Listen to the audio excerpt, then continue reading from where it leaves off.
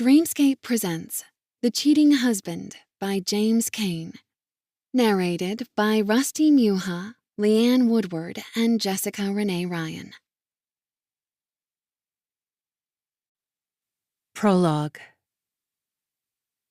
When I see the couple on the bed, their vacant eyes staring off into nothing, I'm not so sure if this was truly what I wanted. This wasn't what I planned. It's one thing to think about murder. It's another to strategize about how to do it and not get caught. And it's the ultimate level to take it beyond planning and actually commit it. But this was what I wanted. Blood, death, murder, justice, my revenge, cheater's justice. I fight back the tears, but a few squeeze past my eyelids. If this is what I wanted, why am I sad? This isn't what I planned for. Not exactly. I was so meticulous on how I wanted tonight to go, but nothing went the way it was supposed to. The dead couple are arranged on the bed, their limbs placed around each other. Quite a beautiful pair they make, even in death. Ruining the moment are the etched expressions of fear their faces manage to contort into in their last living moments. The image sticks with me more than I thought it would. I stare at their bare chests, leaning over the bed to examine the heart symbol that's etched into them. A large X is crossed over each. The heartbreak killer is back. I take a deep breath and look at the nightstand beside the bed. On it is a bloody box cutter. On the other nightstand is something worse. Something else I didn't plan for. I realize instantly what went wrong. I look at the dead stares of the couple and lower my head. If this is what I wanted, why are the tears still streaming down my face? I'm more than confused. Realizing I shouldn't stay here much longer, I take a deep breath to compose myself. Now is not the time to ruminate. I need to leave. My daughter is still at my father's house. I need to get back to him quickly. I need to establish my alibi. I need to compose myself, now more than ever, to not make any mistakes. A loud bang on the front door startles me. "Police, open the door!" The banging gets louder as my eyes widen. The police are here. How? It's not possible. Who called them? "Open the door!"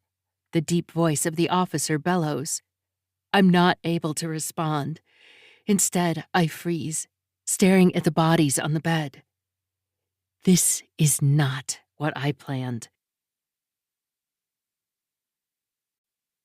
Chapter 1. Emma. You always have a home with me, Emma. Don't forget that. My sister Julie says in her usual warm but condescending tone. It's one that screams, you should just come back to my house. What you're doing isn't working, and you're going to fail anyway, so just come back and save yourself from the embarrassment of being you. My sister likes to pretend she's much older and wiser than me, despite being only 9 months my senior. As grateful as I was when I lived with her the past few years, I'd love nothing more than to shout at her that it's nobody's dream to live in their sister's semi-developed basement. Thanks, I say instead, holding my cell away from my lips for a brief moment to not let slip what I'm thinking. Julie is the definition of a good sister. She truly is always there for me, no matter what. No matter what I've done or how I've messed up, she has my back. I love her for that, but sometimes I wish she'd just take a step back and let me make my own decisions without putting in her 2 cents. How's the job search going? Julie continues. I nearly sigh into the phone. When she called, initially I didn't want to answer. I was looking online for jobs, checking my emails to see if I got any responses to the resumes I put out. Nothing, though. It's going okay, I say, keeping it short. Julie mutters.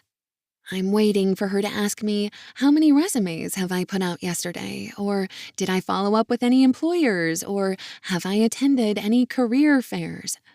Windsor, Ontario may not be the biggest city, but there's plenty of work to be had if I truly want it. I'm trying, Julie, I say with a slight tone. I am. It's not easy, okay? I swear, my sister likes to pretend she's my mother. She may have her life put together, being married with a decent job and having given me the cutest nephew ever, but I'm just not in the mood to feel kicked down today. I didn't say anything, Julie says innocently. I sit on the couch in the living room and sigh. I know, but I can feel your thoughts. They're all negative. I have a great idea, dear sister. Julie laughs. Maybe you can get a job as a fortune teller since you already know what I'm going to say. I don't need tarot cards or a crystal ball to see how the rest of the conversation will go. She'll make a bunch of subtle comments that suggest the only real plan in my life should be living in her basement out in the country, a place where everything smells like manure all day and eligible bachelors are non-existent. No, thanks. I did it for years. While living there was peaceful, and I loved spending time with my nephew Rowan, city life suits me best. If I'm being honest with myself, I also hated living below someone who had the perfect life, one I'd kill for.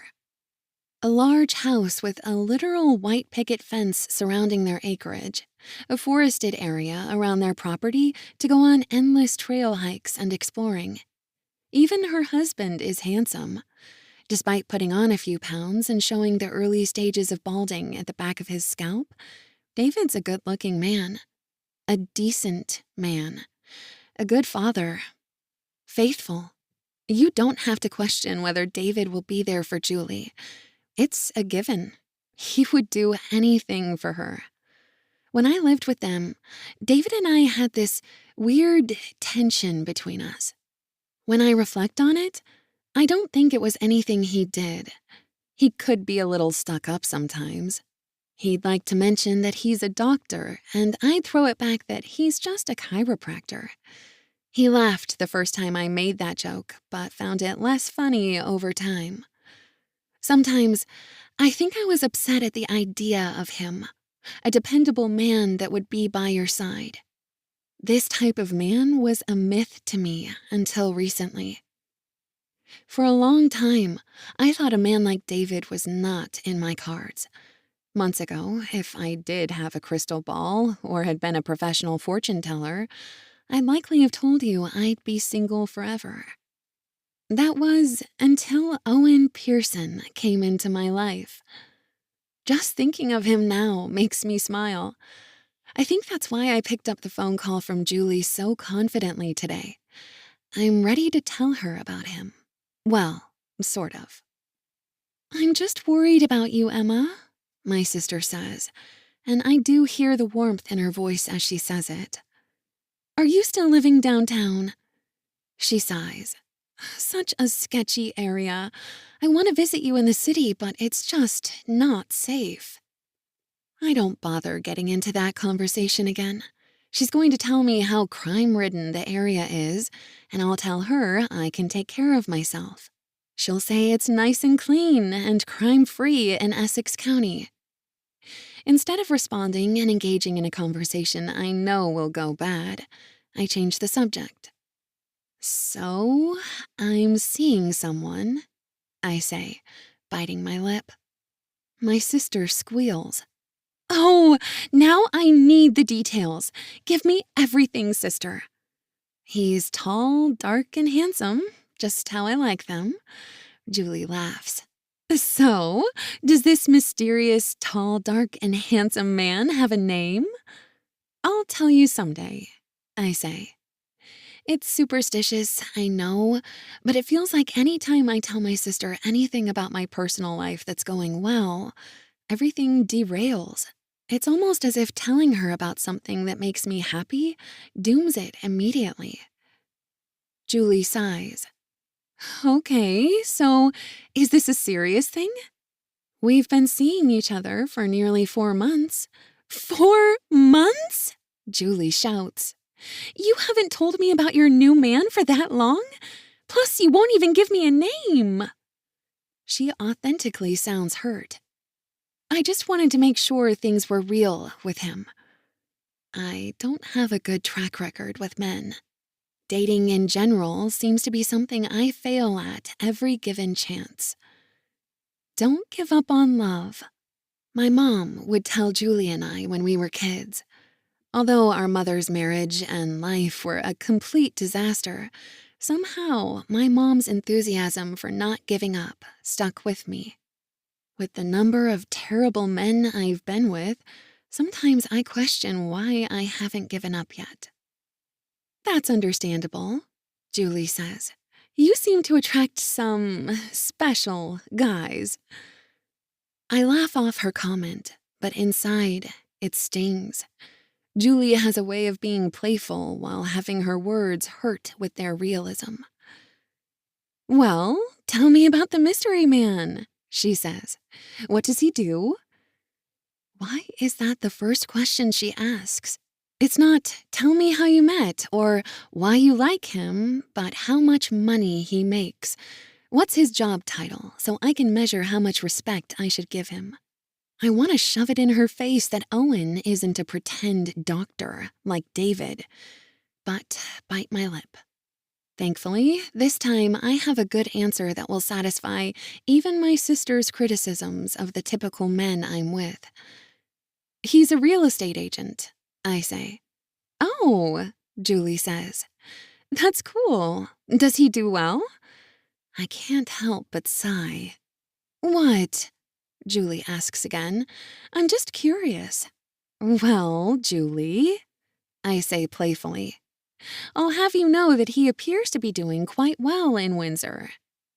I put our call on speaker and look at a photo I took last month of the bus stop near my apartment.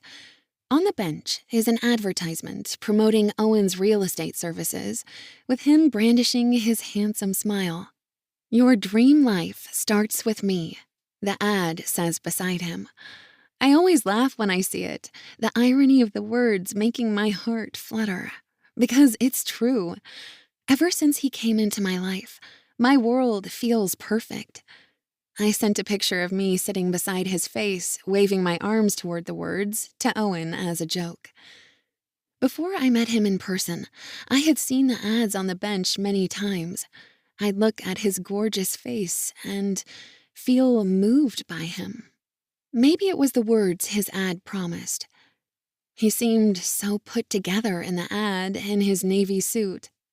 When I was going for a long walk along the riverside downtown, I ended up in an older neighborhood with most of the Victorian-styled houses built in the early 1900s.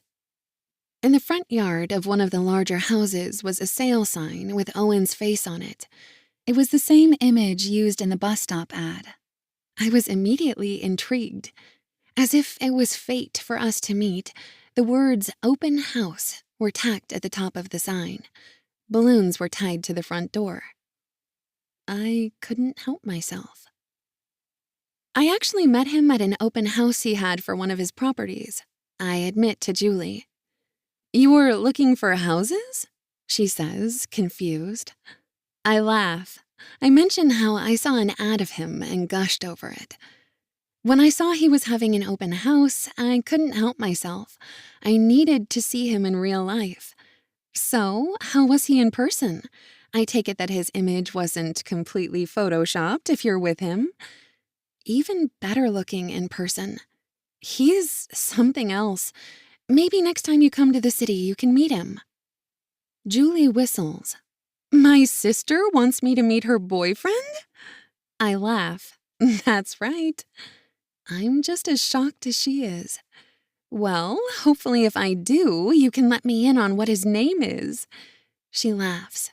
That would be great, though. I don't even remember the last time I met a guy you were with. There's a brief pause. Oh, wait, I do. That gangly-looking guy. Aaron something? I sigh. Aaron Weirs.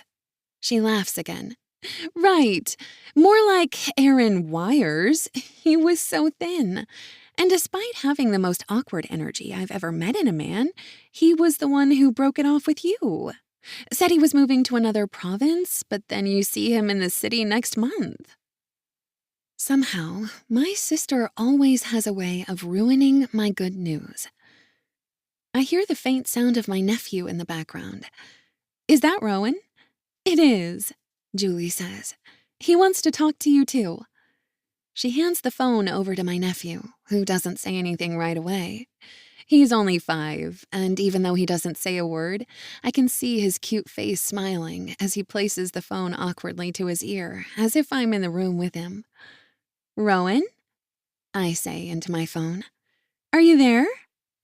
There's a pause before he says, Hey, Auntie, in his small, high-pitched voice. Hearing him speak always brightens my day. How are you, buddy? I say. I miss you. I hope I get to see you soon. I miss you too. Thank you for my toy. He loves his new toy truck, Julie shouts in the background. He can't stop playing with it since he got it. Aw, I say, my smile widening. You're welcome, Rowan. It's not just any toy truck. It's based on a truck called Gravedigger we saw at a monster truck show 8 months ago. Rowan freaked out at the live event as the large truck smashed into smaller vehicles. He really wanted to buy a Gravedigger t-shirt, but they didn't have any left in his size after the show. So, you like your Gravedigger truck? I ask. He starts making engine revving sounds, and I laugh. He keeps smashing into other toys with it, Emma, my sister shouts. There's another pause before Rowan says something. I can hear Julie whispering something to him. Mommy wants me to ask you when you are moving back here.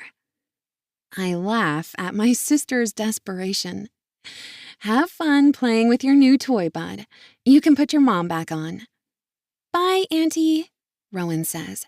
I can hear him running off before Julie starts talking. He wasn't supposed to tell you I told him to say that, my sister says. Ha ha, I say, shaking my head. I'm doing fine in Windsor, really. You'll see. Things are getting better. For once, I'm really excited.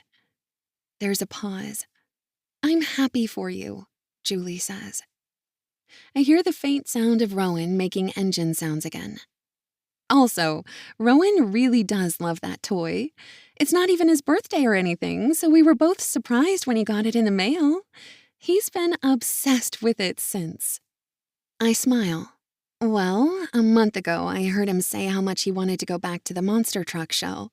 I wanted to get him something. A gift at an unexpected time is always so much better. There's another pause. What's wrong? I ask. I know you're between jobs right now. You didn't have to buy him something. I sigh. I wanted to, Julie. I'm the aunt who gets to spoil their nephew. I have savings. I'll be fine. You shouldn't spend much more of your inheritance money. If you're struggling, you can always come back to your house, I say. She laughs. Well, it's true. I'm sure that your mystery man wouldn't mind picking you up in the country for a date. I turn on the television, sifting through the few channels I can get with an antenna. I'm not sure if it's to get away from my conversation with Julie or distance myself from my own feelings.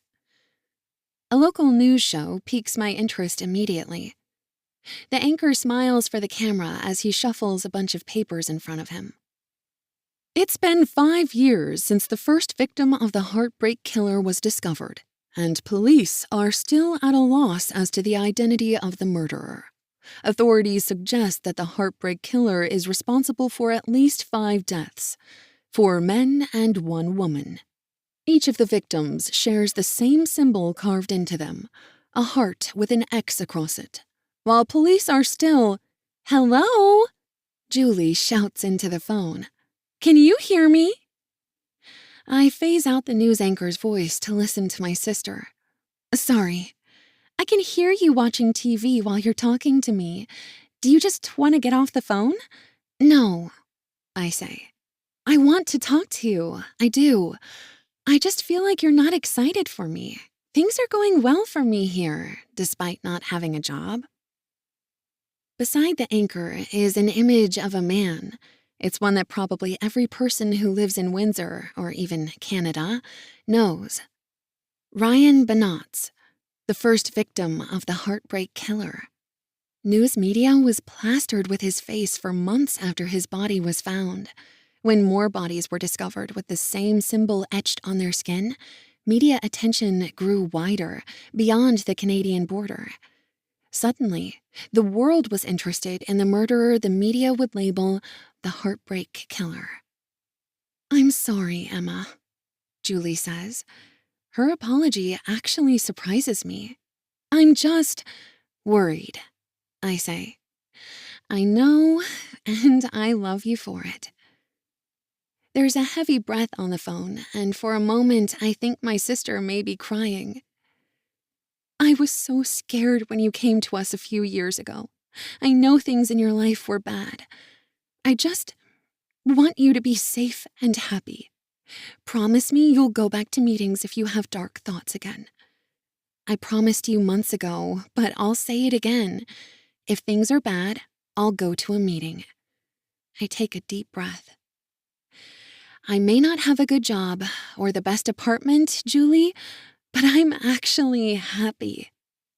I was wanting to go into the city next week, she says. Maybe I can meet him? I'm sure I can make that happen, I say. He's been asking me about meeting you too. And worst case, if he can't see you that day, I'll bring you to the bus stop where I first met him. As Julie laughs, the images of all 5 of the Heartbreak Killer's victims flash up on the television screen. My smile wanes as I look at them. The news anchor shuffles a stack of papers on the desk in front of him. Police don't know who the Heartbreak Killer is. Crime Stoppers is offering a $60,000 reward for any information that leads to the killer's arrest. If you have any information, no matter how small you believe it may be, call the number below. The victims of this killer deserve justice. The friends and families of those who were brutally taken away from this world deserve justice. Chapter 2. Caine. I stare at the kitchen knife in my hand, the red substance dripping onto the counter. I'm mesmerized by it. I'm completely lost in myself. The world around me is just noise.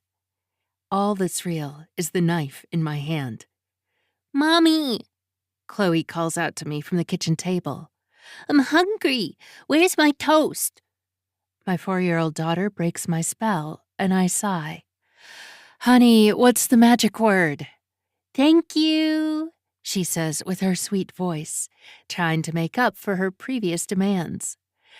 "Not that one," I say with a smile. "The other magic word." "Please." She extends the word as much as possible. I finish cutting the crust from her peanut butter and jam sandwich. I already know what will happen if I don't. A high-pitched squeal of disgust for giving her bread with crust. I know these years are precious, but sometimes a 4-year-old can really drive a woman mad. I plop her plate in front of her, and she beams. "Thank you, Mommy." She looks at the television in the living room, bopping her head to the music that Peppa Pig is singing. Soon, she starts singing along. I remind her to focus on eating. If I don't, she'll completely forget about the food she demanded I make for her. I place the jam-stained knife in the sink and toss the crust in the garbage, which, to my dismay, is overfilled. That's Owen's job to do. But I won't hassle him about it. He hates it when I do that. Suddenly, a large hand wraps around my waist. A firm grip finds its place on my rear. "Morning," Owen says, kissing the side of my face and squeezing his hand. I smile. I'm sure if he saw my face, I'd be flushed. Owen has a way of doing that to me. All it takes is a look from my handsome husband to throw me into overdrive. When he's happy, his face is so full of light that you can feel his happiness. It works with many facial expressions. I love it when he gives me a lustful look, one that demands I take my clothes off. And I usually do with little resistance. But it's been a while since I've seen that face. I turn and kiss him, and his lips make me feel weak at the knees. I almost want to tell Chloe to take her sandwich upstairs to her bedroom because Mommy and Daddy need to talk in the kitchen before he goes to work.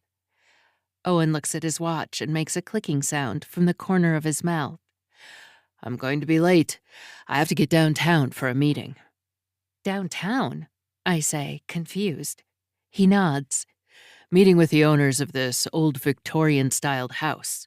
It's gorgeous." "That's your second one in that area." He smiles. "That bus stop ad is really paying off. The rich folk that live there pass it all the time. That's how this old couple found me." He smirks. "They probably bought that house for less than $20,000. It's worth over $1 million now." He shakes his head. "See you tonight." He gives me another quick kiss and leaves before I can say much more than, "Bye." I watch through the kitchen window as he enters his car. As he backs out of the driveway, our eyes meet. I wave to him, but he glances away. Soon he's driving down the road, leaving me alone with our daughter. And the garbage. I let out a sigh, taking the bag out of the small bin and tying it. When I open the front door, Chloe looks at me, her eyebrow arched. "Where are you going, Mommy?" she asks. I sigh again. "Going to take out the garbage. I'll be right back." She nods. I look down the road in the direction Owen left and back at my daughter.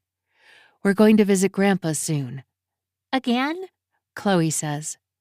I bite my lip, hoping not to get into another toddler power struggle this morning. Why can't she just make this easy? Sometimes I want to scream and shake her, demanding she just do what I say for a change. Chloe smiles.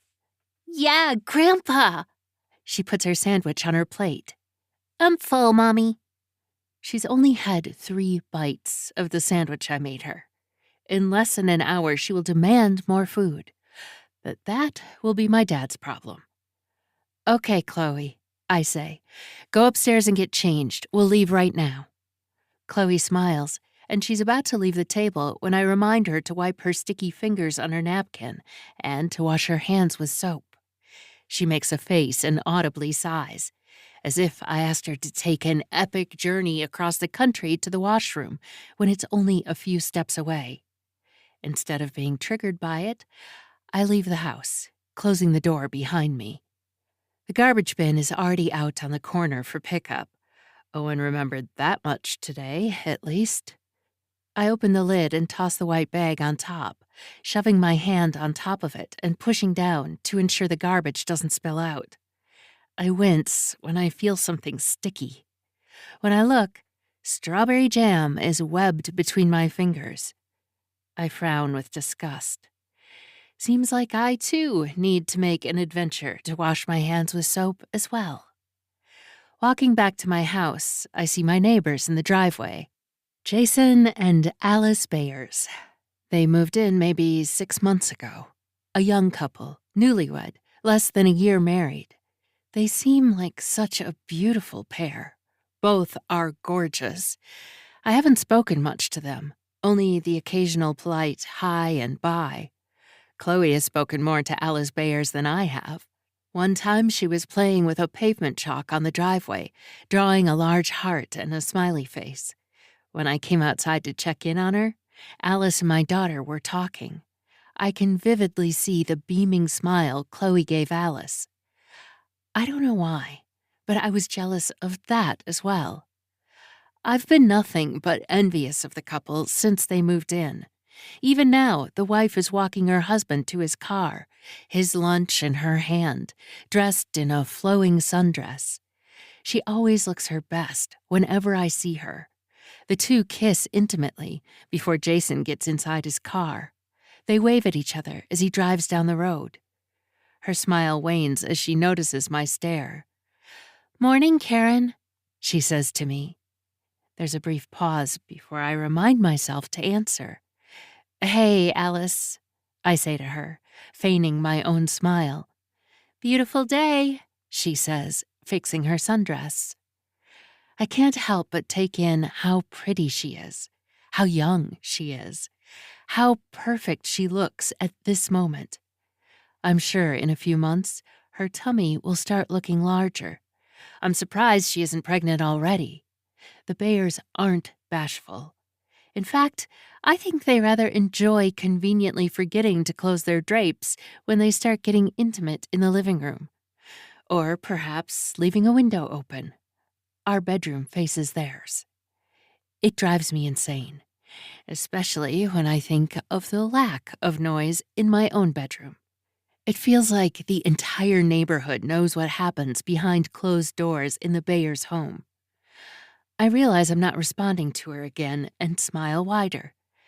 "A beautiful day," I agree. "Take care."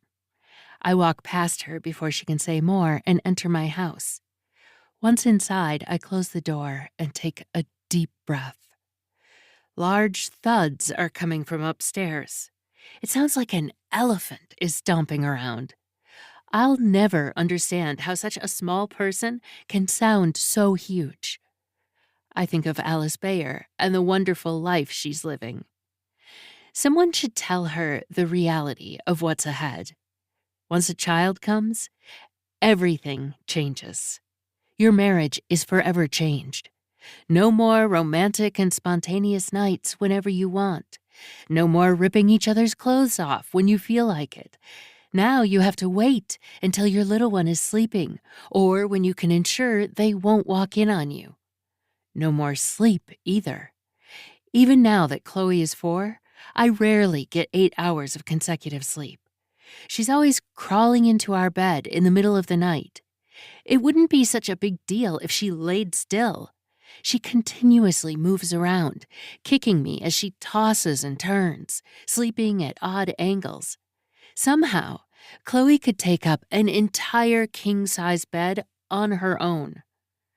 Owen doesn't seem bothered, but that's because Chloe loves cuddling with me. I think of how pretty Alice Bayer looked in her dress today. Someone should tell her how having a child changes your body as well. Nothing looks as smooth and as tight as before. Owen always admired my abdomen. He couldn't keep his hands off my midsection when we were intimate. Now he actively avoids the area because of the loose skin. The sound of Peppa Pig singing another song breaks me from my thoughts. I hurry to the nightstand, signing off from Netflix. When I do, a news program comes on the television. The headline catches my attention immediately. "The heartbreak killer will be found," it reads at the bottom of the screen.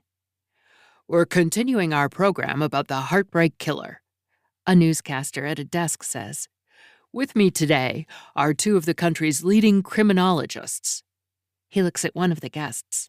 "Mr. Dadrum, before the break, you said you feel the heartbreak killer's identity will eventually be discovered."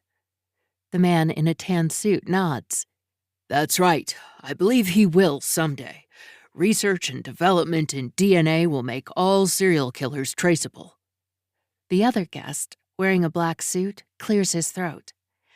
"I'd like to remind my colleague that there's no DNA evidence at any of the 5 crime scenes linked to the killer." He looks at the camera. "I'd also like to correct his statement that the heartbreak killer is a he."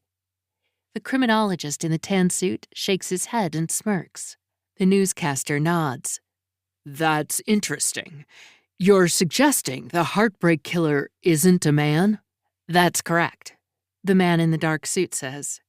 We have no evidence to indicate if it's a man or woman. The man in the tan suit shakes his head again. Studies show, time after time, that serial killers tend to be men, specifically Caucasian men. And may I also point out that some of the victims of the killer were moved.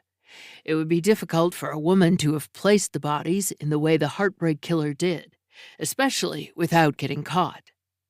The criminologist in the dark suit smiles for the camera. That is a point many have made. However, that leads me to what I believe is the truth. The Heartbreak Killer is not one person. I feel it's a pair, a man and a woman. The man in the tan suit laughs. A killing couple, John. Really? Impossible. Serial killers working together is not unheard of. The toolbox killers are an example. Those were two men, the criminologist in the tan suit says, shaking his head. The newsman interjects. While many, even specialists in the field, continue to argue about who the killer may be, I have a question for you that I don't hear much on. He looks at the camera. It's been 5 years since the last victim. What happened to the Heartbreak Killer? Or killers? He looks at the criminologists and smirks. And when will we see them again? The younger criminologist in the black suit is about to answer when the other speaks with a booming, confident tone. He's in prison or dead. Typically, serial killers don't stop killing. They can't control themselves. That's why the only reason he stopped is because he's in prison or dead. The man in the black suit nods. Well, for a change, we may be in agreement. The Heartbreak Killer stopped killing because something is preventing them from doing so. Death or prison are certainly reasons to explain the absence. Mommy! I turn and see Chloe walking awkwardly down the stairs. I'm ready to go to Grandpa's. I look at the television, where the two criminologists continue to argue. A new headline appears at the bottom of the screen. Where is the Heartbreak Killer? I turn off the television, taking a deep breath. When I turn, my daughter has a wide smile and her favorite teddy bear in her hand. Put on your shoes, Chloe, I say. Time to go. She laughs. What's the magic word, Mommy? I cover my face in surrender. Please, put your shoes on. Chapter 3. Owen. I'm in love. Head over heels love. The type of romance they write in love stories. The kind I never knew existed until I met Emma. There is, of course, one problem. Karen, my wife. As I drive down the highway heading towards the downtown area, I question what I'm doing. It's the same question I ask myself every time before I see her. I need to see Emma every day. It's a requirement. It's like a diabetic taking their meds. If they don't take them that day, they'll feel it. My heart will ache if I don't see her gorgeous smile, if I don't taste her perfect lips, if I don't hold her waist close to mine. The day is a waste. I never intended to feel this way. When I held an open house downtown, a young woman entered the house and smiled at me. I knew before she said a word, she was everything I wished I could have. I've seen your face every day, she told me. There's an ad on a bus stop near my home. There was something about her smile. It was welcoming. Immediately, I shook her hand and introduced myself. She glanced at my left hand. I knew what she was looking for. A ring. I don't wear mine. When Karen was pregnant with Chloe, I gained 30 pounds. I think I was attempting to look just as pregnant as Karen did. I got my wedding ring resized to fit my new size. Oddly, it wasn't a sense of my health or having a child that gave me a reason to lose the extra pounds. It was sales. I was a top salesperson at Windsor Realty Group. Suddenly, my sales were tougher to close. I started a diet immediately and lost most of the extra pounds within 6 months. Intermittent fasting was a game changer for me. I still don't eat breakfast now. Suddenly, now that I had a distinguishable chin, people treated me differently. Sales became easier. Once I lost the weight, my wedding ring was loose. You can't refit a wedding ring to shrink.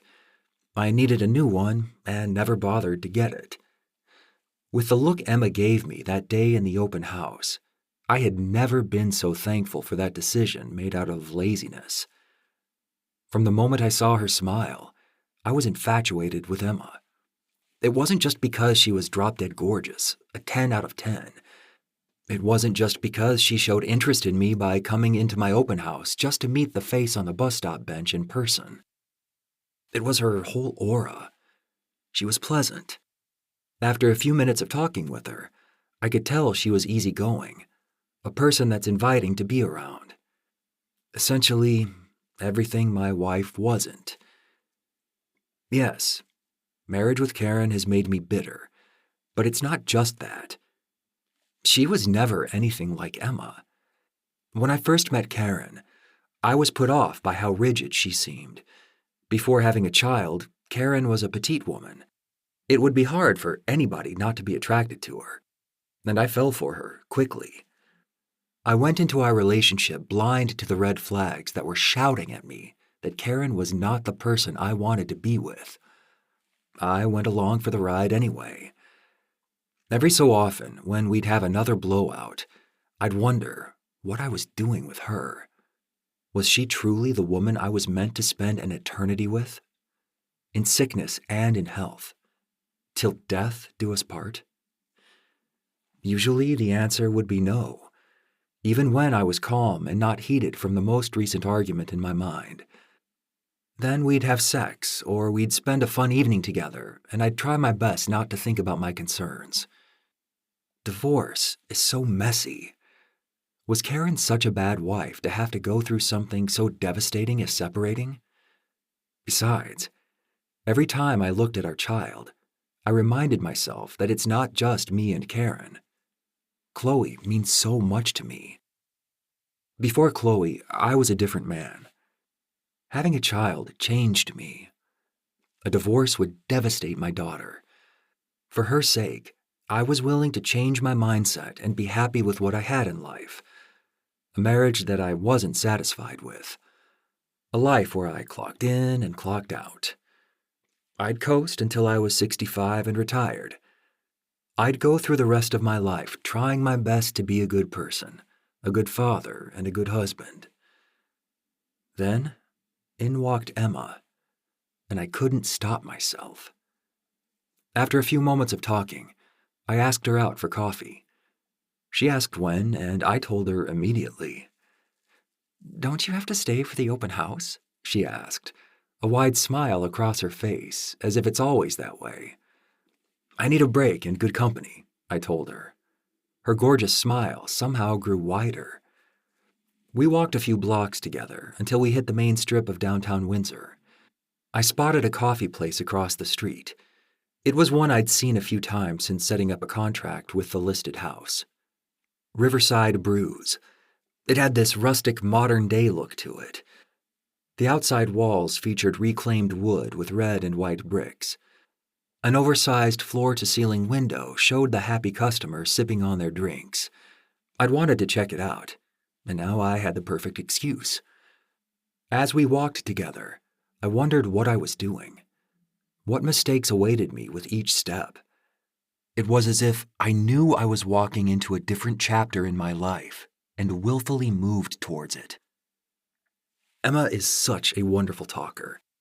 Every conversation brought fascinating revelations into her character. We enjoyed the same movies and had even read the same books. We talked about one of our favorite true crime books, In Cold Blood by Truman Capote. I couldn't remember the last time my wife and I had a conversation without us heading towards an argument, or me noticing a facial expression screaming that she was annoyed by yet another thing I'd done. I thought of my wife as Emma and I waited at the intersection. The coffee shop was just across the street now. An image of Karen hit me. Even in my mind, she was giving me a stare that shouted how upset she was with me, angry at what I was doing with the pretty young woman beside me. The walk sign illuminated across the street, and as Emma and I started to cross, her arm swung and our fingers touched. Just the slight contact between us made butterflies explode inside me. She pulled back her hand and smiled at me. I could almost see her blushing. It took everything inside me not to just grab her hand. I wanted to feel her skin on mine again. Instead, I smiled back and we crossed. The image of my wife was easily shaken as we got closer to the other side of the street. Suddenly, another image hit me. My daughter, Chloe. What am I doing? I asked myself. Have I forgotten that life isn't just about me any longer? I have a child. Is the woman beside me worth risking everything I have? Is she worth changing my entire life? The butterflies inside gave a resounding answer of yes. Before I knew it, I'd crossed the street with Emma and we were near the coffee shop. I knew that moment that everything would change, and I would be powerless to stop it. Emma opened the door and waited for me to enter. I paused for a brief moment, taking in the sight of my beautiful date. It wasn't hard to see why I had no choice except to walk inside with her. Emma represented everything I wanted in life. If only I'd met her before I had a child, before I was married. That didn't stop us, though. One coffee date turned into lunch, then dinner. Soon I was at her place. And finally, in her bedroom.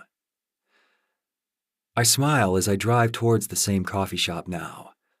We make it a habit to go to it often. It's our special place. The thought of Chloe makes my happiness wane. Thinking of my daughter as I sneak around to see my girlfriend often does. I turn on the radio to try and take my mind off things. Our coverage of the Heartbreak Killer continues on 108.8. We have some callers on hold who want to discuss their theories about who the infamous killer is. I immediately turn off the radio. I'm sick and tired of hearing about the killer. It's all the media in my province want to discuss. I suppose it's a slow news week if all they can talk about is the killer who got away. Suddenly, my phone buzzes in my pocket. Unknown pops up on the screen. I sigh. It's not an unknown caller. I know exactly who it is. I'd prefer it was a scammer at this point. They've called several times today already. Once while I was in bed with Karen. I quickly turned off my ringer since it was only a little after 6 in the morning. I texted back, pleading for them to stop bothering me. Leave me alone. Yet here the number is, calling me again. They came from a different number last week. I know better than to answer any anonymous callers now. I terminate the call without a second thought. I turn right onto the main street downtown. The coffee shop is close. My heart beats faster, knowing that I'll get to spend more time with her. My heart aches knowing I'll see that smile, hold her, kiss her lips. Maybe if I truly am the salesman I think I am, we'll end up between her bedsheets soon. The perfect start to the day. Being with the woman I love. Love. It's something I haven't said to her directly, but feel so strongly. I've never felt the passion and love I have for Emma with any woman, including Karen.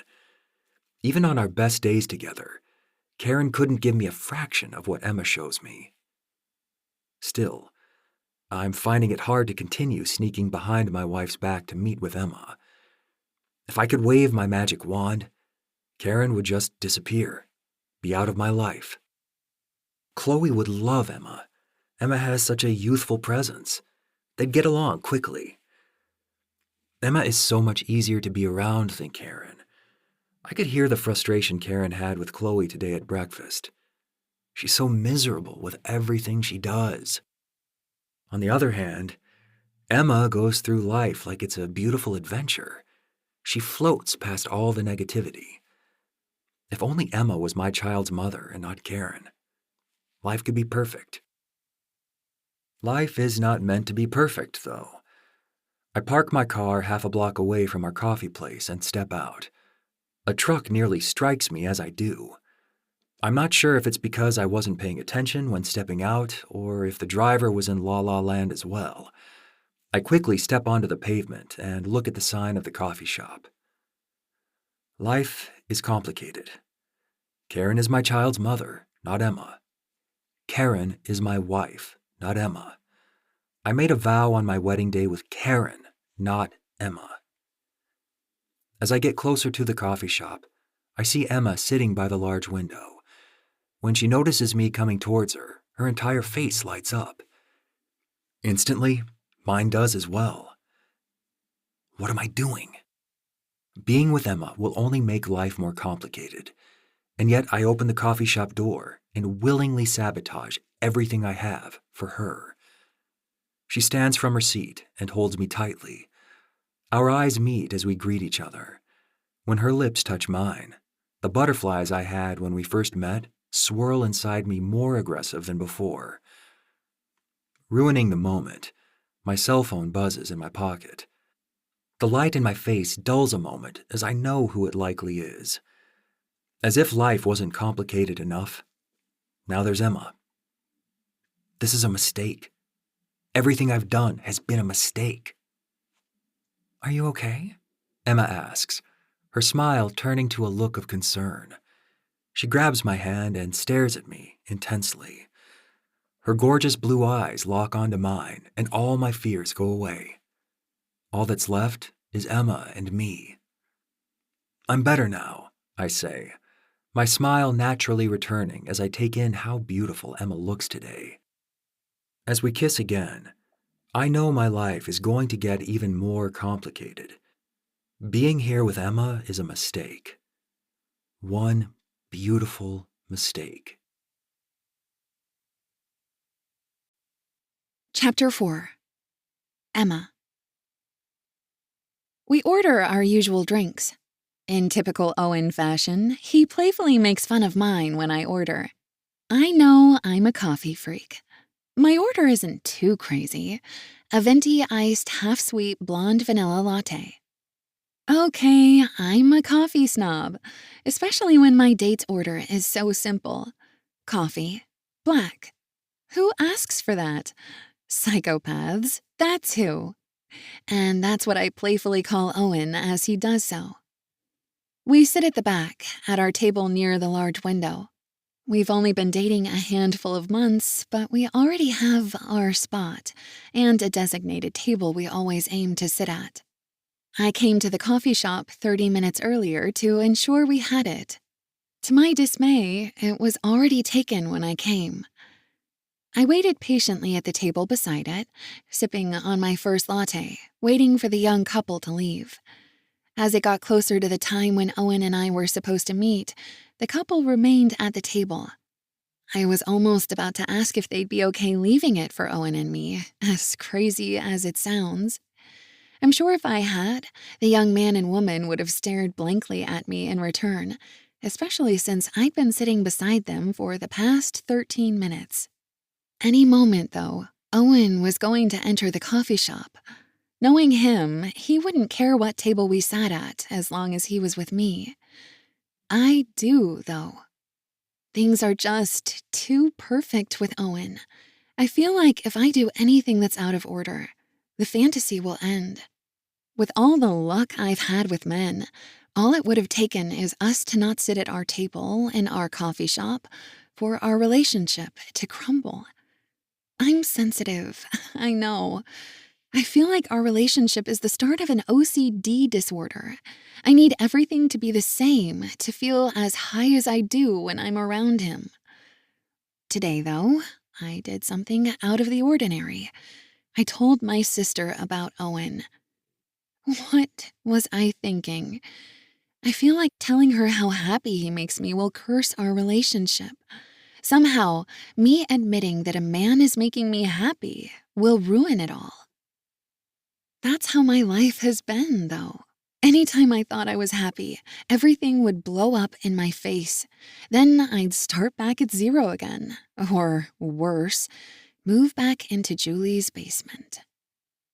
As I sighed, thinking how frustrating my life is, I got some luck. The couple stood from my table and started to leave. I smiled and looked at my watch. Perfect timing. Any minute Owen would be here. I discarded my half-empty coffee cup. I didn't want Owen to know that I arrived early. I couldn't tell him about my table fixation. He'd think I'm crazy. I couldn't tell him anything about how I'm feeling.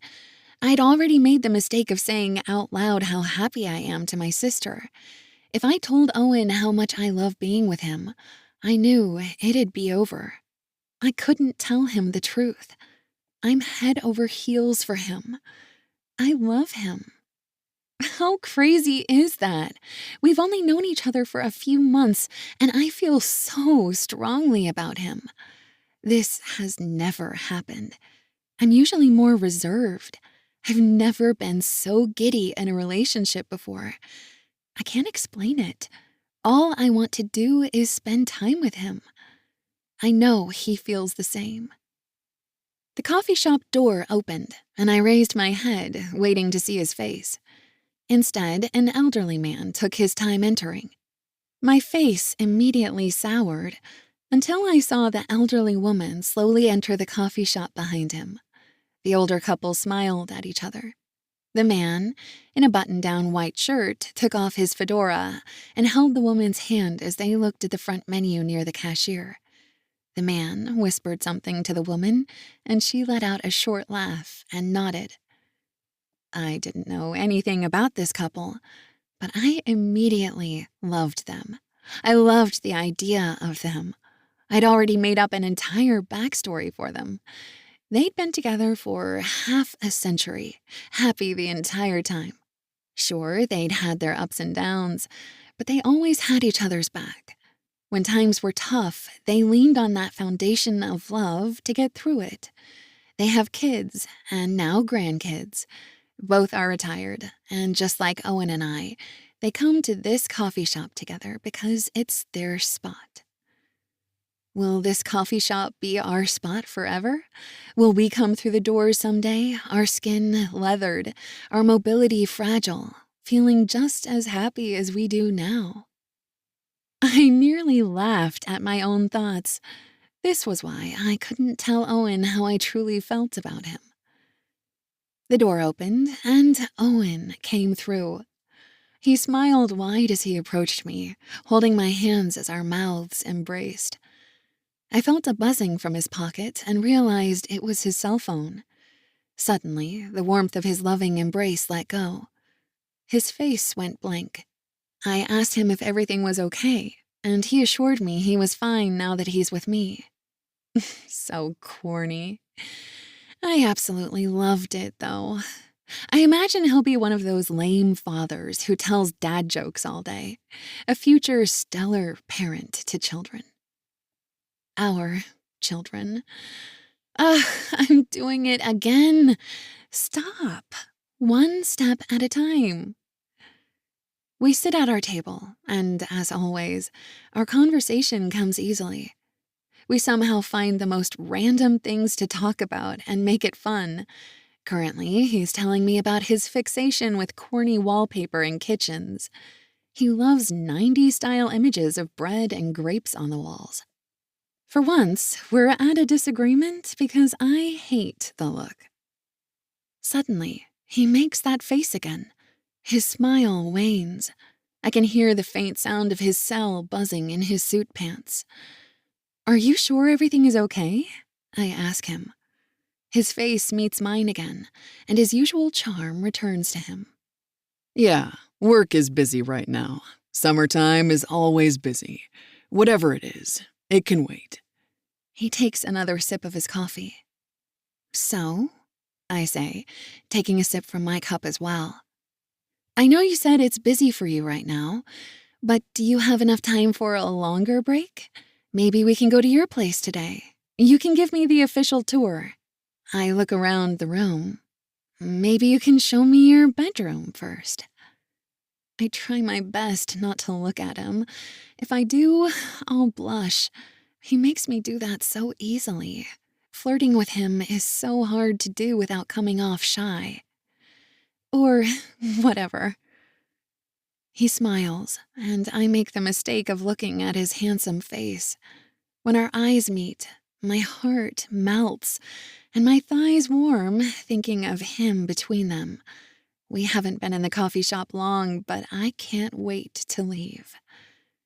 He looks outside the window and back at me. My roommate is there right now. The loser lost his job, again. He's such a scumbag, Emma. He makes everybody I bring over feel so uncomfortable. I think I found a new place, though.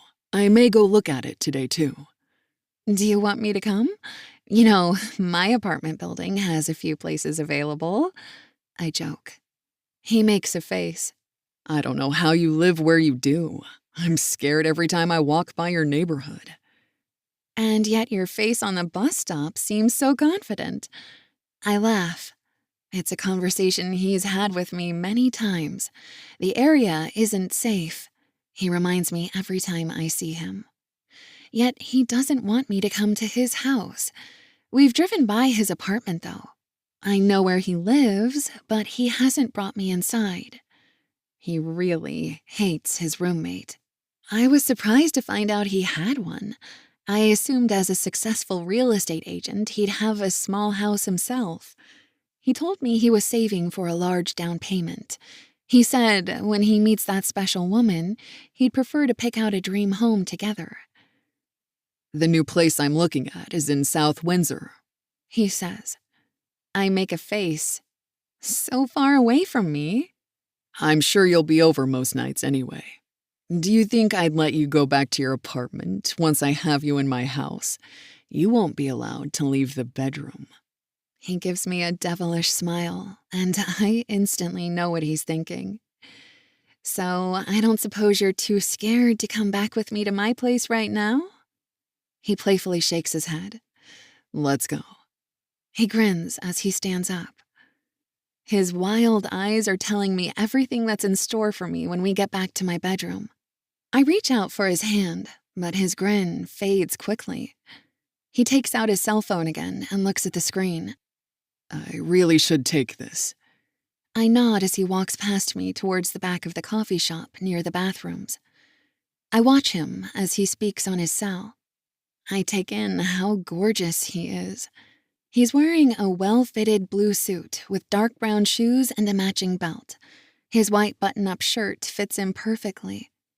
He told me he manicures his hands. It's part of the business to look as good as he can, he claims. He needs to hurry up with his phone call. I won't be able to contain myself much longer. I need him. Clothes off. Maybe I can talk him into a sick day. He ends the call and looks back at me. I'm waiting for him to give me the same expression he had before he took it. Instead, he gives me a thin smile as he approaches. I have to go to the office. I'm sorry. Really? If I could, I'd stomp my feet like a child being denied candy at a store. Not even for 5 minutes? 5 minutes? Owen laughs. We'll have plenty of time. If you can be a little patient with me, you can have me all evening. Well, good things are worth waiting for, I suppose, I say with a grin. He nods. Think about all the 5-minute increments we can have together tonight. I laugh as he grabs my waist and kisses me softly. When his lips touch mine, I don't want it to end. Owen grabs my hand and reluctantly leads me to the store entrance. This is where we say goodbye. I remind myself it's only for a handful of hours. Owen will call me when he's free. I also remind myself that I need to slow down. Our relationship is still so new. I've never fallen so hard for a man like this, and truthfully, it's a little scary. My heart is so invested in this man that if something was to happen to our relationship, I'd be broken. As we exit the coffee shop, he turns to me without saying a word. We both grin. "See you soon?" I say. It's supposed to be a comment, but comes off more like a question. It was his promise. Owen's different than the others I've been with. He'll be there for me. He'll be the old man in the coffee shop with his wife. He'll be like the fake doctor who's married to my sister. We will be happy. That will be us. He leans in and kisses me. Fireworks go off inside me. He smiles again. I really love. He stops himself and looks down. I really have to go, Emma. I can feel his cell phone vibrate in his pocket again. Work wants you more than me right now, I joke. What were you going to say? The words were on the tip of his tongue. I felt it. He takes a deep breath. It shouldn't take too long, he says. When I'm free, I'll come by your place and we can finish our date. He gives me another devilish grin and kisses me more sensually to let me know what's in store for me when he comes over. He lets go of my waist and takes a step back. I'll give you a ride home. He gestures for me to follow him to his car. That's okay, I say. I wanted to walk back. He makes a face. I know what he's going to say. It's not safe to walk around downtown. He doesn't know the area like I do. I'm not afraid. I've been through worse than what downtown has to offer. I'm fine, I say. I lean in and give him a peck. Nothing long or sensual. Something for him to think about. Always leave a man wanting more. See you later. I turn before he can say another word and head off. I wait for a moment and turn my head. This is the payoff I wait for. I love it when I look back and Owen's watching me leave. I love the feeling his stare gives me. Only this time, he's not looking in my direction. He's hurrying to his car. Something bad must be happening at work. Some fire that the company's star realtor needs to fix. I think of the face Owen had at the coffee shop. It was somewhere between frustrated and surprised. He said he was fine, though. When I turn my head, I bump into a woman and nearly fall, but she catches me. I let out a laugh and apologize several times as I regain my footing. My head is in the clouds today. Sorry. I apologize again. The woman fixes her dark sunglasses on her nose. She continues to stare at me. I begin to worry that she's angry. I suppose I would be too if some random woman ran into me because they weren't paying attention. Sorry, I say again and walk past her. I continue down the street. I look back and see Owens in his car, driving towards me. He lowers his tinted driver's side window and catcalls me. His vehicle comes to a crawl. Still thinking of you, he shouts. I sigh. Well, you'll have to hurry up with your work then, won't you? He rolls his eyes playfully and raises his window, turning his car back into the lane. I watch as he speeds off. I smile, thinking about Owen and how hard it will be to wait to see him again. I'm about to cross the street and look for any oncoming traffic. When I turn my head, the woman with the dark glasses is looking directly at me. Chapter 5. Caine. I watched as my husband kissed his secret girlfriend. I witnessed them having coffee, watched them laugh and smile at each other from the other side of the large window. My stomach turned as they kissed again before leaving separately. I was there the entire time. I barely concealed myself. I put on some darker clothes with sunglasses. All Owen would have had to do was turn his head, and he would have seen me outside the coffee shop when he left. Instead, he was captivated by the young woman he shared coffee with. Emma is her name. I know that because this isn't the first time I've watched them together. It's the first time I've seen them kiss. At times, I've gotten close enough to hear them talk. The difference this time is the emotions going through me. The pure, dark hatred I have for both of them is beyond palpable. If I had a gun, I'd take it out as they embraced on the street and take careful aim. I don't, of course. Thankfully, they're parting ways. It won't be like last time, when I watched as they entered Emma's apartment building. Their hands were all over each other the entire time. I thought they weren't going to make it into her bedroom, fornicating right on the street beside her apartment door. That time was different. I couldn't contain myself. I cried nonstop for hours. I suspected something was wrong with Owen. He started acting strangely months ago. He was so distant, awkward. I knew something was wrong when he was happy. I knew it wasn't me making him that way. Our relationship hasn't changed. We were intimate on a monthly basis, or worse. Soon, he didn't bother trying to have sex at all. His sales at work were good, but nothing that would make him happier than usual. That's when I smelt her on him. He would come home late, claiming he had late house showings and was making sales. How naive I was to believe him at first. When I asked him about the strong scent on him, he said it was one of the wives he met while closing on a house. A few weeks later, he had the same scent on him, though. How many wives had the same smell? Thankfully, I snapped out of my naivete. I started to track Owen. It wasn't easy. I'd tail him with Chloe in the back when he left the house. I never discovered him doing anything wrong, though. I had to come up with a new strategy. My father, for a change, was a big help to me. He'd watch Chloe as I played detective, attempting to solve the case of who was sleeping with my husband. I would wait for him to leave his real estate office. I knew he didn't go there as much as he used to, but he still had to keep up appearances. Besides, there's a receptionist who works at his office, who I considered the prime suspect in who Owen was with. Alexandria something. A bosomy, blonde-haired woman who seemed a little too friendly with Owen at the last Christmas party. I caught them speaking in private in one of the offices that night.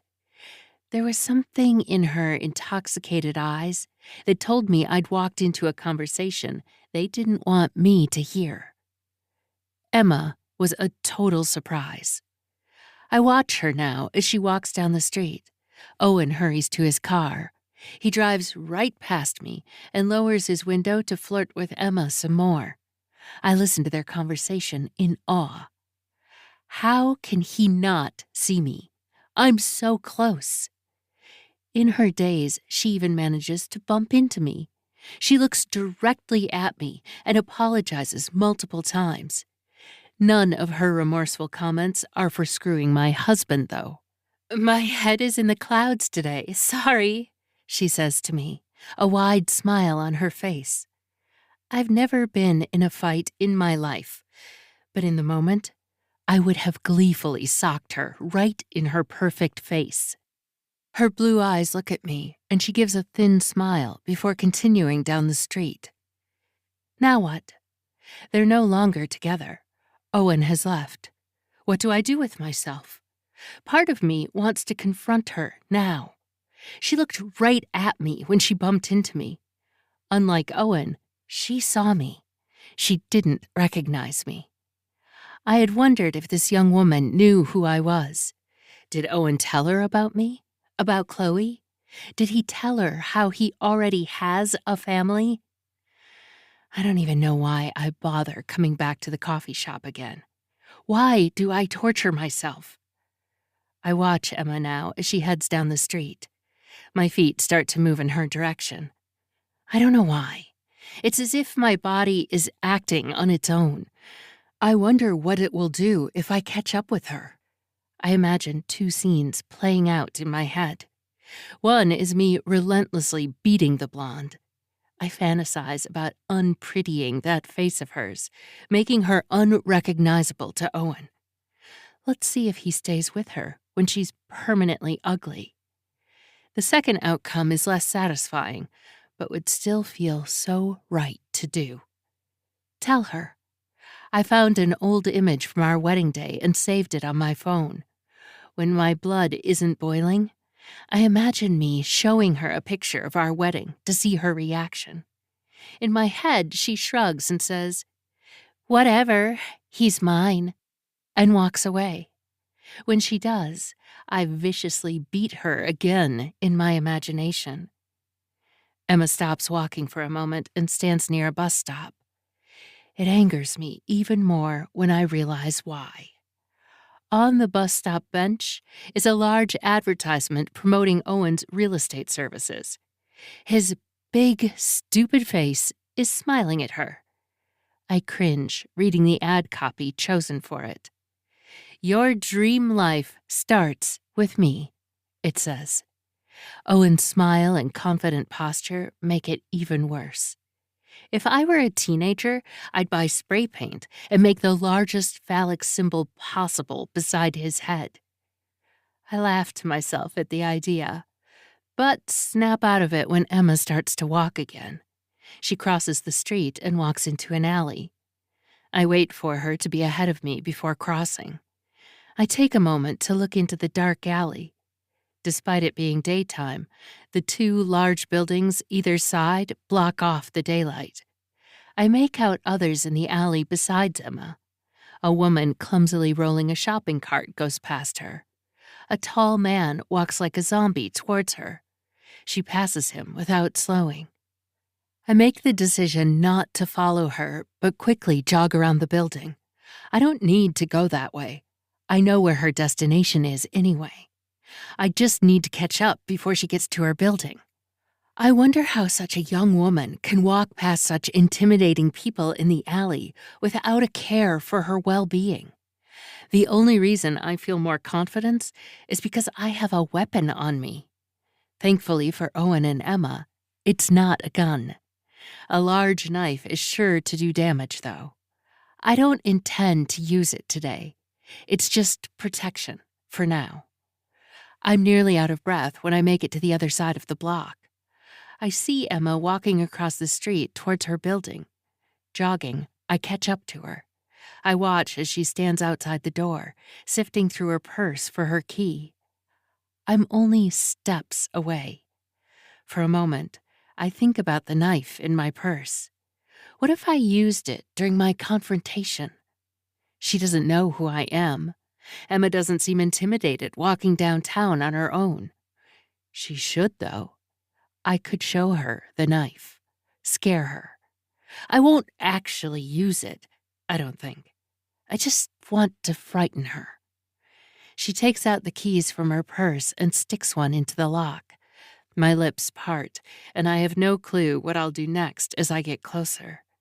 Yell at her? Calmly explain to her how she's banging my husband? Or plan C, the knife? All seem like satisfying actions. Instead, I do nothing. I watch as Emma walks inside and closes the door behind her. I cover my head in frustration. What was I even going to do if I got her attention? Ever since finding out what my husband's been doing behind my back, I feel like I'm going crazy. I have so much anger, rage, sadness. I can't decide which emotion to stick with. At times, I'm only upset with Owen. After all, he's the one breaking a sacred vow he made with me. He's the one doing wrong. She's just a homewrecker. Today, I realized that she may not even know about me. She stared at me without recognition of any kind. But then I think of Owen and her kissing. I think of them embracing. I think of what they do behind closed doors where I can't watch them. I walk up to the apartment door. I consider buzzing her number. There's no way to know who lives in which apartment, though. Despite that, I know from previous times watching them that she lives on the ground floor. I consider banging on her window until she peeks out her pretty little head to see me.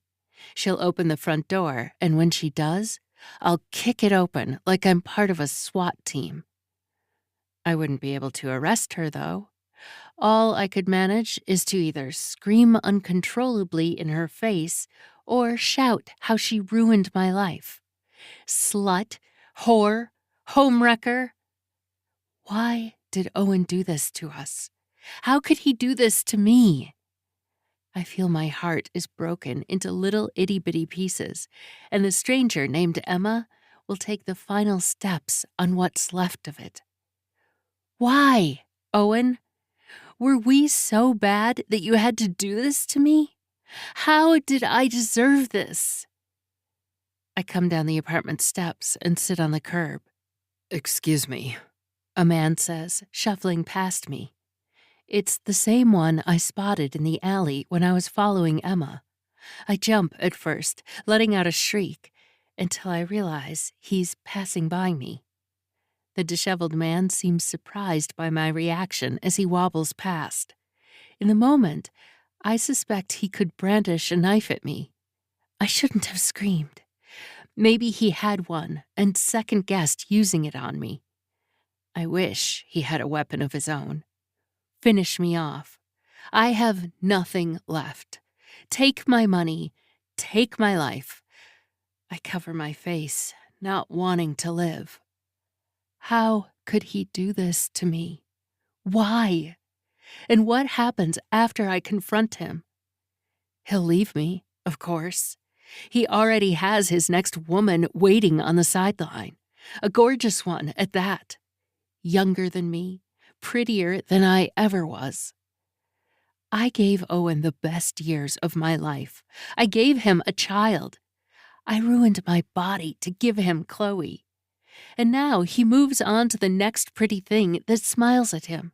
He moves on to an upgrade. And what do I get? I get to be a single mother. No doubt he'll leave Chloe and me behind as he moves on with Emma.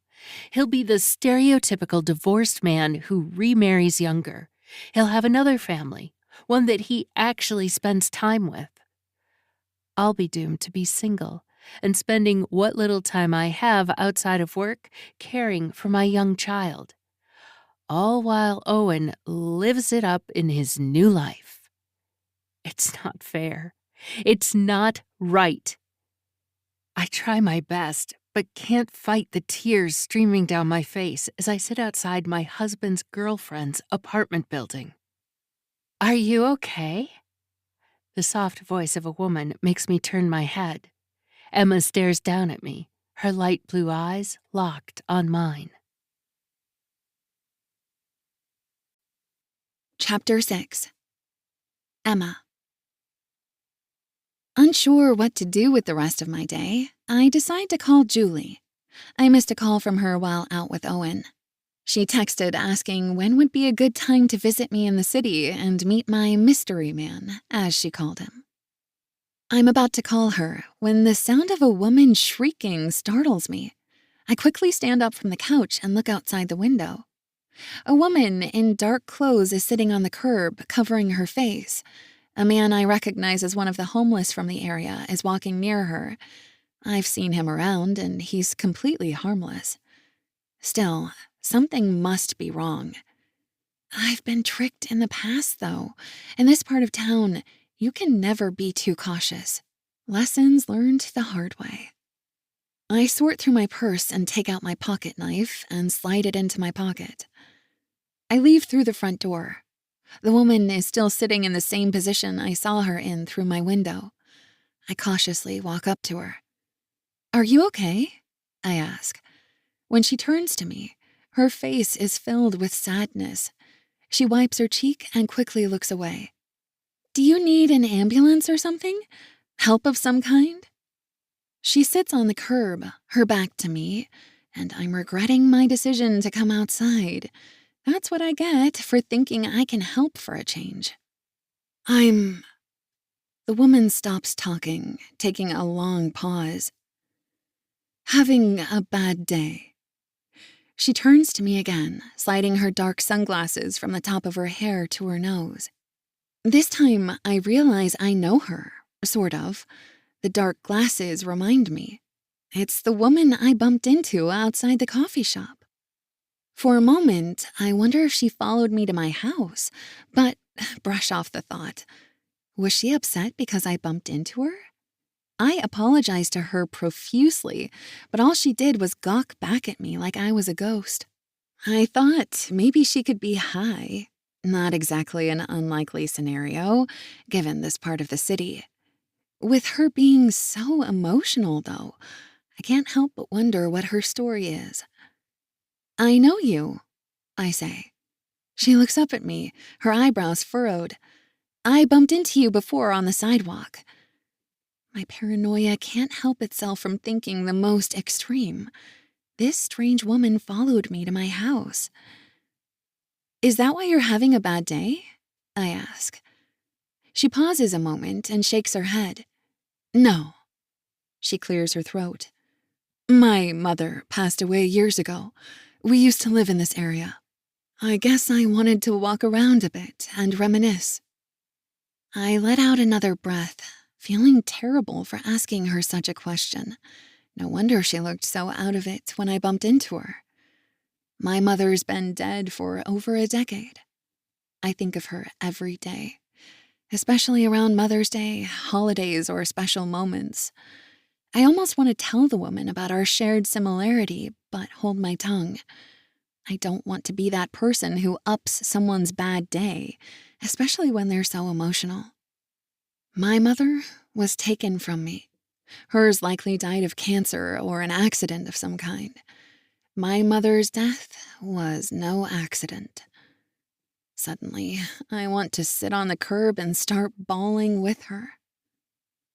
I'm so sorry to hear about your mother, I say. She stares at me through her dark-rimmed sunglasses. Despite how dark they are, I can see the outline of her eyes.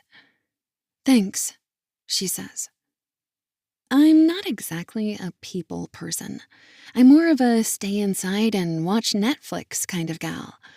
I'm not sure if it's because this stranger tugged my heartstrings with our shared motherly loss, or if it's because she's so emotional, but I can't help myself. Well, I live in this apartment, I say, nodding behind me. If you want, you can come and have some tea or something. Coffee? She gawks at me again, and I immediately regret asking. I know the answer is no. Why would a crying stranger want to come inside another stranger's home? I don't even know why I asked to begin with. That's okay, I say, answering as if the answer is no. You seem like someone who could use someone to talk to, and, well, I could use good company. I'm sort of new in the city. She gives a thin smile. That's nice of you. Maybe another time. I smile back. I'm Emma. I lower my hand to her. Instead of shaking it or saying anything, she looks away and slowly stands up from the curb, dusting some dirt off her leggings. She puts her hand inside her purse and moves it around inside. I'm Karen, she says, still rummaging inside her purse. She looks at me for a moment and takes a deep breath. I appreciate you checking on me, but I have to go. She pulls out her hand and puts it to her side. Without saying another word, she turns and leaves down the block. I can't help but watch the woman named Karen walk away. I can hear her muttering something under her breath as she shakes her head to herself. Chapter 7. Caine. I can't believe that just happened. The entire time I walked back to my car, I continued to think about my interaction with my husband's mistress. I can't get over it. When I get home, I'll write about it in my journal. Owen bought me a nice leather-bound one last year for my birthday. It even has my name on it. Despite the gesture, I tend to just complain about him in it. And now about his perfect mistress. Emma. Ugh. She's so nice. A strange woman is crying outside her house in a rough part of town, and she comes out to check up on me? When I watched her from far away, it was easy to tell she was a beautiful woman. Up close, it's different. I got a sense of what kind of a human she is immediately. Kind, caring, compassionate, beautiful, gorgeous. Essentially everything I'm not. I can't help but compare myself to her, especially since we're sharing the same man. I've been sitting inside my car, replaying everything in my head. I think of Owen, and my hand turns into a fist. I slam it onto my steering wheel, causing the pathetic horn on my Honda Civic to blurt out a squeal. No wonder why he picked her over me. What chance do I have to keep my husband when she's my competition? When she started talking to me on the curb, I immediately wanted to spill everything to her. The more I was in her presence, though, the more I hated her. I nearly made a scene. In my mind, I ran through the different scenarios, from me screaming, "You stole my husband!" to somehow crying even more, and in between sobbing, tell her the truth. One thing's for certain. She doesn't know about me. I suspect, given how wholesome her aura was, that she likely doesn't know Owen is married either. How much of the truth did Owen tell her? Does she think he is separated? Divorced? Does she know about Chloe? I need to know.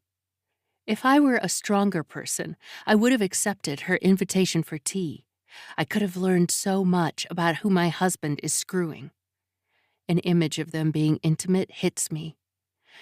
I can imagine them kissing, him caressing her tight body. I feel nauseous thinking of it. I almost wish it weren't her who Owen chose. Why couldn't it have been that receptionist from his office instead?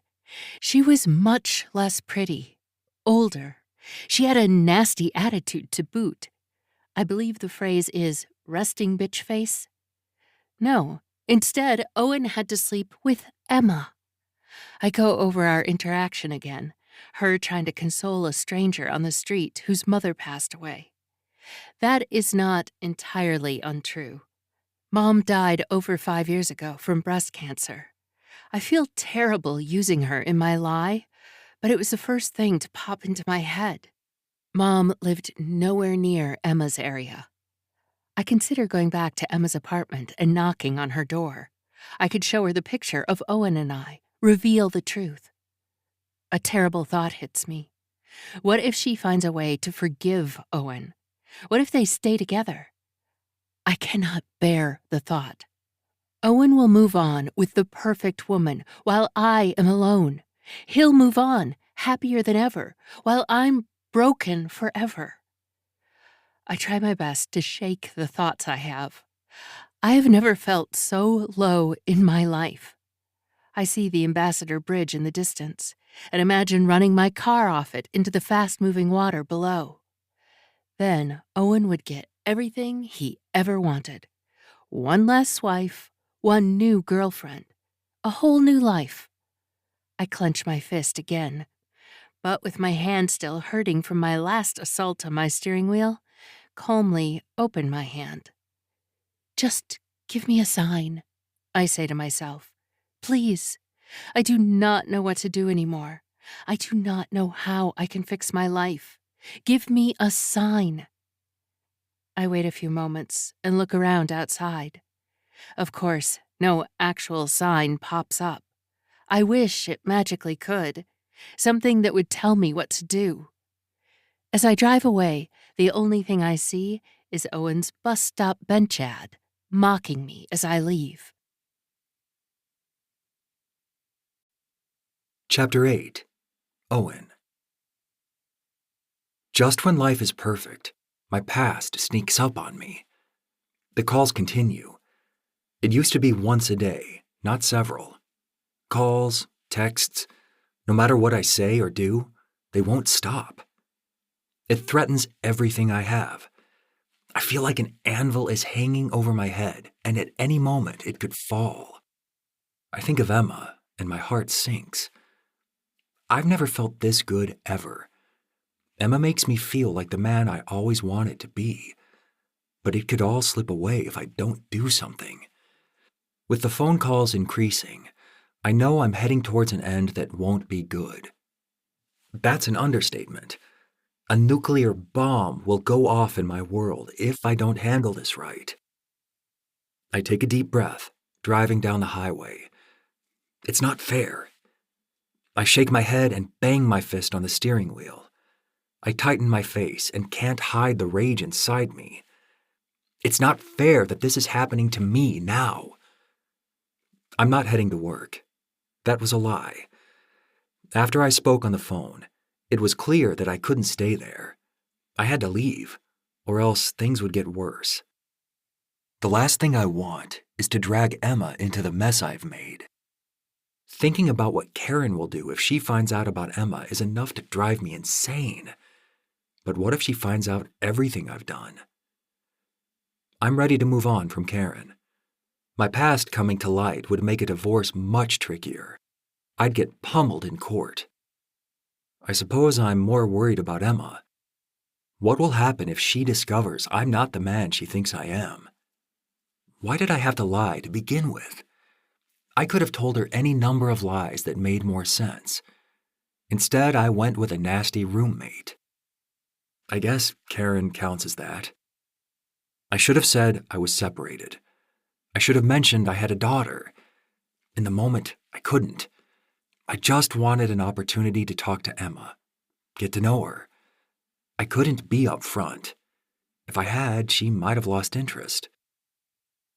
As if my life couldn't get worse, my cell phone vibrates in my pocket. When I slip it out and look at the screen, it says it's from the anonymous caller again. I shout and strike the steering wheel. I can't ignore this. I answer the phone again. Yes, I shout. What is it now? That's no way to talk to me, Owen. My blood is boiling already. I can't help myself. Just leave me alone. I'm done with this. You need to stop calling me. Leave me alone. I terminate the call immediately before they have a moment to respond. My phone vibrates with another call as soon as I lower my cell. I feel my hand shaking with rage. I shouldn't, but I answer the phone again. Leave me alone, I said. I'm about to shout every four-letter word I can think of when I hear her sweet voice. What's wrong? Emma asks. Why are you mad at me? I take a deep breath and slow down on the highway. My head is spinning. Sorry, Emma. I thought you were someone from work. What's going on, Owen? Emma asks. I can hear the confusion in her voice. You were acting really weird with the phone calls at the coffee shop, and now you're shouting on the phone? You can tell me. I called to check in on you because you seemed so out of it. I was concerned. Now I've upgraded to deeply worried. I take another deep breath. A car behind me honks several times. I realize I'm in the fast lane, going 20 under the speed limit. Hold on, I tell her, lowering my cell. I pull over to the side of the road, putting my hazard lights on. I cover my face, trying to keep it together. When I feel ready, I pick up the cell. Hey, I say in a soft voice, hoping to reassure her that everything is fine, despite it being anything but. I'm worried, she says again, not letting me off the hook. What's going on? Nothing, I answer, but obviously she's not falling for this lie. Okay, I'm having some issues at work with a coworker. It's getting a little heated. He's calling me, threatening to go to management. It's a long story and not worth getting into. Believe me, it's going to be okay. It will be sorted out soon. We're bringing in management and we'll talk this out. I'm okay. There's a long pause. I'll be fine. Don't worry. I just hate tension at the workplace. I typically avoid drama. Okay, she says. I just want you to know I'm here if you want to talk. I laugh. Well, You're the perfect girlfriend, so I know you are. Thanks for calling, I say. Moments ago, I was so full of rage, but just speaking to Emma for a few minutes has talked me off the edge. You really know how to make me feel better.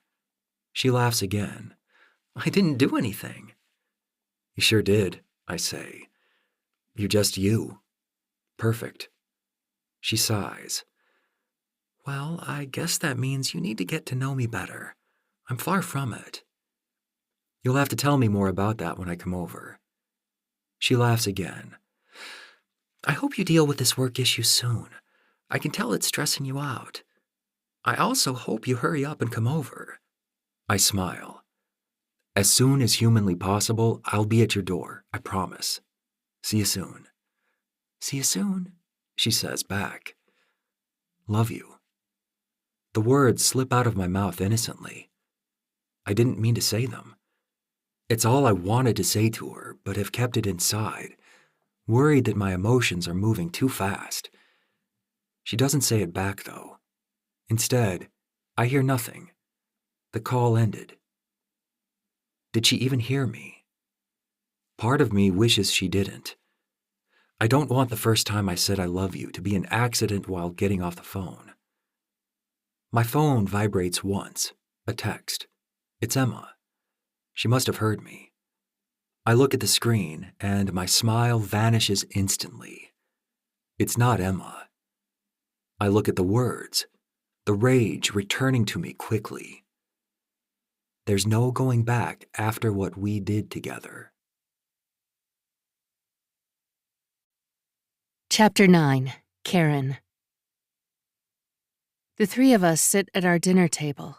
Chloe shovels her vegetables from one side of her plate to the other, picking at the asparagus every so often. Why is it that eating is such a struggle for her? I know parents can't stand fighting with their children about eating, but she's underweight, according to the doctor. I've already reminded her several times today to try and finish her food. Owen is doing the same, picking at his meal. I nearly demanded he eat his food as well the last time I said something to Chloe. Only I know the reason Owen isn't eating. It's not hard to guess. He has other plans tonight. He's still dressed in his suit. Typically, when a day is over, he'd change into comfy clothes for the evening. Even when he has houses listed, and at times will need to leave suddenly to meet potential buyers, he'd wear his baggy clothes around the house. Comfort above all else. Not tonight, though. Is he having dinner with his girlfriend tonight? Will they go straight to the bedroom instead? Watching them, I could feel their chemistry. It's palpable. I hate it. Owen and I never had such chemistry. Having now talked to Emma herself, I can see why he's so infatuated with her. Chloe pushes a piece of broccoli on her plate with her fork, and it falls onto the table. Chloe, I say, losing my cool. Eat it. Don't play with it. Chloe makes a face of resistance. Mom, I hate broccoli. You know that. Just eat it, I shout. Chloe looks at me, surprised, and so does Owen. I cover my face, trying to fight back the tears. How can I sit here and pretend to not know what my husband is up to? Why does it come so easy for him to break my heart continuously? What did I do to deserve this? He's a monster. Do what Mom says, Pumpkin, Owen says to Chloe. Dad, Chloe says with her toddler tone that can drive me mad. Eat 3 pieces of broccoli and you're off the hook, he says. 1, she shouts back. Owen laughs. I'm not negotiating with a 4-year-old. I can feel his glare on me. I uncover my face and see his concerned look. If only he could read minds, he would know it's because of him. How was your day? He asks. Fine, I say, feeling a tear welling in my eye. I quickly use a napkin to cover my face and wipe it. I went to Grandpa's, Chloe says, matter-of-factly. He played dolls with me. He did. Owen says with a playful voice. Grandpa's funny. Chloe laughs. Yes, he is. We had a doll party and he put on music. A single laugh escapes my lips.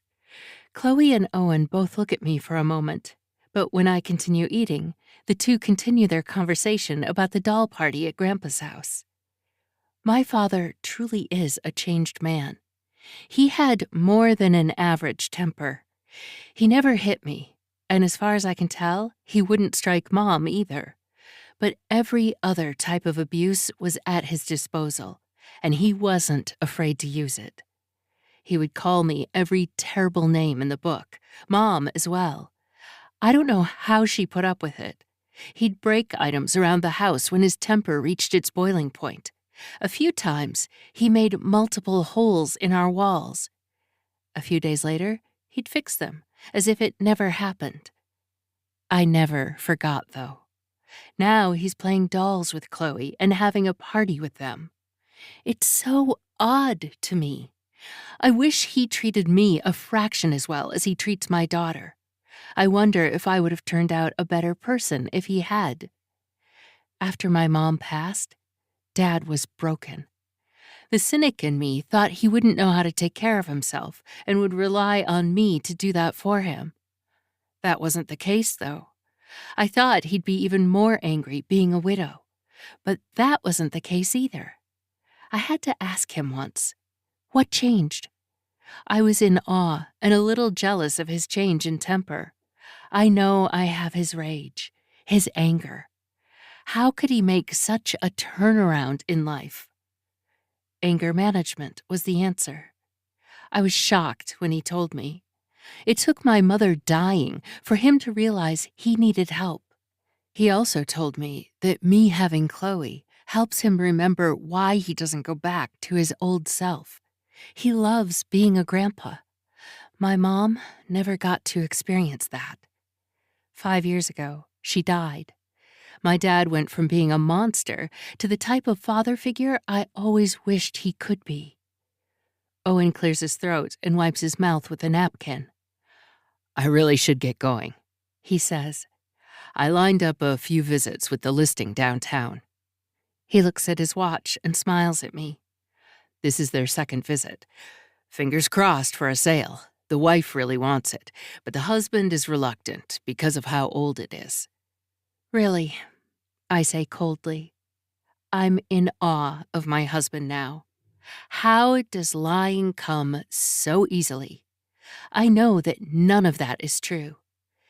Fingers crossed, I repeat with a thin smile. Owen stands up from the table, bringing his dish to the kitchen. He comes back and wraps his arms around my shoulders, kissing me on the cheek. See you later tonight. It takes all of my emotional control not to break down and cry. His lips are soft when they touch my skin, and I imagine the same mouth kissing his mistress tonight. Night, broccoli head, Owen says, messing his hands through Chloe's long hair. Dad, Chloe shouts. Look, I ate 3 broccolis. Am I done now?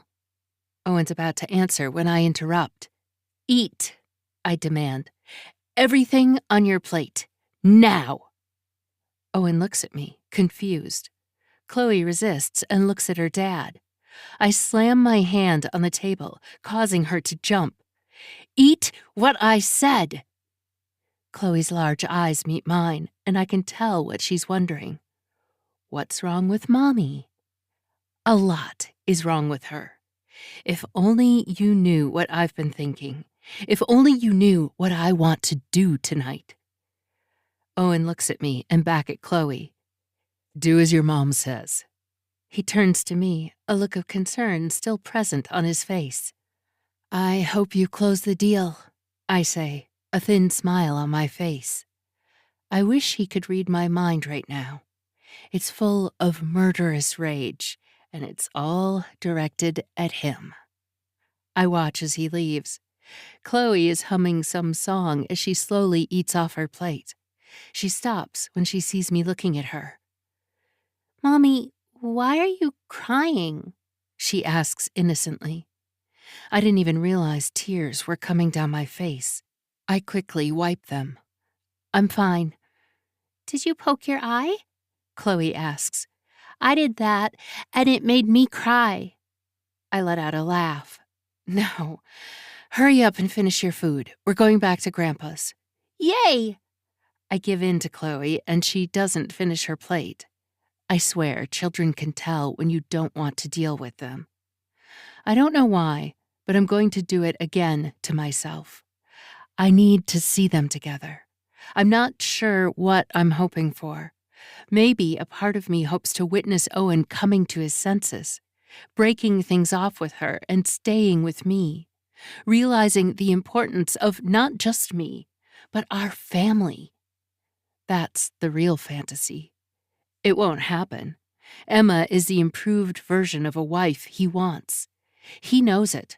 I know it.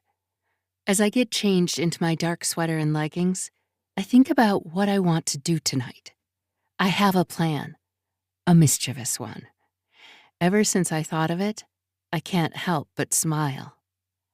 Before we leave, I sit at my desk in my home office. I wish I never agreed when Owen said I should take a year off to spend more time with Chloe. I thought it was a great idea at first. I enjoyed my work-from-home job, but thought I could use a break. Now, all I do is sit in my misery all day, while my husband screws women behind my back. I open my desk drawer and take out my journal, reading some of the earlier entries. These were the ones I wrote when I was happy, when Owen was truly mine. Usually it was just poetry that I was inspired to write. As I turn the pages, my words become sadder and darker. No more poetry, only 4-letter words and a lot of exclamation marks. After I found out about Emma, my journal entries were nothing like the ones I started with. I read some of the later entries to motivate myself to go through with my plan. I hurry Chloe into the van and think what I'm going to do. If I'm not careful, I could easily be caught. Wouldn't that be something? I'd have a lot of explaining to do. I worry if I really want to do this. As I get closer to my father's house, I second-guess everything. Maybe I should turn tonight into a visit with Dad. Another surprising thing for me to say. When I was a teenager, I dreamt of ways of escaping my house and being free from my father. I couldn't wait to be living outside of his reach. Now that he's had his aha moment, I actually enjoy his company. I never understood how my mother could have fallen for a man like my dad, with his temper always on edge.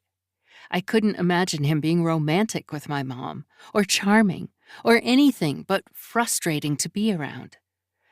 But I have to admit, I'm enjoying his company more and more. Sometimes we play old card games together, like cribbage or Old Maid, while Chloe plays with her toys that my dad bought her. I used to think I'd never be like my father. I'd never have his temper. I imagined I'd be more like my mother with Chloe. Lately, though, I've been on the edge, just like Dad was with me. I hate what I'm becoming, and yet I can't stop. I know it's going to get worse, especially if I go through with what I intend to do. As we pull into his driveway, Dad opens the front door, and Chloe shouts, "Grandpa!" inside the van. A wide grin appears on his face. "I didn't expect you two tonight," he says. "Chloe, do you want some ice cream?" "Dad," I say, shaking my head, "you always hop her up with sweets." "Well, that's because she's so sweet," he says. He turns to his grandchild and kneels. "So, chocolate or vanilla?" She smiles. "Chocolate." "I knew it," he says with a smile of his own, the wrinkles on his face showing his age. With his expression, you would never have suspected he was a terrible parent. He's the stereotypical happy grandpa now. "With sprinkles," Chloe adds. "Of course," my dad laughs, turning to me. And what does my daughter want? Chocolate or vanilla? His smile is welcoming. Part of me knows I should go inside his house, have a scoop or two with him and Chloe, watch The Price is Right, or whatever program he's watching tonight. Beat him in cribbage. I was hoping to run a few errands, Dad. He nods and looks at Chloe. Go inside, kiddo. Take out the ice cream from the freezer and the sprinkles from the pantry. You know the drill. Chloe laughs as she heads inside. Happy that Chloe is off my hands, I'm walking back to my van, wondering where to start with my plan. Am I really going to do this? Out in the open? It wouldn't take much for me to get caught. The police would be called. My life would be over. I think of Owen and Emma, embracing. The whole world around them is just noise when they're together. Karen. I turn, and my father is following me down the driveway. He walks up to me, concern etched in his wrinkles. I have to ask, is everything okay at home? For a moment, I think of telling him everything. Part of me hopes if I do, I'll see the old him come back. I could use the angry version of my dad tonight. I'm surprised he even asked me. Just busy right now, I tell him. You know, I love having Chloe over, he says, clearing his throat. You know that. I love having you over, too. But it's been a lot lately, and usually without you. Are you burnt out or something? I know from past experience that having children isn't easy. I can't lie. I'm not made that way. It doesn't come as easy for me as it does with Owen. But instead of answering him, I go to the van and open the door. It'll only be for a few hours, Dad. Is that okay? He pauses a moment and folds his arms. I've seen this look many times before, especially when I was younger. Usually it would be followed by shouting and swear words. But instead of the evil face he'd have when he stood this way before, he's full of worry.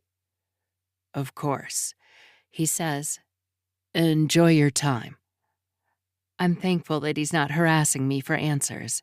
I'm thankful for many things my dad does for me these days, especially when I need to use him to dig deeper into what Owen is doing behind my back. As I step into my van and turn on the ignition, Dad walks into his house, and I put my mind to how to carry out what I want to do. I will enjoy my time tonight.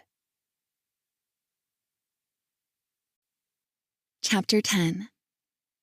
Emma. My entire body is satisfied. Owen turns to me in bed and smiles. I know he's thinking the same thing.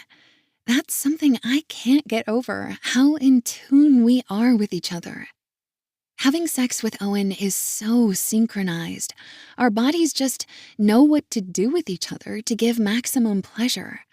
We bring the best out of each other in the bed sheets. He knows exactly where to kiss me to get the desired outcome we both want. We lay in bed with each other, completely naked, our bodies sweaty from the cardio workout we just finished. And this wasn't our first round of exercise tonight. When he first got to my apartment, I couldn't help myself. I needed him. I wanted him in me right away.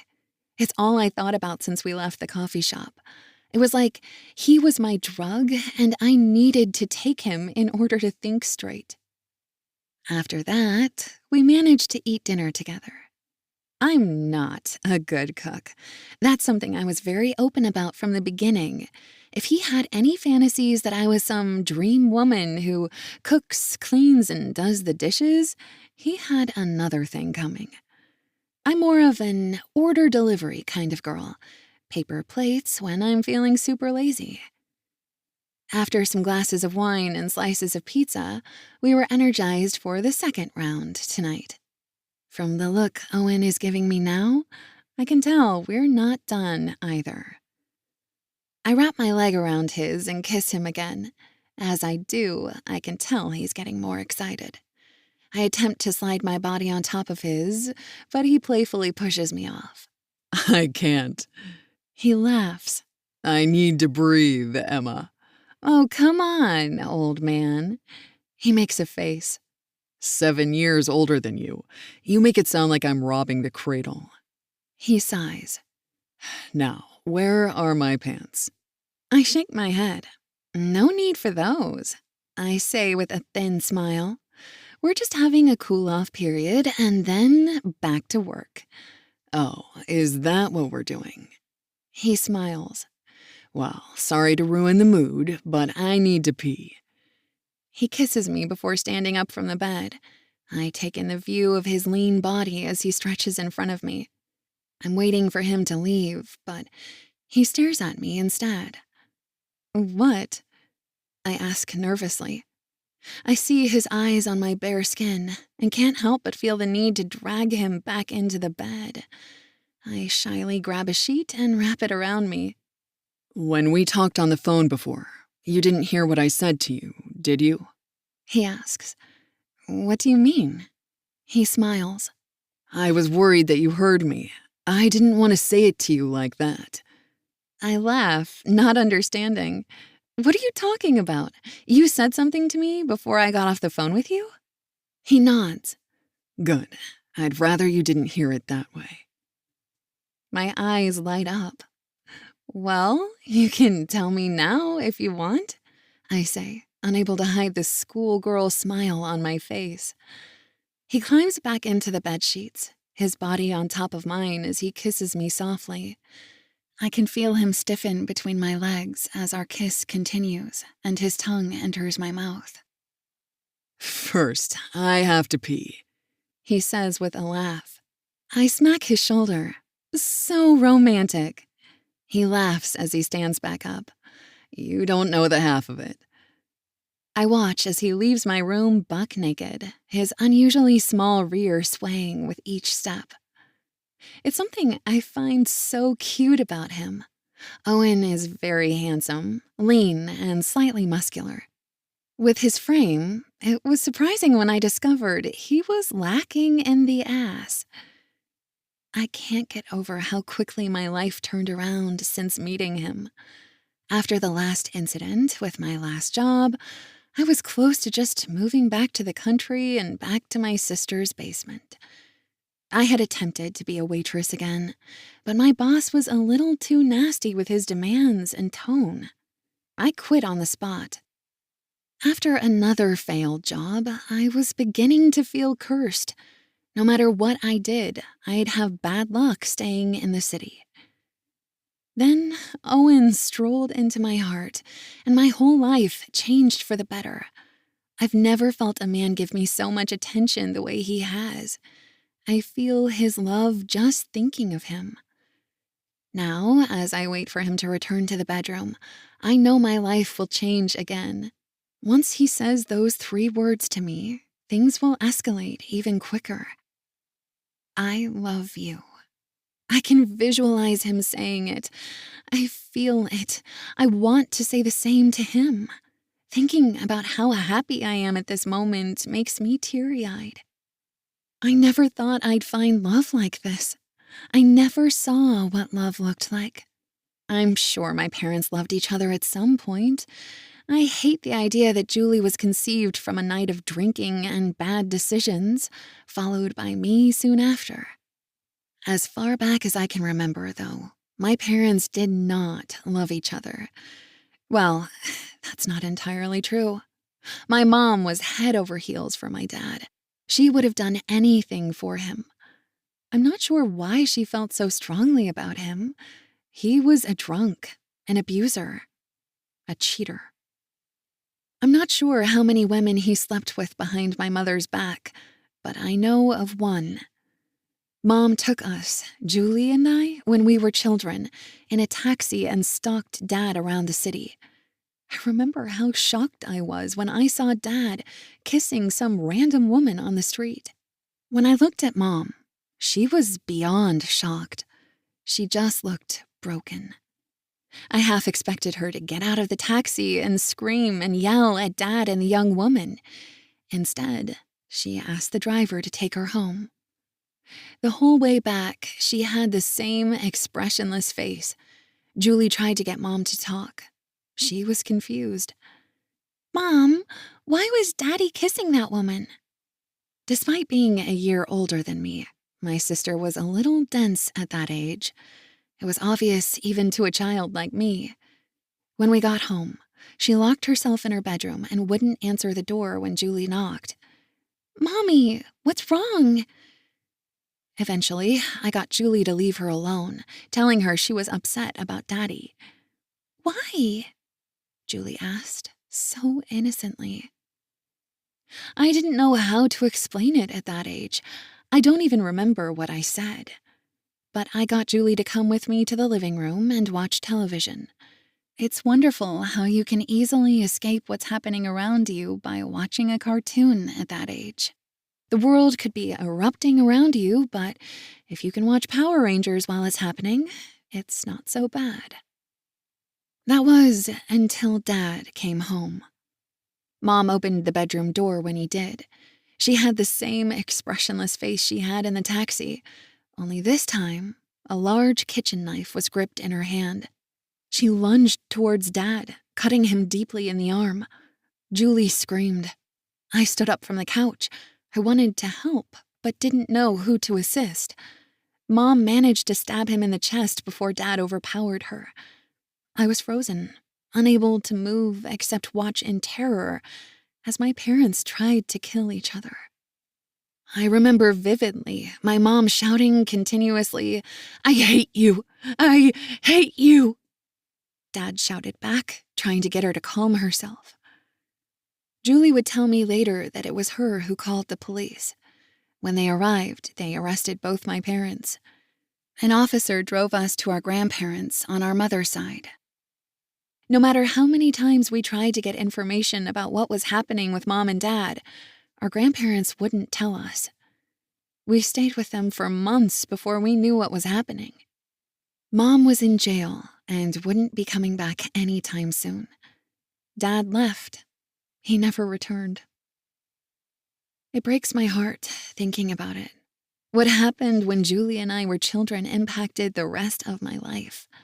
Sometimes I wonder how Julie can be so well put together and not crazy.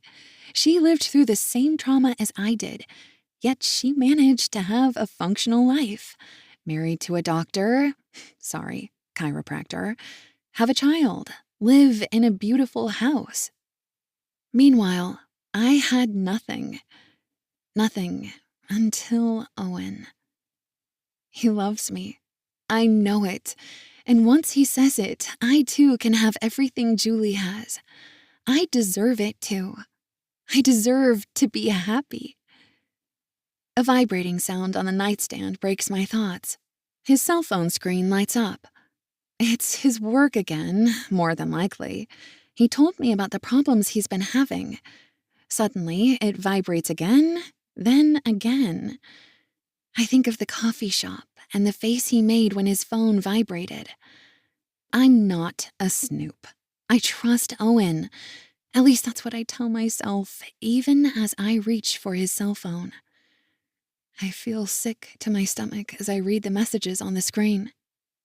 You and I aren't through. I need to see you again. Chapter 11.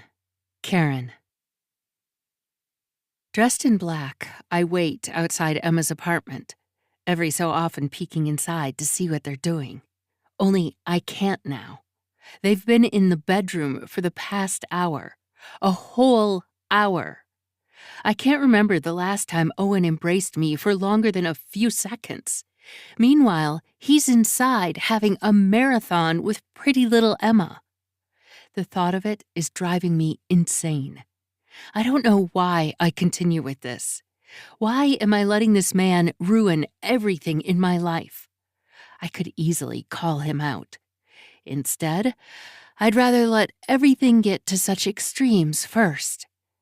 I have a plan tonight, and every so often when I think about talking myself out of it, I look in the window and remember where my husband is.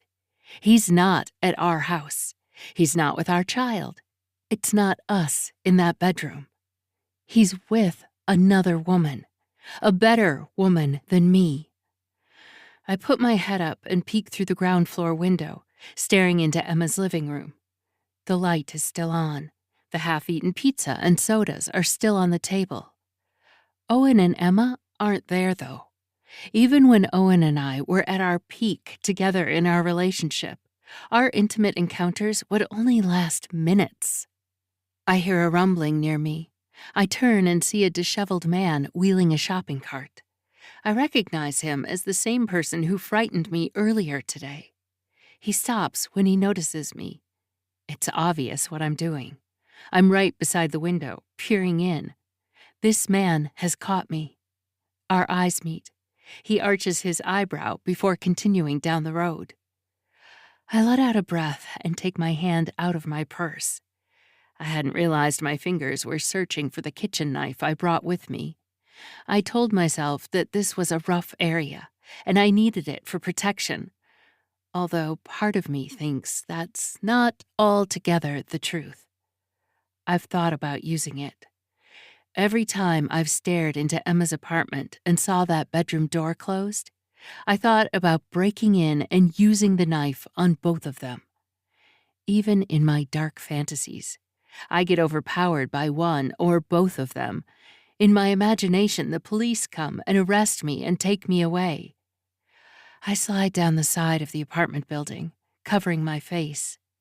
What am I doing? I truly have lost my mind. Maybe I should call the police on myself, or drive to the nearest hospital and admit myself for being psychotic. Breaking into her apartment wasn't my plan tonight. Compared to what my mind's coming up with, my goal tonight is much more childish, but feels, oh, so right. I stand up, taking one more glance into the apartment, fueling myself to go through with what I wanted to do. When the door remains closed, I have the motivation to go through with it. I quickly make my way to my car that's parked a few blocks over. When I get inside, I only have to drive a few more blocks before I'm where I want to be. Your dream life starts with me.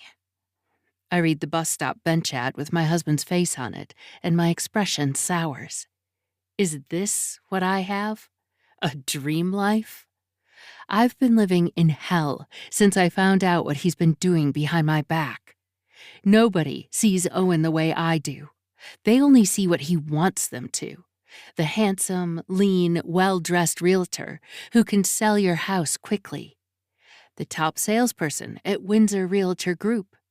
I look at Owen's handsome face, his perfect smile staring back, mocking me. It's time people see Owen for what he really is.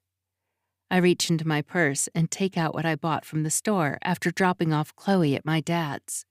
I shake the spray paint can several times before I start desecrating my husband's ad. I've never attempted graffiti before, but I must say, it's not bad work. It's not hard to paint a penis. I make sure the one I spray beside his face is huge, as big as the lies he's been telling me. I smile as I even take the time to draw a large vein going up the side. I stand back and laugh, taking in the view of the mushroom tip facing Owen's face. I think next time I could improve on my depiction of testicles, though. It's childish, I know, but this is what I came up with to feel better, and it's working. Owen is a dick. Everyone needs to see it for themselves. Chapter 12. Owen. I splash water on my face, smiling at myself in the mirror. It doesn't get better than this. I'm excited and nervous to go back to the bedroom.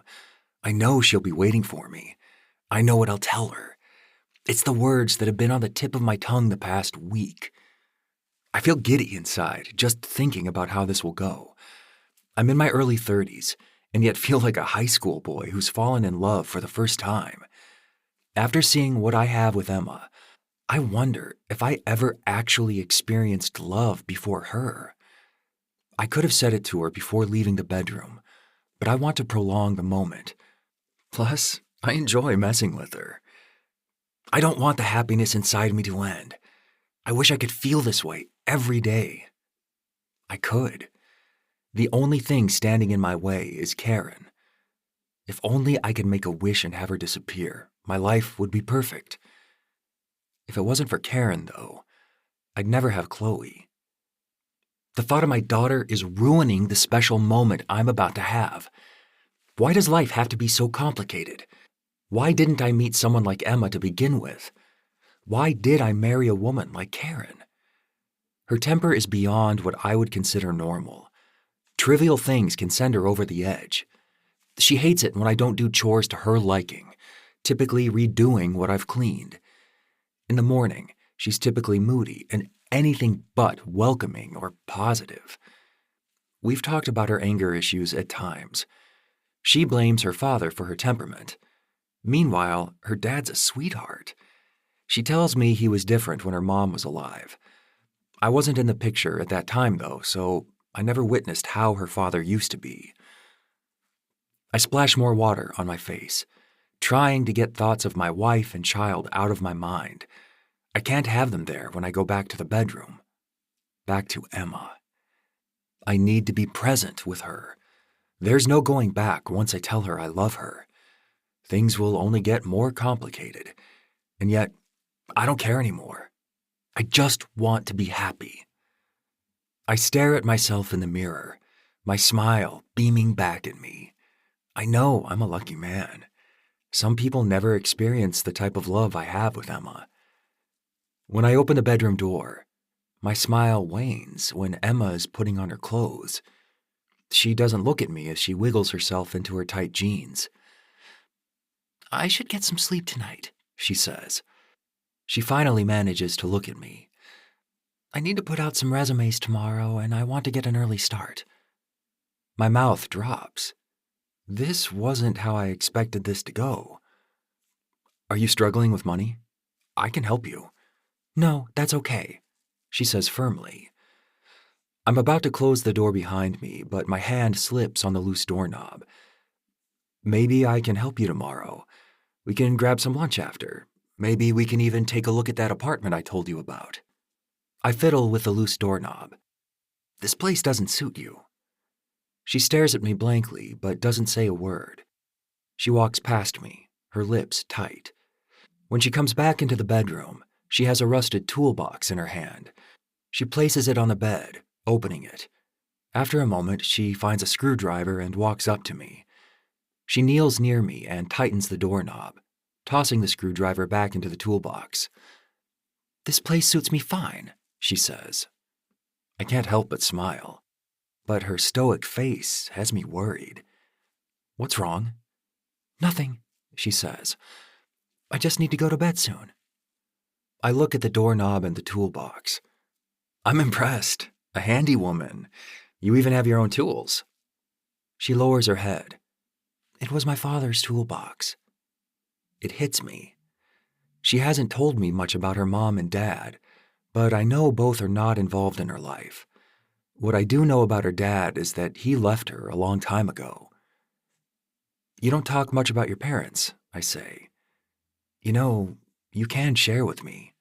I smile. "I want to know everything about you, even the sad things." I give her a thin smile.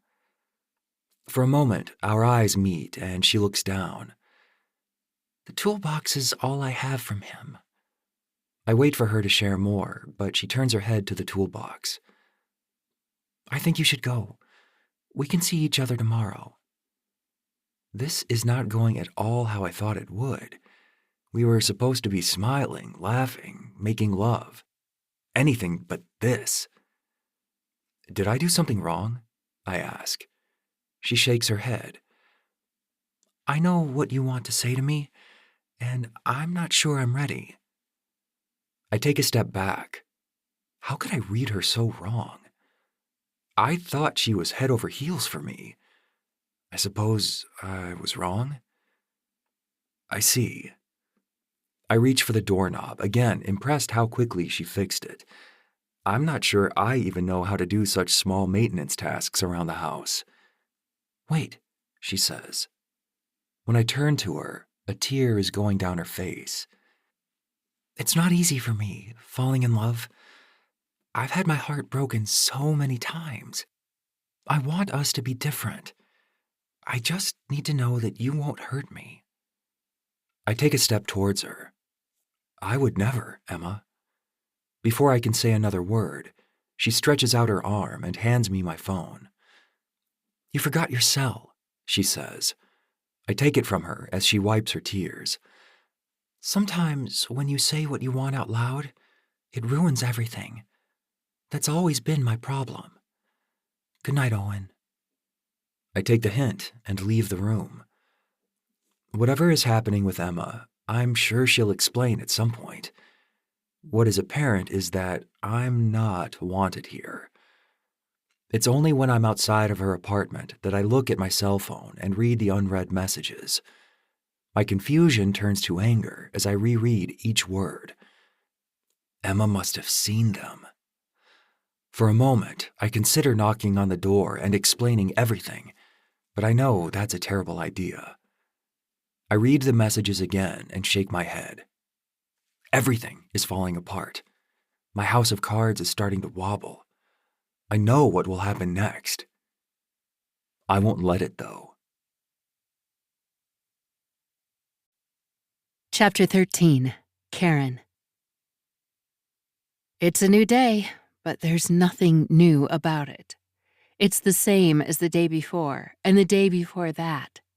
Another day where I feel my sanity is slowly breaking, and I'm becoming someone unrecognizable. There was a time where I thought I was a terrible human being. Years of therapy helped, but what really made a difference was meeting Owen. There was a time where I felt he was my entire world. I loved being around him, spending time with him, making love to him. Now he's someone else's world. All the things I used to love doing with him, he's doing with another woman. Last night, when he came back much later than I expected, he snuck into our bedroom and into our sheets without saying a word to me. He knew I was awake. He looked right at me, but didn't say a word. What did I expect him to say, though? Hey, Caine, I just came back from sleeping with my girlfriend and realized what a terrible husband I've been. It's over with her. I know you're the only thing that matters in my life. Now that's truly something that would only happen in my dream life. And of course, that world starts with Owen. I feel stupid after what I did to his bus stop ad. How childish can I be? I'm in my 30s. This isn't exactly the time I thought I'd start my graffiti crime career. Still, the amount of joy it brought me in the moment was unlike anything I've ever experienced. Besides Owen making up with me, I've had other fantasies, much darker ones. When he came back and climbed into our shared bed without saying a word, I imagined taking the pillow he fell sound asleep on and stuffing it in his face. He'd obviously overpower me. In my fantasies, I can't win either. What if I grabbed a knife from the kitchen while he slept? The idea kept me rolling in bed for hours. I could finish our nightmare marriage with a few well-deserved slashes. At one point, I even slipped a leg out of bed as my impulses began to get a hold of me. The only thing stopping me was realizing that I'd have to sneak past Chloe's room to get to the kitchen. The idea of that stayed with me. Instead of going through with my dark fantasies, I continued to let them play through my mind, enjoying them only in my thoughts. When Owen's alarm went off in the morning, I realized I hadn't slept much at all. All I could do was think about how my life came to where it is now, and how much I wish I could end it all. I just want the pain to stop. After waking up, it was just like any other day. Get Chloe changed, fed, and let her watch cartoons. Ensure I cut off the crust from her bread. Otherwise, I'd hear her little shouted demands of me. Another day of cleaning the house, waiting for my husband to come home after a long day of work, and having sex with his floozy girlfriend. Enjoy whatever scraps of attention he's able to share with me, and start over the next day. I sit at the kitchen table, every so often reminding Chloe to keep eating her peanut butter and jam sandwich I made her that she's been pecking at for more than 10 minutes. I threaten to turn off the television if she doesn't eat, but if I do that, she'll just annoy me until I agree to put it back on. Being a parent isn't easy work. Being a parent in the middle of a mental breakdown is even harder, almost impossible. I look outside the kitchen window and spot the garbage bins still by the curb. I forgot to bring them in last night. Again, our house is the only one on the block not to have their bins off the street. I can only wonder what they think of us. I hurry outside, throwing on a light jacket, and grab the bin, dragging it up the driveway. Morning, Karen. My neighbor Jason says to me with his usual warmth. His gorgeous wife, Alice, is following behind him to the car to wish him goodbye. Hey, Jason, I manage. Good morning, Alice. I stop dragging the bin when she kisses her husband on the lips before he gets into his car. She watches him leave as I remind myself not to stare at them. When I bring the bin beside the house, I'm nearly in tears. How can this be where I ended up in life? I never thought what Owen and I had together could go down such a dark path. I never thought I'd be this upset, this rageful. At any given moment, I'm either in the process of crying or exploding with anger. When I saw the neighbors embrace, I wanted to roll them over with my garbage bin, breaking their perfect moment together. When I go inside the house, Owen is there. I hate myself even more for not being able to find the courage to talk to him, tell him the truth, tell him I know everything he's been up to, tell him how much I hate him, explain that I just want his love. Why is that so hard to give? I worry if I do tell him what I know, I won't be able to contain my anger. The dark fantasies I have could become real if he makes up more lies and twists the truth. I want to shout in his face, "Why? Why do this to me? You loved me, didn't you? Did you ever? If you did, how could you do this to me?" "Good morning," Owen says to me. For a change, his usual greeting isn't warm or fake. He seems just as deep in thought as I am. "Morning," I say, unable to agree that anything about today is good. Instead of grabbing my rear or kissing my cheek before running out the door, he stares at me. For a moment, I actually wonder if overnight my hopes have become a reality.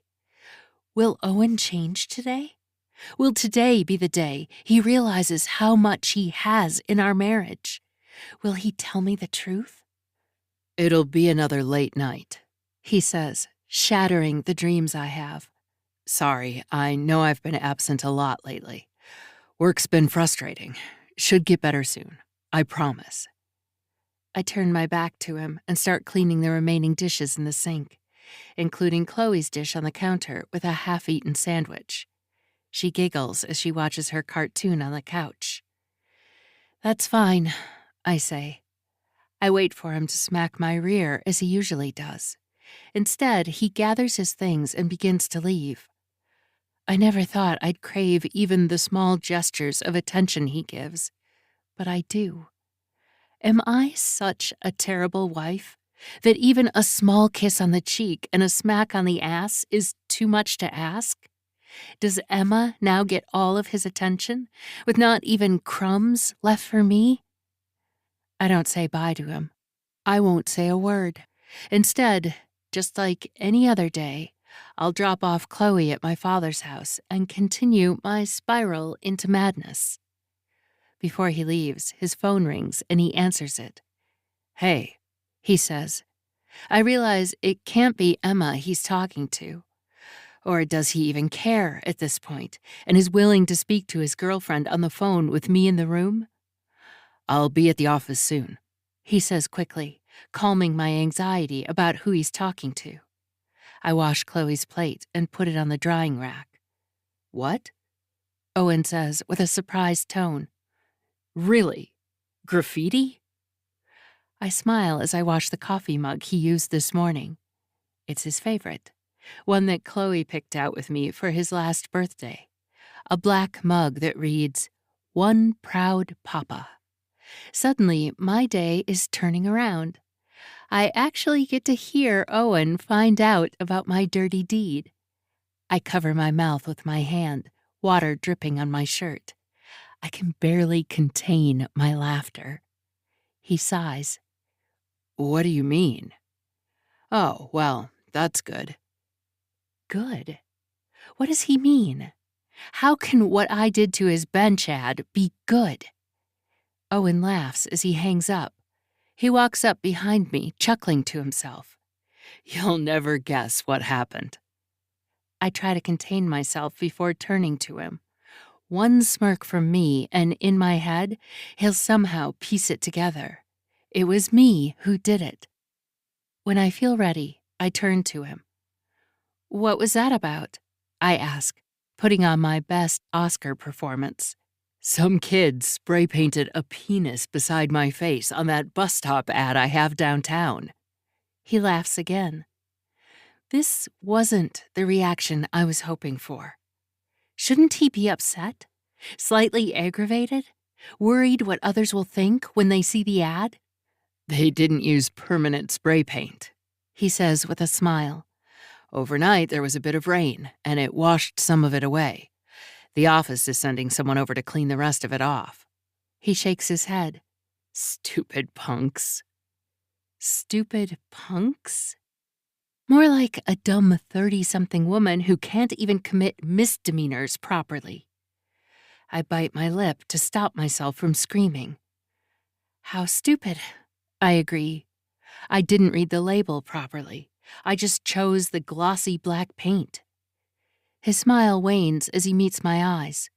For a moment, I wonder if he can see how much I hate him as he looks back. "Well, I should go. Busy day. See you later." I watch as he leaves. No kisses, no hug. I think of our neighbors. I imagine them kissing goodbye. I see how happy they are together.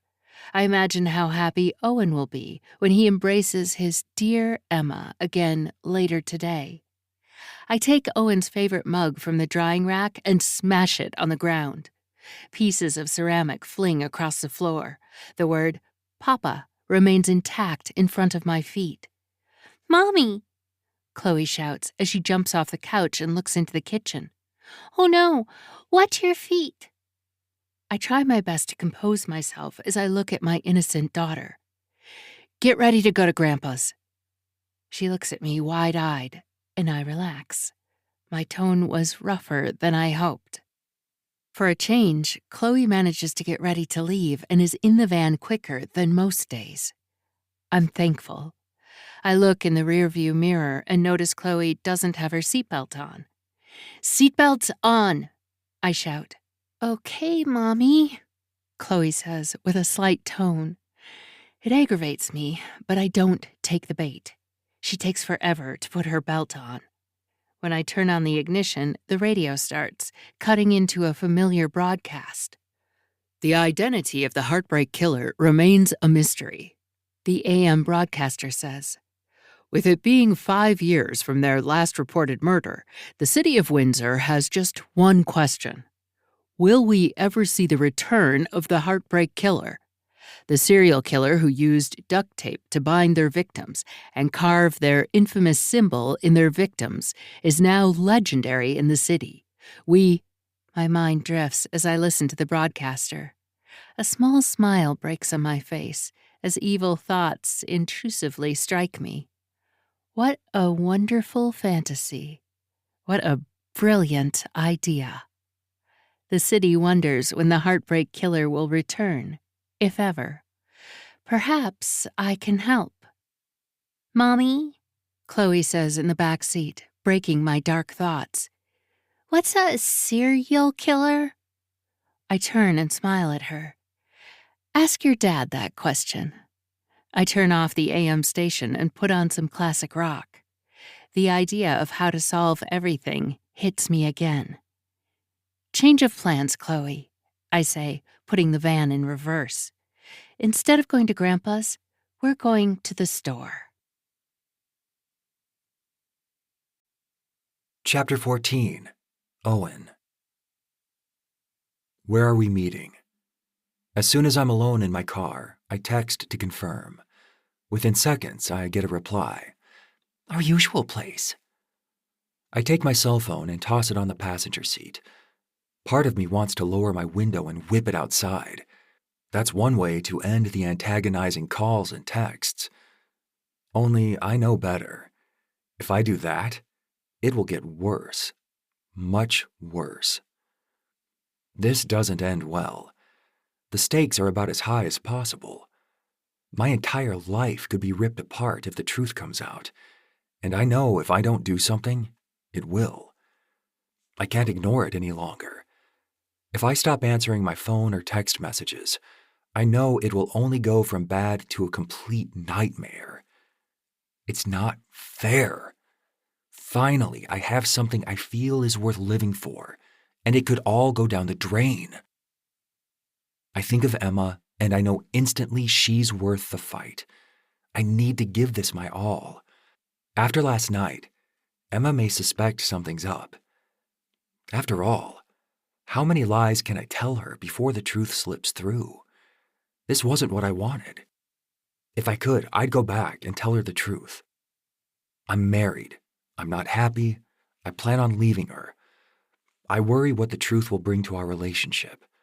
I can't imagine not seeing Chloe every day. My daughter makes a huge difference in my life. Before Emma came along, spending time with my daughter was all that kept me going. It's not Chloe's fault that I can't stand her mother. It's not my daughter's fault that I don't love her mom any longer. But Chloe will be used against me.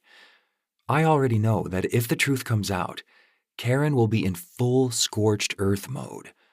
I know her temperament, and it's not easy to deal with. She won't stop until she breaks me. Then again, she's not the only person in my life with those intentions. I didn't ask for this, none of it. I just want to be happy. I want to be happily married, have many more children, live a life full of love and laughter, where I feel special. Karen doesn't do that for me. Emma does. I think of the phallic symbol that some kids spray painted on my bus stop ad.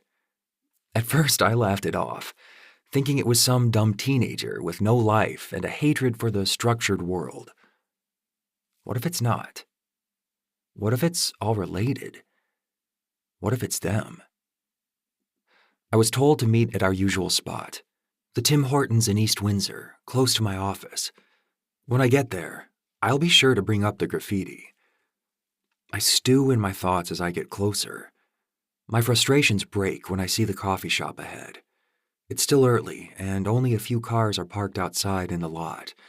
Most are in the drive-thru, the cars trying to get their last-minute brews before hurrying to work. It takes only a moment for me to see her. She's leaning against her white truck. She brushes her curly blonde hair over her shoulder as her eyes lock onto my car. She smiles immediately. I never asked for any of this. Emma came into my life unexpectedly at an open house. My life was forever changed the minute we spoke to each other. Before her, though, there was Alexandria Sutton. Her smile widens as I pull into the parking lot. Unlike with Emma, the moment Alexandria came into my life was tarnished forever. I can't help but notice how gorgeous she looks this morning. She's wearing a tight red blouse that leaves little to the imagination. I don't need to think too hard about what's underneath, since I've already seen it. She waves at me, and I lower my head, opening the car door. I remind myself of what I need to do. Her calls and texts need to stop. I need to reason with her. There's only one problem. Alexandria is certifiably psychotic. Chapter 15. Karen. When we park at Home Hardware, the small home improvement store near our house, Chloe groans. "Mommy, this store is boring." I sigh. "Just need to grab a few things, Chloe. Be a good girl, and afterwards we can get some ice cream." "Yay!" Chloe shouts enthusiastically. That should give me enough time to get through the store with her, I think. When we enter, Chloe scurries up to a cart, but I shake my head. "I just need a few things. I don't even need a cart." "But, Mommy, my feet hurt," she claims. I shake my head. Doing anything with a child takes 10 times longer. And how is it possible that her feet can hurt? She's been sitting in the van for the past 15 minutes as we drove here. Before that, she sat at the kitchen table and on the couch watching television. Yet somehow, she claims her feet hurt, as if she's been on them all day. I know better than to get into a power struggle with my 4-year-old. I grab the cart and pick her up, placing her gently inside. She smiles as I push her through the aisles, looking for what I need. I find the first item quickly. "Hold this," I say to Chloe, handing her a roll. "What is this?" she asks. "It's called duct tape," I answer. "What does it do?" she asks with another question. I know that after I answer this one, another one will pop in her head. "To tape things together," I say with a thin smile. "Why do you need duct tape?" I sigh. "To tape things, honey. No more questions." All I need is one more item, and yet I can't find it for the life of me. The store is massive. It could take me forever at this rate, and my partner in crime is getting annoying. "I want ice cream, Mommy," Chloe demands. "Chocolate ice cream." She licks her lips and smiles. I know she's just being a kid, but it's aggravating me to no end. I'm regretting not bringing her to my dad's for a short visit. I thought I could get through this without many issues. I wanted to give my dad a break from watching Chloe. I may need him to watch her a lot more soon enough. Still, to figure out how to proceed properly, I'll need a lot of time to think. Think without constant pestering. Even if I turn on her favorite cartoons, she'll continue to bother me with demands. "Mommy, I'm hungry. Mommy, can I watch YouTube? Mommy, I need to pee." Of course, that means I'll have to accompany her to the bathroom. I know I'm supposed to cherish these moments with my daughter at this tender age. She won't remain 4 forever. Still, I wish she was a little more independent, especially right now. "Mommy's almost done," I reassure her. An employee walking past me nods, and I ask him where I can find box cutters. The man directs me to go down aisle 3 and to look on the right side halfway down. I looked down that aisle already, but make my way there again. I'm halfway across the store when my thoughts wander. I've been obsessed with the coverage of the Heartbreak Killer. I enjoy listening to most true crime stories, but especially about this serial killer. The HBK, as some call the murderer, was known to bound their victims with duct tape. After the victim was killed, it's believed HBK used a box cutter to carve the symbol of a heart on their skin, with an X going through it. The symbol is what made the Heartbreak Killer infamous. HBK only murdered a few people, but it was the way they did it that cemented their reputation.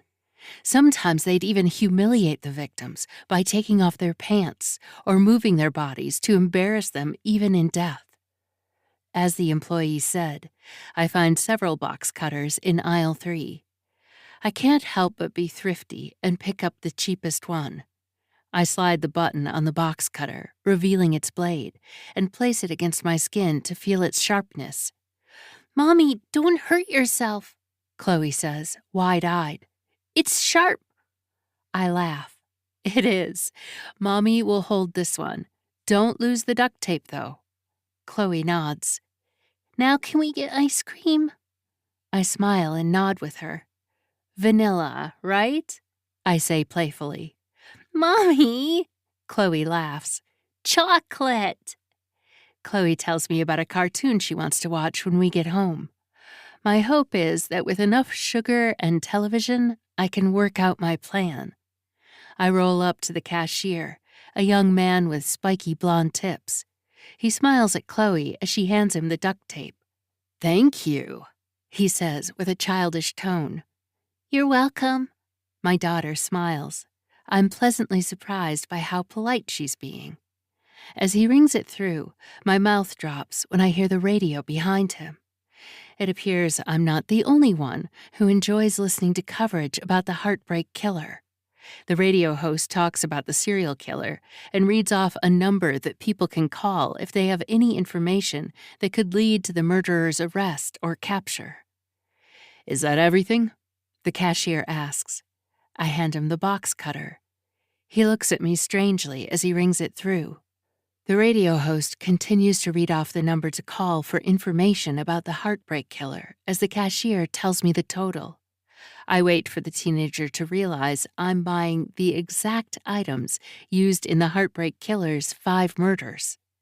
I smile awkwardly when I realize the kid couldn't care less. After I pay, he wishes me a good rest of my day. It will be. First, ice cream. Second, planning a murder. Chapter 16. Emma. When I first met Owen, my whole life turned around. I thought he was too good to be true. Turns out, maybe I was right.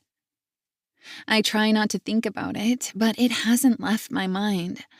I'm not the type of girl who looks at her boyfriend's phone, but I did with Owen. I saw those messages. I can't unsee what I read. He told me things at work haven't been going well.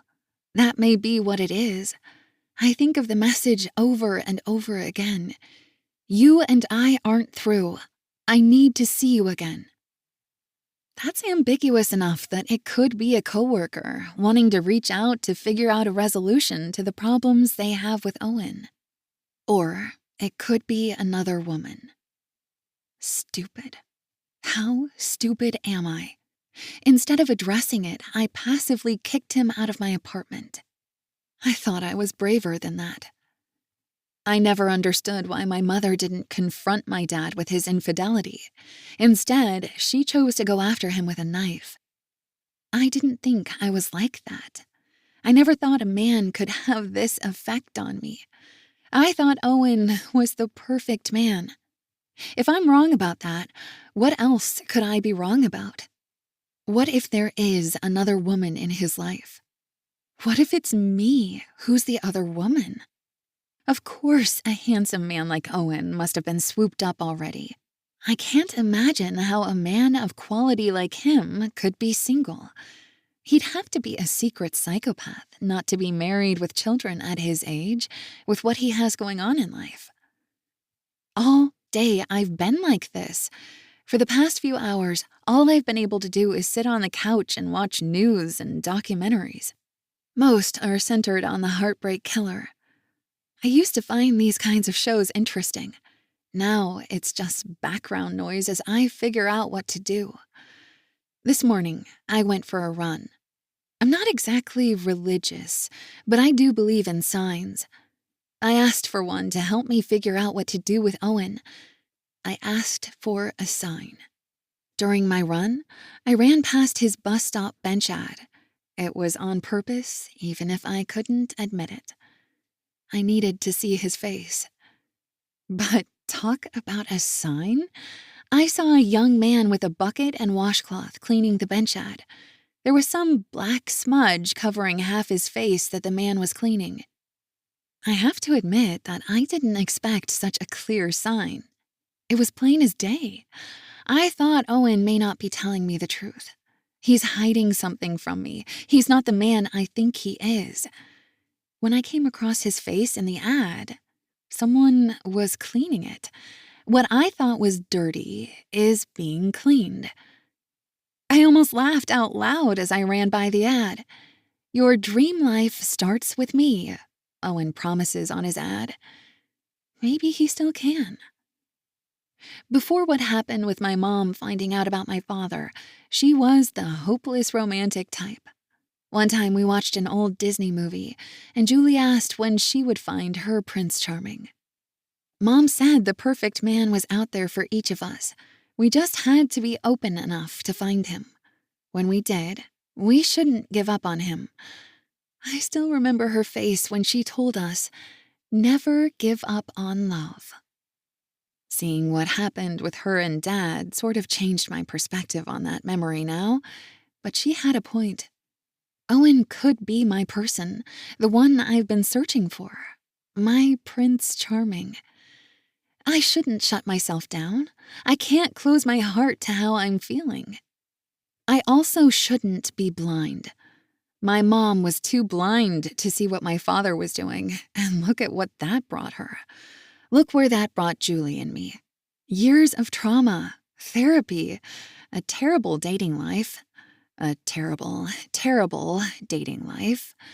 It's worth repeating. I know I need to be brave. I don't need to confront Owen aggressively or anything like how my mom handled the situation. I can come at him with questions. Who was that who texted you these messages? Are we exclusive? It's a question we haven't talked about. Maybe there is another woman, and it's because we never established boundaries. We've been together for months, though. The other day, he was about to say he loved me. It's hard to imagine there could be someone else, especially when I can feel how much he cares for me. Perhaps he's a good actor. He is a salesperson, after all. Has he talked me into buying his lies? I think of Julie and her husband David, the doctor. It would be easier to go back to the country and live with her. David offered me a part-time job as a receptionist at his office. He doesn't have enough patience to require 2 receptionists.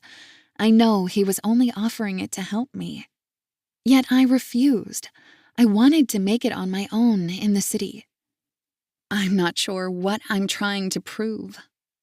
I imagine how ironic it would be for me to work at my brother-in-law's chiropractor's office as a receptionist, answering the phone with, "This is Dr. Bearsmean's office. How may I help you?" Meanwhile, mocking his doctor status every chance I get outside of work. Our banter would somehow lose its charm if that was the case. I audibly sigh. I think about ordering a pizza, but realize I still have leftovers from last night. The pizza I shared with Owen. I sigh again. All I want is a good man. Why is that so hard for me? With my past, I was likely doomed from the start. Unable to understand what's happening in my life, I do something that surprises even me. I call my sister for advice. Thankfully, she picks up right away. "Hey," she says cheerfully. "Hey," I say back with a less than enthusiastic voice. With my unusual tone and cadence, Julie's concerned right away. "What's wrong?" I don't tell her right away. I'm having a hard time finding the words. "Do you ever think of her?" I ask instead. Right away, she knows who I'm talking about. "Sometimes, yeah. It's hard not to now that I'm a mom myself." I take a deep breath. That makes sense. I've been thinking about Mom a lot lately. Dad, too. She sighs. Ugh, don't get me started. I mean, our dad is useless. Mom, though, it's sad for me to think about. I can imagine how my sister feels. We both suffered through the trauma of not having our parents in our lives. After our grandparents who raised us both passed away, I truly felt like I had no one left except her. Owen changed that to 2 people. Or so I thought. Why are you thinking of Mom? Julie asks. When I don't say a word, I can hear her take a deep breath. You need to let go of the past, Emma. More therapy? I joke. I didn't find it as helpful as you did. You never took it seriously, she says. You still carry around Dad's old toolbox. It's like you're holding on to the past. It's like symbolic. What? I say, confused. It's like you think you can fix what happened to us, Emma, she says softly. You can't, though. You need to let it go. Just toss out that toolbox. I scoff. I don't want to talk about Dad anymore, okay? I didn't call to talk about him. So, what's wrong? It's the mystery man, I say in a mocking tone. Really? Why? I thought things were going so well. What happened? A part of me already feels stupid for thinking my sister was the shoulder to cry on. I think of her making fun of me for what I'm about to share, putting me down for how I could be so foolish. I'm worried there's another woman. What? Julie says, shocked. I'm surprised by how she's taking this. She doesn't even know Owen's name, and yet she's stunned. I mean, you mentioned him to me, and that's something you rarely do, so I thought it was going really well. I did too. The other night I read one of his messages on his phone. I know I shouldn't have, but he's been out of it lately. The message was from an unknown number, and it said, "You and I aren't through. I need to see you again." Really?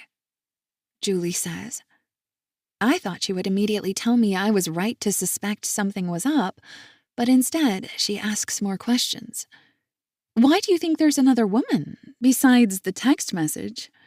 I sigh. Well, for one thing, I haven't been to his place. It's been months that we've been seeing each other, and I've never been to his apartment. Come on, Emma, she says with an irritated voice. What?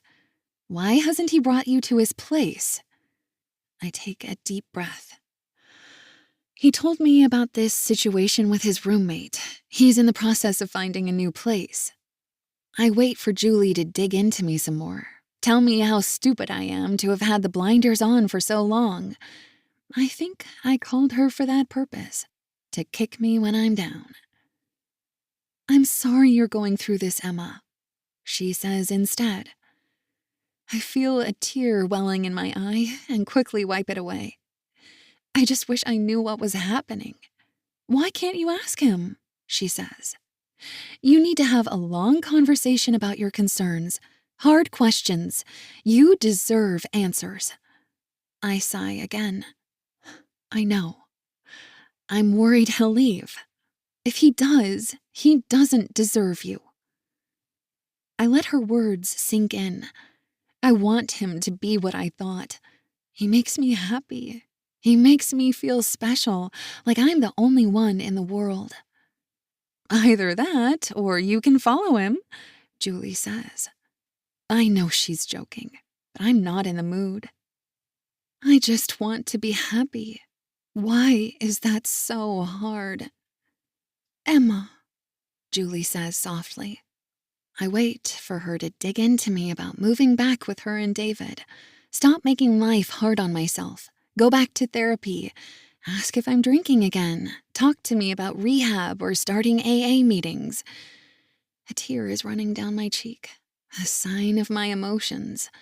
I used to think I was made of stone. Nobody could hurt me. Here I am, about to shatter like glass. I love you, Julie says finally. I just want you to be happy. No matter what's happening, just know that I'm here. You don't have to go through it alone this time, okay? I smile, wiping away my tears. We always did have each other's backs, didn't we? I'm here for you, Emma, Julie reminds me. Whatever you need. She takes another deep breath. I can go to a meeting with you again if you want, like how I did last time when you needed someone to go with you the first time. I can do that on my own, Julie, but thanks. I hear the faint sound of Rowan in the background. Is that Auntie? I laugh. Put him on. I need to be cheered up. Okay, Julie says. I love you. Just going to say it again. Here's Rowan. Love you too, I say.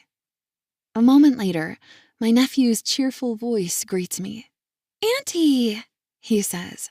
How are you? Good, I lie. Despite that not being the truth, talking to my nephew, even for a moment, has managed to cheer me up instantly. How's the gravedigger truck? Good, he says, not getting into much more detail. Are you coming over soon for a visit? I take a moment, thinking of Owen. I think soon, buddy. Maybe even a sleepover at your place. I smile as he asks if we can play when I come to his house. Chapter 17. Owen. Alexandria flashes me her devilish smile. It's one that she's brandished around me many times. It's what made me fall for her to begin with. She could give me a look that said she wanted to strip my clothes off and screw without saying a word. It's what caused our innocent exchanges at work to turn into a full-blown affair. Most of the realtors talked about what a smoke show Alexandria was. One of the new guys, some kid named James, said he managed to kiss her after work at a bar. Nobody believed him. She was way out of his league. Whether he was telling the truth or not, he struck out when he tried to sleep with her. I later told her the truth about what was happening in the office behind her back. Ever since she started at Windsor Realtors Group, some of the guys had a running bet on who would nail her first. I, of course, was not in that group, being married. But it would come up at team lunches. All the men took their shots, sometimes multiple ones, and each got denied instantly. But there was something about our exchanges that I thought was different from the others. Maybe it's because I was married and wasn't afraid to talk to her. I didn't feel the need to bloat my ego around her or flirt. I could be myself. I'd make light conversation with her at the office when I arrived. I'd stroll by her desk to talk. One time she bought me a coffee. It was an innocent gesture. At least I thought so at the time. She had bought one for other coworkers too. I bought her coffee too. At one point, it turned into us going out for coffee during work time. The guys at work joked about how she was my work wife, one time even saying it to our faces as we talked at her desk. I laughed it off, but she just smiled at me. The same one she's giving me now as I approach her. If I could go back in time to the Christmas party, I'd never have kissed her. I don't know what I was thinking. Karen was at the party. Despite my wife's presence, I couldn't help myself. Alexandria was looking gorgeous with her tight Christmas sweater that had little bells where her nipples would be. When we found ourselves having a private moment in one of the offices, the conversation became awkward. The tension grew. Our bodies got closer to each other. Next thing I knew, we were all over each other. Karen interrupted us. If she hadn't, I wonder how far things would have gone had I been smarter and locked the door. After that, we saw each other, often, but not as friends. It was a full-blown affair. I didn't love Alexandria, though. Our relationship was nothing like what I have with Emma. I just wanted Alexandria. Her body was like a drug. She oozed sexuality, and I just wanted to have her body. I craved it. When I finally got smart and broke things off, Alexandria wouldn't back down at first. She called the landline in our house once, too. I don't know what would have happened if Karen picked up the call. Alexandria and I had a very candid conversation, though, and after that, she stopped. Suddenly, she's back in my life again with a vengeance, texting and calling me, harassing me. The idea of her infuriates me. I don't care how good of a lay she was. I told her it was over. Why can't she get it through her thick skull that I'm not interested? Now, as she looks at me the same way she did when we were alone at the Christmas party, her gaze has no effect on me. In fact, it makes me sick. All I want to do is shake her and get her to stop. Why do you keep calling and texting me? I say, getting straight to the point. I thought we talked about this. I know what we had was special, she says, putting her hands up, pleading with me as I look away. I can't stop thinking about us. I know how we ended things wasn't the way we wanted it to go. I know we can have something special again. I shake my head. I'm not interested. You know this. I've tried dating. I don't feel the same way with them as I did with you. I know you felt the same. It was only for a few months, Alexandria. Now you have to stop. She glances down, taking a moment before looking at me again. You told me you loved me. Did you mean that? Because I love you, Owen. I love you. I look around. Even though nobody else is in the parking lot except the cars driving by, some have their windows down. Let's just keep it down, okay? I plead. Did you love me? She continues. Did you mean a word of it? I lower my head. I was confused. I'm married, Alexandria. I have a child. I can't do this with you. You need to stop calling me. She lets out a laugh. Being married doesn't stop you, Owen. It's not fair what you did with me. What we shared was special. I know it, even if you won't admit it. I'm married, I shout again. A driver creeps past me, taking a sip of his coffee that he got from the drive-thru. I look at Alexandria, who's now fully crying. Great. I wonder if she thinks this will make me feel anything for her. It doesn't.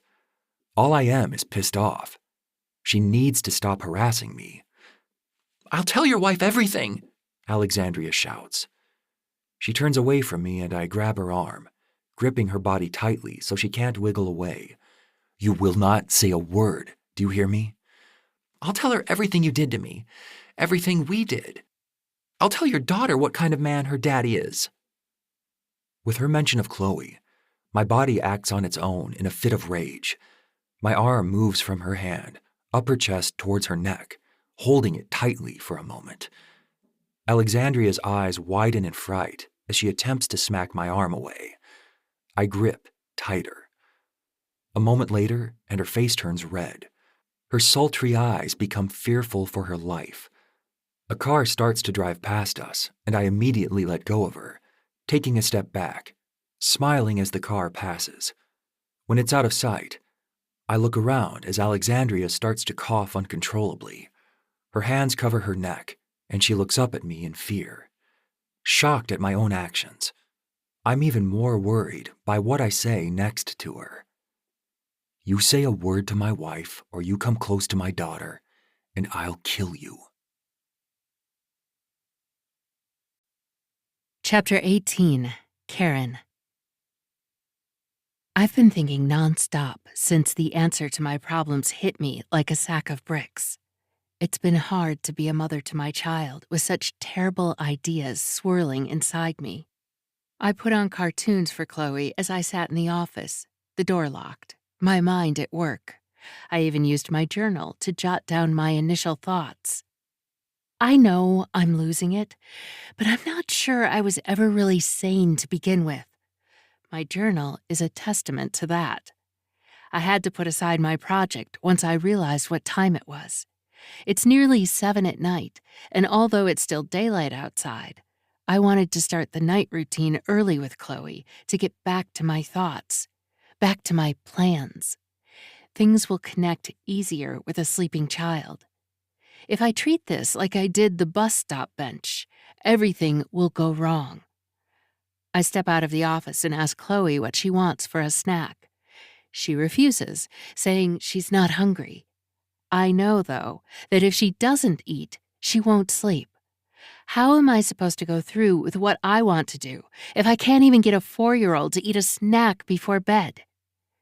We agree that tonight it will be cut up carrots and cucumbers with ranch sauce to dip into. As I cut the vegetables, I know my effort is fruitless. No matter how much I make, she'll eat a few of each and tell me she's full. Then, an hour later, after her bath, when it's time for bed, she'll demand more food. I won't fight her at all tonight. I'll go with the flow in the hopes of getting her to bed as soon as I can. I need to be meticulous with my planning. There's no room for error or impulse. Most of my plans I've already run through in my mind. I just have to write them out to ensure there's no room for error. The front door opens, and I'm surprised to see Owen step in. He gives me a thin smile as he puts his briefcase on the bench by the door. He takes off his suit jacket, rolling up his blue button-up shirt before approaching me. "Hey," he says. "Daddy!" Chloe shouts, running up to him, hugging his leg. Ranch sauce from her lips stains the bottom half of his shirt. Usually he'd be annoyed, but instead he runs his hands through her hair and kisses her forehead. "I wanted to come back early," he says, "to see you guys. It's been a rough day at work." I can see on his face that he means it. Something happened today. Did Emma and him break up? Something else? Maybe this is just a work issue, but I've never seen him look this exhausted. Even when a sale falls through, he seems to have a natural positivity, believing another is around the corner. Tonight, his eyes are puffy with dark circles and his expression blank. "I can't stay for long," he says. "I have a night showing soon. I just wanted to stop by for a bit." My heart sinks. So much for a breakup. I know exactly where he'll be going. How stupid can he think I am? How many late-night drinks with coworkers or evening showings can he possibly have? Owen looks down at Chloe. "How about we give Mom a break with bath and bedtime and Daddy do it?" Chloe smiles and nods. Owen lets out a laugh and runs his hand through her hair, messing it again. "Follow me, little lady." As he passes me, he smiles.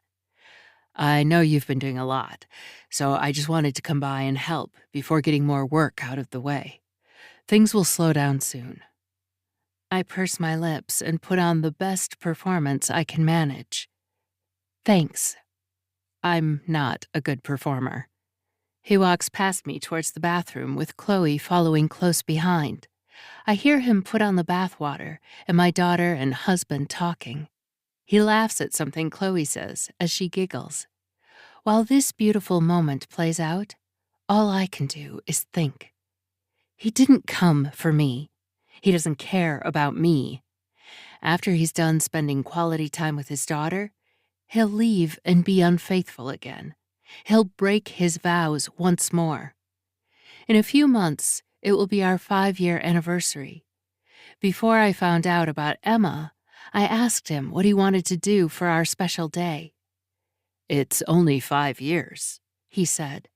"Half a decade," I responded. "That's worth doing something." I put out the idea of going back to the same resort we stayed at for our honeymoon in Cancun.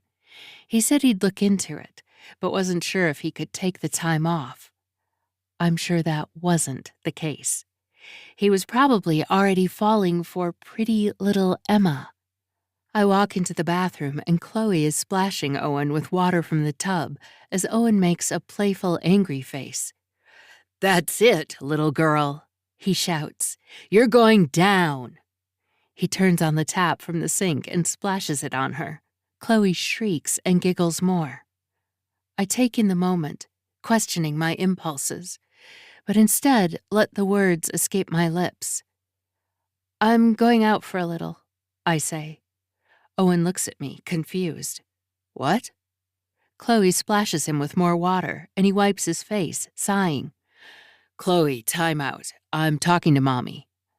"I'm going out," Just for a little, I say. I wanted to grab a few things from the grocery store for tomorrow. He tilts his head. Can't you just do that tomorrow? I roll my eyes. Owen, I should be able to leave the house as well sometimes. But I have work tonight, he reminds me. I nod. I know. I'll be back before you get her to bed. Daddy's putting me to bed, Chloe shouts. Yay! He smiles at the comment. Okay, he says, looking back at me. Try not to be too long, though. I nod. Sure. As I leave my house, I go over what he said to me just now. Try not to be too long. Why? You don't want to miss out on more time with your girlfriend? I know I need to plan things out, be careful with what I do, but this needs to happen soon. When I get inside the van, I reach over to the passenger side and look inside the hardware store bag. I stare at the duct tape and box cutter, wondering if this is really what I want to do. Chapter 19. Emma. Owen will be coming over any moment now. He texted me a while ago to let me know. Part of me wishes he was here now to get our talk over with. Like a Band-Aid, I need to rip it off. Is there someone else besides me? Who? If so, why? I thought we had something special. I can already feel my nerves, or it may just be the 5 cups of coffee I've had today. For whatever reason, whenever I'm anxious, I crave caffeine more. I made the mistake of taking another walk today, and when I passed by our coffee shop, I decided to go inside. Drinking alone at our place made me even more anxious. It's like I'm already jumping to conclusions. Why do I have to be so negative? There could be explanations for everything. There could really be a terrible roommate. There may be tensions at work. Those texts may be from his coworker. It could all be innocent, yet I'm treating it like anything but. I can hear my sister in my ear as I sit on the couch in my apartment, aimlessly watching television. There's another woman. Julie didn't say those words, but she said everything but. She wanted to be there for me, but I could hear her own mind fighting to tell me how stupid I am for believing Owen. The day has dragged on and on. No matter how many times I've gone for a walk or how many hours of Netflix I've watched, waiting for my boyfriend to come is agonizing. Despite that, I almost want to text him back and cancel. I don't feel well is the excuse I came up with. It's true. My stomach has been in knots all day. Maybe it's better not knowing the truth. Owen makes me happy, and I know I make him happy. I don't need to know more than those facts to remain in the dream life Owen gave me since he entered my world. A buzz in my apartment startles me at first. It's from the front door. Owen's finally here. Too late to text him now. I could put on my best acting skills like I did when I was a child and didn't want to go to school by pretending to be sick. A few fake coughs, rubbing my hands and heating my forehead to make it feel unusually warm. I could demand a rain check on this adult conversation. I sigh, thinking what Julie would say when I tell her I put off talking to Owen. Despite being an annoying older sibling who thinks she's always right, sometimes I pretend she's with me when making hard decisions. I open my apartment door, taking a few steps towards the front door. No rain checks or fake coughs. I need to have this conversation. We need to sort our relationship out. I want the truth. When I open the door, I let out a laugh when I realize it's not Owen, but a woman. In my days at How My Day's Been, I nearly don't recognize her at first without her dark sunglasses. Hey, I say. Karen, right? She smiles. Hey, Emma. Yeah, Karen. I was the one who you tried to talk off the ledge the other day when I was having a breakdown outside your apartment. She lets out a nervous laugh.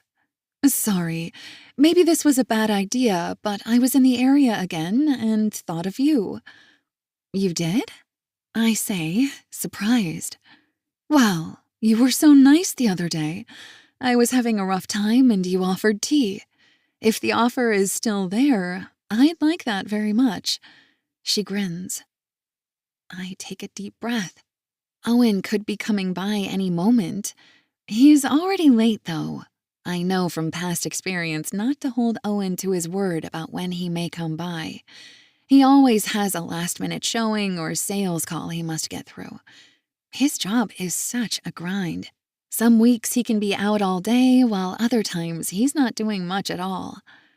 Anything is better than waiting for Owen to arrive. I feel like I'm going crazy sitting around. Sure, come in, I say. That would be nice. I meet her smile with my own and gesture at her to follow me inside my apartment. She sits in the living room as I run through what choices I have. We both decided on matcha green tea. A little milk, please, Karen asks. While the kettle's on the stove heating up, I sit across from her and smile. I didn't expect you tonight, I say, looking around at the half-eaten pizza on the living room table. Sorry. She shakes her head. No, please. I'm the one interrupting your day. Can I ask, what happened with your mom? Instantly, I regret asking. Why do I start off with such an intrusive question? This is why I have no friends. Karen gives a small smile. Yeah, well, it was breast cancer. She found out too late. It was over 5 years ago now. Sorry, I say. So, you're from Windsor originally? This is the type of question I likely should have started with. Not, hey, how did your mom die? But, where are you from? What do you do? All those small talk questions. She nods. Born and raised. How about you? Originally from Toronto, but I moved out here with my sister. That's nice, Karen says. I sort of lived with her for a long time until just recently. I decided to move into the city. She's out in Essex County. I take a breath. Was hoping for a new start in Windsor. She smiles. And how's that going so far? I nod and laugh. Well, I'm not too sure, to be honest. Looking for employment is a little difficult at the moment, but I'm sure things will turn around. I hope. What about your love life? A pretty young woman like you must not have difficulty at all in that department. Karen smiles again, only this time there's something odd about her reaction. There's a tenseness in her face that doesn't match her calm demeanor. I let out another laugh. Well, that's also a little complicated. What? Karen says, surprised. Why? He's actually coming by pretty soon. You might meet him. I guess I'm worried. I know he loves me. I'm just worried about opening up to him. I think about spewing everything out to Karen, despite only knowing her for a handful of minutes. Isn't that how people make friends, though? Being vulnerable. I'm sure man trouble is something she can relate to. When I look at her, she seems even more unsettled. She's wearing a tight, forced smile, her posture rigid, except for her leg that's crossed on her lap and fidgeting. Are you okay? I ask. She nods several times, maintaining a wide smile. So, he loves you? I can't help but grin thinking of him. Yeah, he does. He was about to tell me the other day, but I don't know. I'm just worried. Why are you worried? She asks, slipping her hand in her purse. It takes me a moment to answer. I really love him. I give a thin smile to Karen and look down. I can hear her rummaging through her purse as I try and find the right words to explain myself. I've never felt this way with a man before. It's hard to explain. I look at her. What about you? Are you seeing someone? She shakes her head. Well, I was, but like you, it's complicated. She grins. Again, her expression seems off. Maybe that's just how she is. I don't know her well enough to make such a judgment. I realize this woman is in her own vulnerable place right now. After all, that's why I found her outside my doorstep, weeping. She's remembering good times with her mother. Being in a similar place, I know how difficult that is. I wanted to share something with you the other day, I say. It's something we have in common. Oh, Karen says with a weird enthusiasm. What could that be? Her hand is still in her purse, and I'm starting to wonder what she's attempting to find. Well, I lost my mom too. It's been nearly 8 years for me. I think about her often, though. Karen's grin wanes, and she looks at me with a soft gaze, her rigid posture relaxing in front of me. Her hand comes out of her purse, gripping chapstick. She applies it quickly to her lips before throwing it back in her bag and looking at me. I'm so sorry, she says. I suppose we do have that in common. Can I ask what happened? I clear my throat. Suicide. I take a deep breath and can feel a tear welling in my eye. I hate myself for this. I try to compose myself, and thankfully, the sound of the kettle shrieking in the kitchen breaks the tension. Chapter 20, Caine. I didn't think it was possible for me to find any empathy for my husband's mistress. Yet, when she spoke about her mother killing herself, something inside me switched. I went from a rageful wife to an empathetic stranger. Suicide. How terrible. The way Emma speaks about not having friends got to me as well. When I lied about being in her neighborhood because I was reminiscing about my own dead mother, Emma opened her door to me. Trauma over a deceased parent was something we shared. Only her trauma is much more terrible than cancer. I'm curious why her mother killed herself, but tiptoed around the subject. Emma brings me a mug, and I thank her. I take a deep breath before continuing to talk about her mother. That's awful, I say. When my mother was dying from cancer, my family and I got to spend our last moments together in her hospital room. As terrible as that was, there was a shared love in the room that we got to have with my mom one last time. There was a beauty to it. We were all there for her in her last moments on Earth. That would certainly be the way I wish to die someday, surrounded by the people who love me. A flicker of anger hits me as I think Owen would be one less person in that hospital room with me. Instead, he'd be off screwing about with the pretty woman in front of me. I look down at my purse. Inside the large bag, I brought the duct tape and box cutter. It took all my energy not to slide the knife across her pretty little neck as she continued on about Owen. Every mention of their love brought my hand an inch closer to showing her the blade. That's not how the heartbreak killer murders, though. It would ruin everything I have planned. Was your mother sick? I ask. I'm genuinely curious about what happened to her and why she ended her own life. She shakes her head. She went through a lot, my mother. Her love life was more than complicated. My dad was not an easy man to be with. Emma blows into her mug. I think that's why I struggle with Owen. Owen, I say with a smile. That's his name. She shakes her head. You know, I get so paranoid about sharing personal details, and yet, with you, it just comes out. She laughs. I haven't even shared his name with my own sister. She takes a sip of tea and lowers her cup, looking at me intensely. What would you do if you're not sure you can trust the man you're with? You don't trust Owen? I ask. This could be the second thing we share together. She smiles. I'm starting to think there could be another woman. I don't know. For a moment, I think about telling her the truth about who I am.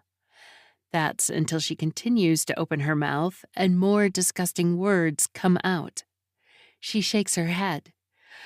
I just want to be happy for once in my life, you know? So what if there's another woman?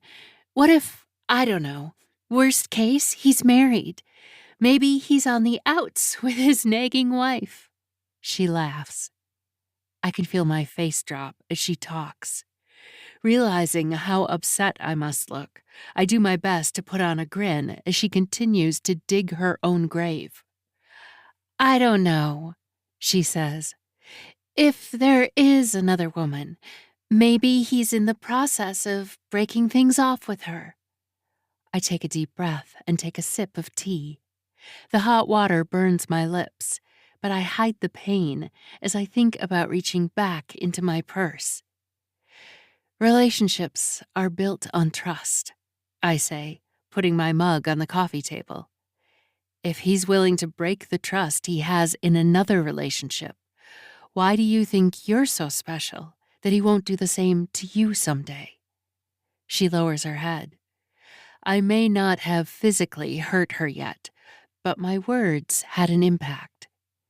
She looks at me with a small smile. That's true. You know, you sort of remind me of my sister. You tell the truth. I think I'm just head over heels in love with the man. It's hard to think straight.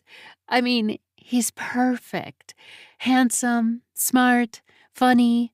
When I'm with him, I feel like I'm the only woman in the world he sees.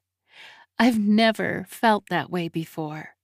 If he is cheating on me, it's hard to admit that I should give up those feelings because someday I'll be on the other end. Someday you will, I say confidently, looking into my purse. I see the edge of the duct tape roll inside. Emma lets out a laugh.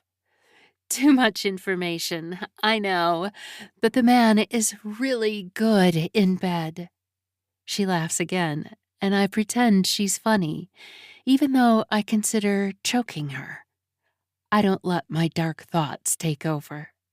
I calm my temper and stand up from the couch instead. Thanks so much for the conversation and tea, I say. It was lovely to get to know you better. You haven't finished your tea, she says, surprised. Sorry, I have to get back home. I wasn't supposed to be out long. Well, we should do this again sometime, Emma says with a wide grin. I'm sure we'll see each other again soon, I say. I look around her apartment. Can I use the washroom before I leave? She smiles and nods toward a closed door. No problem. Once inside the bathroom, I turn on the faucet as loud as it will go. Staring at myself in the mirror, I question what I'm doing. I can hear my brain fighting with itself over what to do. She deserves it, a voice says, and I certainly agree with that. If you do this, there's no going back, a more reasonable voice shouts inside me. All it takes is thinking of Emma's stupid laugh about how good of a screw my husband is for me to make my decision. I turn to the window and look outside the blinds. It leads directly out to the alley at the side of the building. I smile as I unlock the window. I attempt to open it and confirm I can before smiling at myself in the mirror again. I can hear only the dark voice inside me now. We'll see each other again real soon, Emma. Chapter 21. Owen.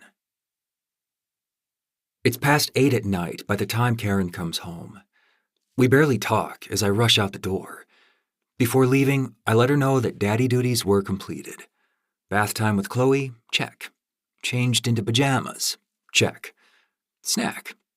Usually she eats something before bath and not bedtime, but she said her tummy was hungry and kept rubbing her belly near me until I made her food. Karen thanked me and wished me the best with the late-night showing. I've had showings around this time before Emma came into the picture. It wasn't often, but it did happen. Of course, now that I'm seeing Emma, it's a lot more frequent. I know I can't get away with this much more, but tonight, it's worth it. I'm almost certain Emma read the messages on my phone last night.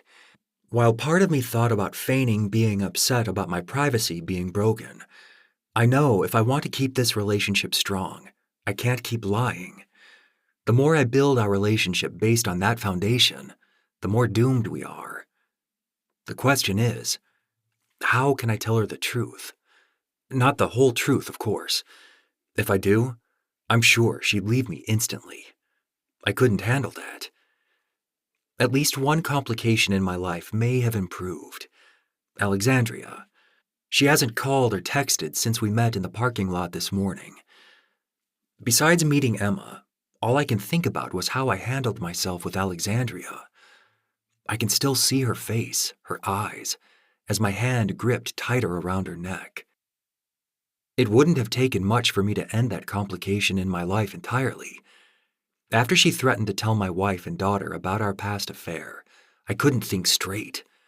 Rage took over, a part of me I hadn't seen in a long time. Her eyes haunted me all day. The expression on her face when she realized she could die. I didn't like how that made me feel. I didn't like anything about how that went down. There were opportunities for me to see Emma today. I was too worried about what Alexandria would do, though. I must have driven past my own house nearly 10 times today. I worried I'd find Alexandria outside on my lawn, peering through my windows at my wife and child. Or worse, knocking on the door and telling them everything. She'd do that. She's absolutely insane. But she's backed off. At least for now. No more harassing calls for the rest of the day. I'm sure that could change. Alexandria could be at my front door right now. There's nothing I can do about that. I can't put off speaking to Emma. I need to see her. As I drive to her apartment, I attempt to calm and reassure myself that everything will be okay. I've managed all these complications in my life up till now, and I know there's a way to make everything I want to come true. I can be with Emma. I can have Chloe. The two most important girls in my life will be with me. As I got my daughter ready for bed, Alexandria's eyes haunted me. How can I be a good father when I almost killed a woman today? I try not to think of it. I need to focus on what matters. Emma. As I get closer to her apartment, I worry how my conversation will go today. I'm always confident when I talk to people. It's a natural skill I have, an advantage that helps with my sales figures. Emma isn't buying a house. I'm trying to sell her me. It's more personal. There's a lot of reasons why someone shouldn't be with me. For a moment, I think of Karen and quickly force myself to focus on finding parking outside Emma's building. At this time of night and in this neighborhood, it's not exactly difficult. There's plenty to choose from. With it being a rougher area, I tend to park as close as I can. I'm always hypervigilant around her neighborhood. When I park, I smile as I look at the building's front door. I know this conversation won't be an easy one to get through, but it's worth giving everything I have if it means being with Emma. My smile wanes when I see movement in the alleyway. A crash of glass and tin catches my attention. I'm sure it's someone collecting beer bottles for cash, but peer out of my car to make sure. It's not what I expected. A woman looks back at me, her face just as surprised as mine. She pushes her curly hair over her shoulder and turns and walks away from me into the dark alley. Even in the dim light, I can make out Alexandria. She knows about Emma. How? For how long? I roll my window down. Hey, let's talk. Come back. I look at the building. I was loud enough that if Emma had her window open, she could hear me. She'd for sure recognize my voice.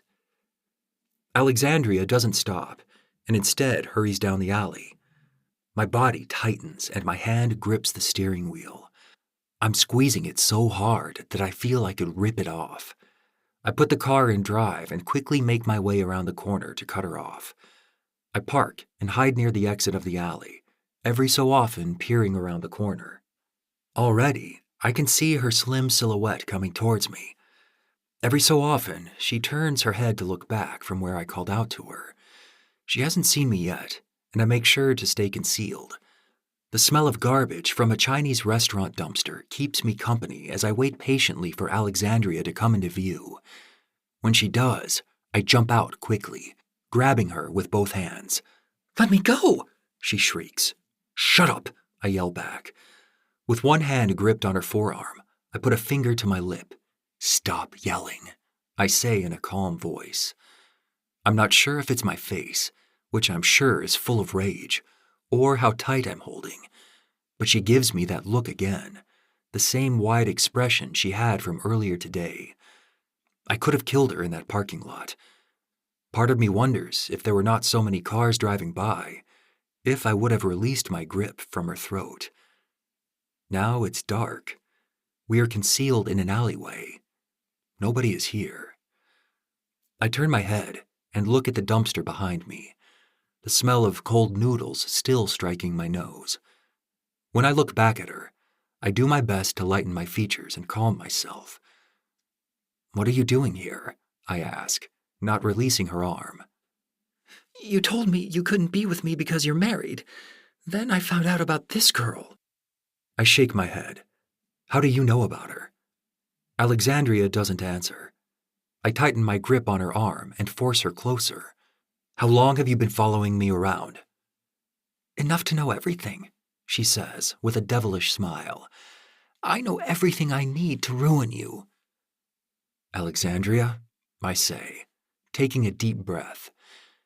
"If you really cared about me, why would you want to hurt me like this?" Her face drops, confused by what I'm asking. "You hurt me," she manages to say.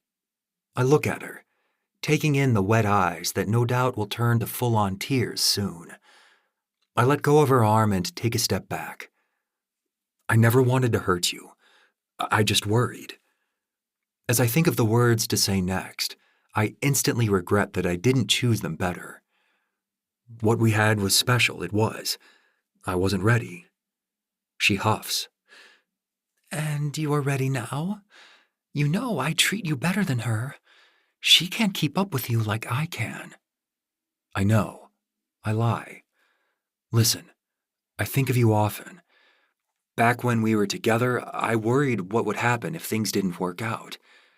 I worried about us working together. I worried about everything. I didn't plan to move on to Emma. It just happened. She smirks. "Is that her name? Emma?" She huffs again. "You know I'm better for you. Just break it off. You said you're ready now." I know I'm stupid. What I'm telling Alexandria is complete garbage, worse than what's in that dumpster. My hope was to persuade Alexandria to just let me go. But instead, she wants me back. After what I did to her today, she still wants me. She's insane. I picture the expression her eyes made when my hand was wrapped around her neck. I look around the empty alley. All that's here is us. The dumpster is readily available and empty enough to put more inside. I sigh. What do I have to do to get Alexandria to stop? How far must I take this before she listens? Whatever I'm saying here now isn't working. I need to be more direct. "Alexandria, I don't deserve you," I say. "Look at what I did to you this morning. That's not love. You deserve someone who loves you and won't hurt you. You need a better man than me." I'm not sure what type of reaction my words will elicit. My hope is some form of agreement, that she will realize how right I am. If only she could read my mind right now, she'd understand how true I'm being. Instead, her face sours. I know what you're doing. You think you can use me, my body, tell me you love me, promise me the world, and throw me away like garbage.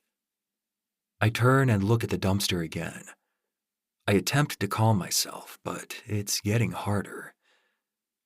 I'll tell you what you don't deserve, she says, pointing a finger into my chest.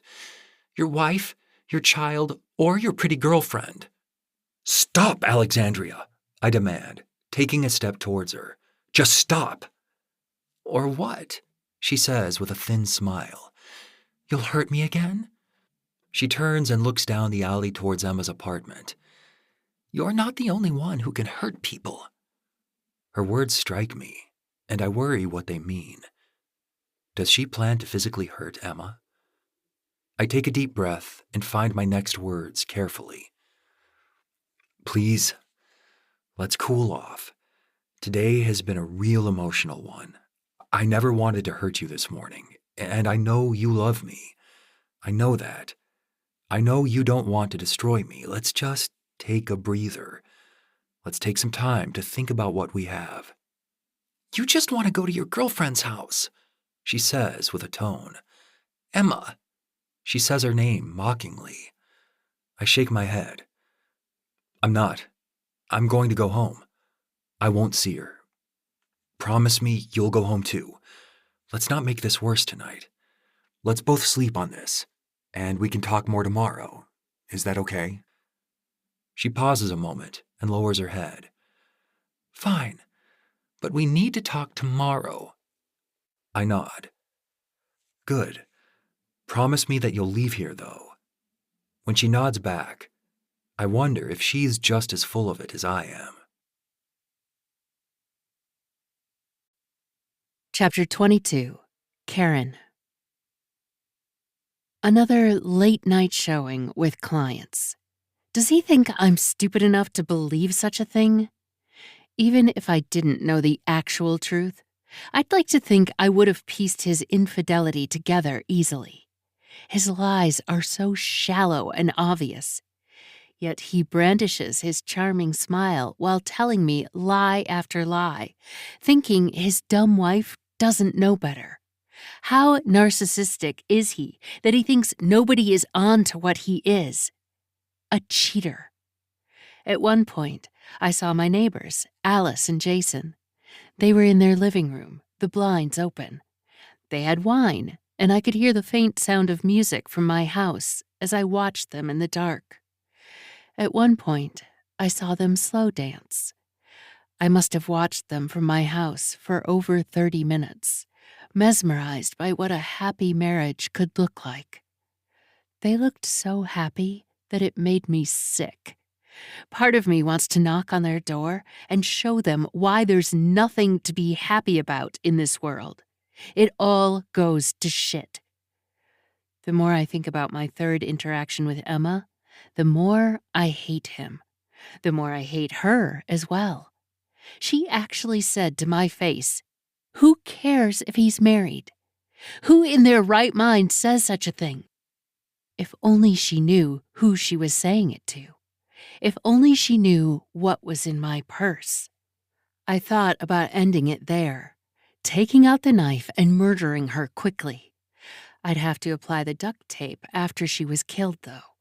That's not how the heartbreak killer works. I needed to remind myself to keep my cool.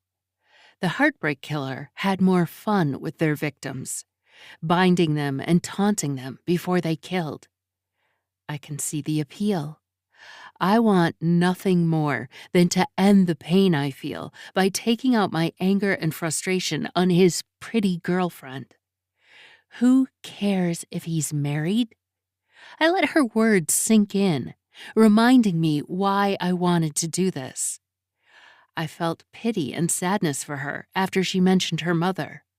I felt anger immediately after she said she planned to continue dating Owen even if he's married, which he is. Poor Emma. I'm sure her sister will mourn her. Who cares, though? I twist Emma's phrasing to match my own attitudes about what I want to do. But do I still want to do it?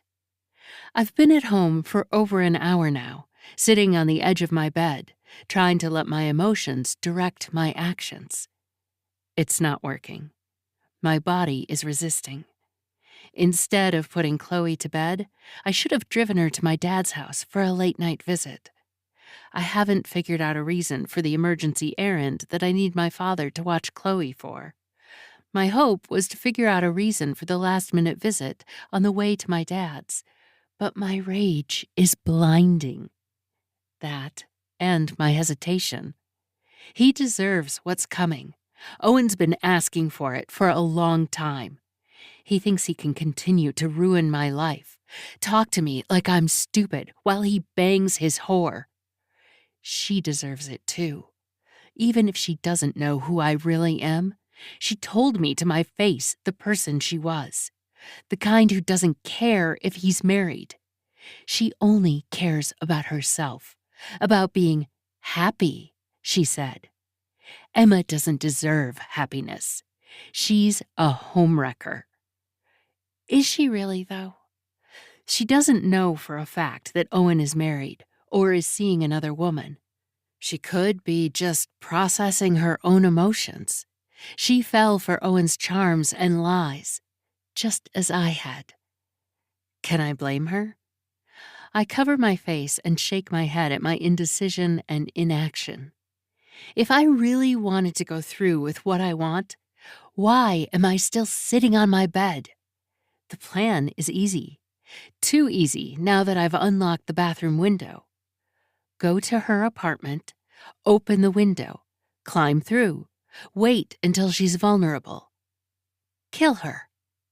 When she's discovered, the symbol of the heartbreak killer will be found on her chest, her arms duct-taped. The heartbreak killer will have returned, only this time their identity will be easily identified. Owen. He's the killer. The evidence I plant will make it clear. I stand up from the bed, letting the dark thoughts swirling inside me take me over. I leave the bedroom thinking of Emma's lifeless body and hate how much that makes me happy. I stop in my tracks at the sound of the front door opening. Owen's home. He left Emma's. Why? She mentioned things with him were complicated. Did something happen? I imagine he dumped her. Speaking with her today, it's obvious she won't leave him. Suddenly, Owen's home early instead of spending all night in her bedroom. For a moment, my heart flutters at the idea that I don't have to go through with what I planned. Is there a way I could forgive him? Can I forgive Emma? I'm still rageful at the thought of her. What if this is my sign to let everything go, to not go through with what I planned? When I think of our past, there's still so many positives in our relationship. First, there's Chloe, our baby girl. When I was pregnant with her, Owen would go on multiple runs out of the house to fulfill any cravings I had, no matter the time. I remember how happy we were in our parenting courses we took when I was 6 months pregnant. He jokingly made a face when he changed the plastic baby's diaper. He made the exact same face when he changed Chloe when she was born, only this time it was genuine. That Owen can still exist. The man I fell in love with. The man I married and who I planned to live forever with. Owen walks up the stairs slowly and stops when he sees me leaning against the door of our bedroom. How'd it go tonight? I ask him, hoping to see any indication in his words or reaction to gauge what happened with him and Emma. He shakes his head, his face stoic. Didn't make a sale, He says. He brushes past me into our bedroom, taking off his blazer and tossing it on the bed. I see his cell phone slip out of his jacket pocket, and for a moment, I think of grabbing it and searching through his messages. He unbuttons his shirt and gives me a thin smile. Maybe tomorrow will be better. Maybe, I say, hoping that's the truth. Before I can say another word, he stretches. Going to be a long day tomorrow, he says. I've got that stupid meeting Doug is forcing us all to attend. Some soft skills course on how to active listen. He thinks it will improve relationships with our clients. It's a big waste of time, and it will take up my entire office day. He yawns. Plus, the couple wants to think about the house some more. I may have another late showing with them tomorrow night if they change their mind. Is that okay? He looks at me with his bright eyes, expecting his stupid wife to agree. The only time they can meet is late. She's a nurse with crazy hours, and he works days. I pause in awe of his ability to pull fake realities out of his ass so easily. What does he do for a living? The husband. I ask him to dig his grave deeper. He takes a deep breath and looks up. I think he said he's a teacher or something like that. I smile. Well, maybe you'll close the deal tomorrow. I think I've found my muse for going through with my own plans. My smile widens as I watch him get changed into a white shirt and shorts for bed. What is it? He says with a raised eyebrow. Oh, nothing, I say, but I can't help my thoughts as they play out what it will look like someday when my husband changes into orange shirts and loose joggers. When he goes to jail, he'll spend many nights playing back in his mind how he got caught. As we slip in bed, he pecks me on the lips before turning off the nightlight. Night, he says, turning over. He looks away from me, and I stare at the back of his head, wondering how easy it would be for me to grab the lamp and bash him with it. What I have planned is more devious, as methodical and awe-inspiring as his ability to lie. My husband has a skill, lying. Soon he'll discover what my talents are. As I hear his breathing slow, he turns towards me in some state of sleep. My anger softens as I look at my handsome husband, facing me in our marriage bed. It doesn't have to be this way. I can stop myself from making this worse. Then I think of Emma, and it all comes crashing down. The only thing that makes me happy is knowing what will happen next time I'm at her door. I take a deep breath, looking at my husband. My face distorts to reveal the rage inside me. I hate you, I whisper to him. Chapter 23. Emma. After all the back and forth on wanting to see Owen last night, he made the decision for me. I'm not feeling well. His text read. Can we meet up tomorrow? Of course, I responded yes, but it was at that moment I realized how much I wanted to get it over with. I had to spend another night wondering what's happening in the relationship with the man I love. Love. I actually love him. I know because of how hurt I feel. My stomach has been in knots all night and this morning. I'm so overwhelmed with emotions. Owen said he'd come by later, after work. He has some mandatory sales meetings all day. Although I know I'll see him soon, the buildup is dreadful. I could puke just thinking about how many more hours I need to wait to see him. For once in my life, I thought I was happy. I thought I'd found the perfect man. I had such high hopes for what being with Owen could bring to my life. Stability, romance, and more than that, a friendship that could last forever. I think of my sister and her husband. Living in their basement, I know their love life isn't perfect, but somehow I know that they'll always be together. David is such a pragmatist. He doesn't let arguments get out of hand, and you can tell how much he loves my sister. Pictures of them throughout their relationship are scattered around every room in their house, even in the basement where I dwelled. I hated staring at the picture of them in my basement room. It was taken on their honeymoon in Rome. I'd look at it often, wondering if I'd ever find anything where I could be half as happy as Julie is with David. I thought about taking down the picture, but of course it wasn't my house. Thinking of Julie, I know I should probably call her back. She's called several times this morning. I haven't picked up. I know what she wants. Updates. How did it go with my mystery man last night? She'll want to know, and I wish I had answers.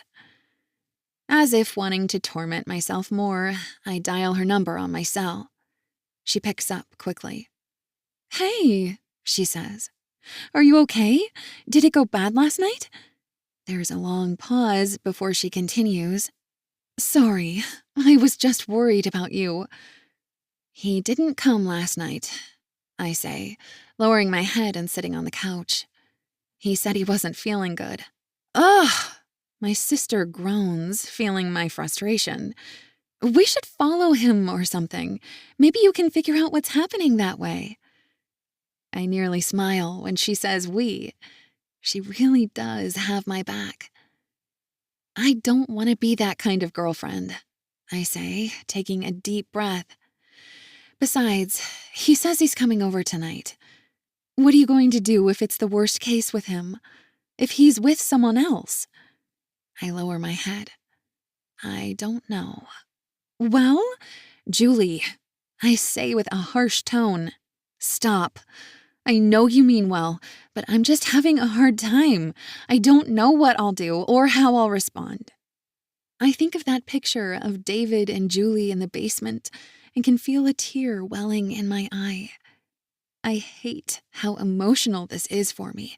I hate waiting for Owen for answers. I just want to be happy, like you.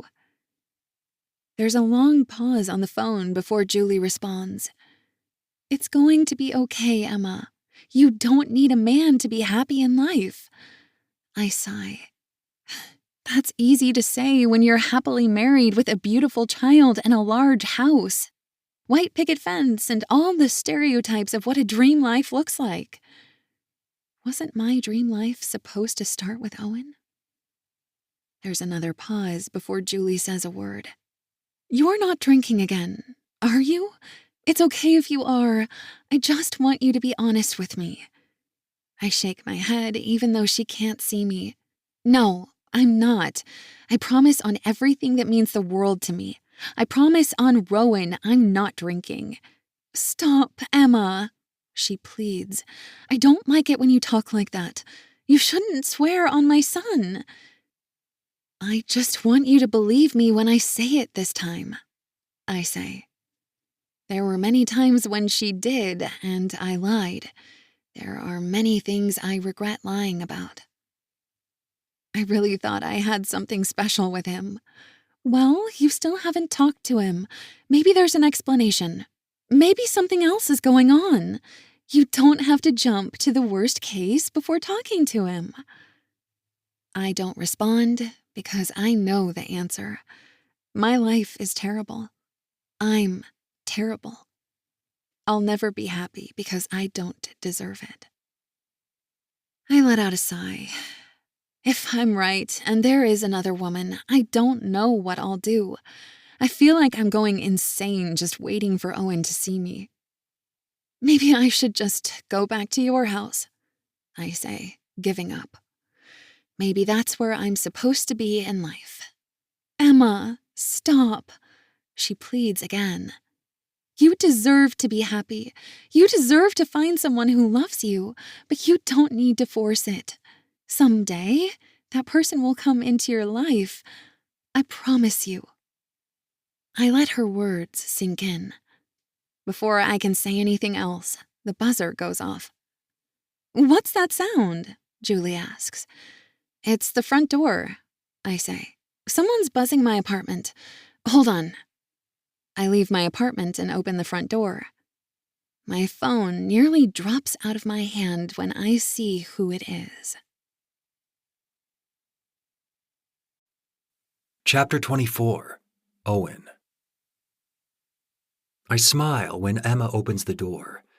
When she greets me back with a thin, cautious smile, my worst fears are confirmed.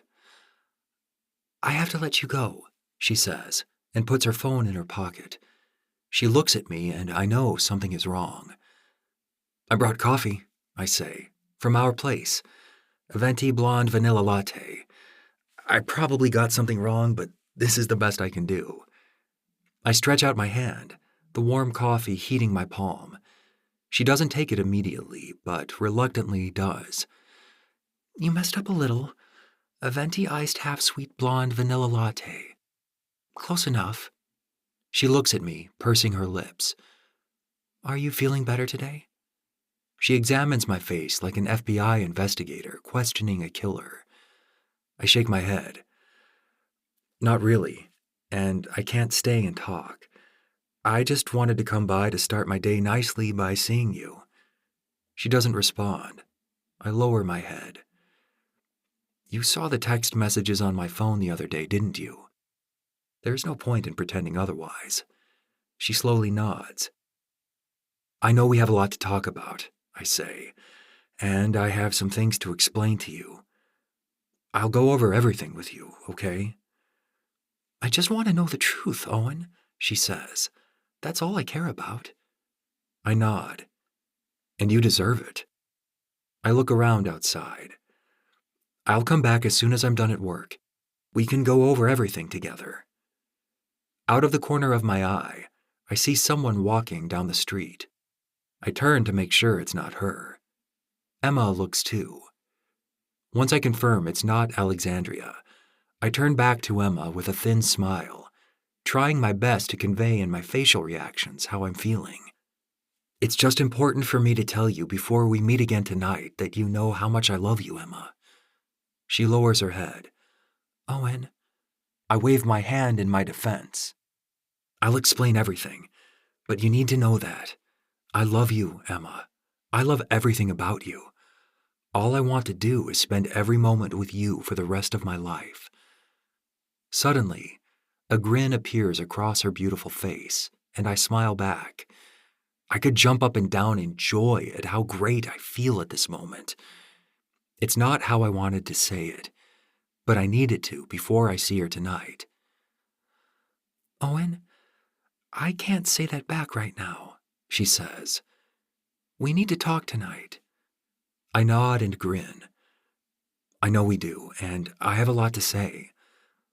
My eyes meet hers, and all I see is the love she has for me that her lips won't say. "See you soon." It takes everything for me not to lean in and kiss her. It's all I want in the moment, but it doesn't feel right. Instead, I leave, looking back once to make sure she's watching me. She is. I turn and get into my car, taking a moment to stare at her again. She's leaning against her apartment door, watching me as I leave. My heart flutters inside my chest. I know that no matter what happens, we can survive this. I just have to figure out how. As I drive towards my office, I go over tactics on how I can get out of this in one piece. Alexandria knows about Emma. She knows where she lives. How long has she been stalking us? How long until she stops hiding? When that happens, what will Alexandria do? The obvious answer is she'll tell Emma everything. Or worse, I remember what Alexandria said to me last night. "You're not the only one who can hurt people." What did that mean? Is she planning on hurting Emma? I should have collapsed her lung the other night and be done with her. No more problems. No worries about what she might say if she can never say another word. I hit my steering wheel in frustration, the blow causing my horn to squeak. The driver in a Jeep in a lane beside me turns and gawks at me. Part of me wants to flip him off in response, but instead I try my best to calm myself. Deep breaths. Get it together, Owen. I woke up several times last night, worried about what would happen after I left my house. What if Alexandria's knocking on Emma's door? What if she stayed outside her apartment building, stalking her? She promised she would leave, but did she? Is Emma safe? What was she planning to do? If I didn't leave last night, I know Alexandria would have done something crazy. I had to go home, or else things would have escalated. I needed to ensure Emma was safe, though. I drove by her house twice this morning. Once, just to ensure Alexandria wasn't there. Just like me, she has to attend the presentation today. Apparently, my boss thinks we all need to active listen better. Even though she's our receptionist, every employee is required to attend. Seeing that the presenter will start in the next 10 minutes, I know she'll be at work. Now was a safer time to sneak away and see Emma.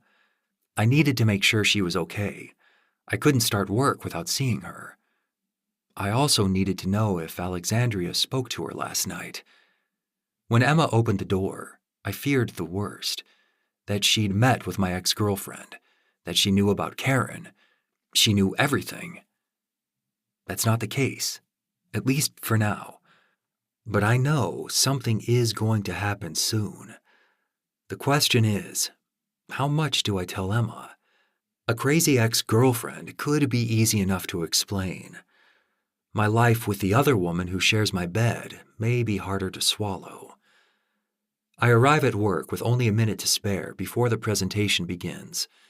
When I enter the building, Alexandria isn't at her desk. Nobody is at their desks, though. Everyone is inside the meeting room. The presenter, a woman whose name escapes me, clears her throat and greets the room. When I walk inside, the presenter greets me, and I apologize for being late. When I look around at my smiling coworkers, who quietly greet me with nods, only one person is noticeably missing. Alexandria isn't in here. My mouth drops open, and I do a double take to make sure I'm not going crazy. When I confirm that she's not amongst the others, I quickly turn and head out of the room without saying a word. I look down the hallway at the women's washroom. She could be there. Don't panic, I tell myself. I should be worried, though. I'm staring at her empty desk when a hand lands on my shoulder. I quickly shrug it off and turn. My boss, Doug Hinchers, looks at me oddly. "Easy, Owen," he says with a laugh. "We're about to start." I look at him wide-eyed. "I can't stay. I have a big sale. That old Victorian style downtown that I have. It needs some work." He nods. "I know, Owen. You always have a pending sale happening, but I need you to stay for this. This class is important for the company. I know it's the full day and that's a lot, but this is mandatory, so..." He gestures toward the room. "Everybody is in the same boat as you." Doug is the most stubborn man I know. Fighting this won't work. The only thing that I can do is curse him out and quit on the spot. I can't do that either. I look at Alexandria's empty desk again. Where's Alexandria today? I needed her to help on something. Doug purses his lips. "Called in sick today." He looks at the meeting room. "Let's not keep the team waiting for us, Owen." He touches my shoulder and gently guides me to the meeting room as I stare at Alexandria's desk. Chapter 25. Karen. When I pull into my dad's driveway, he's on his porch, sipping a beer, waiting for us.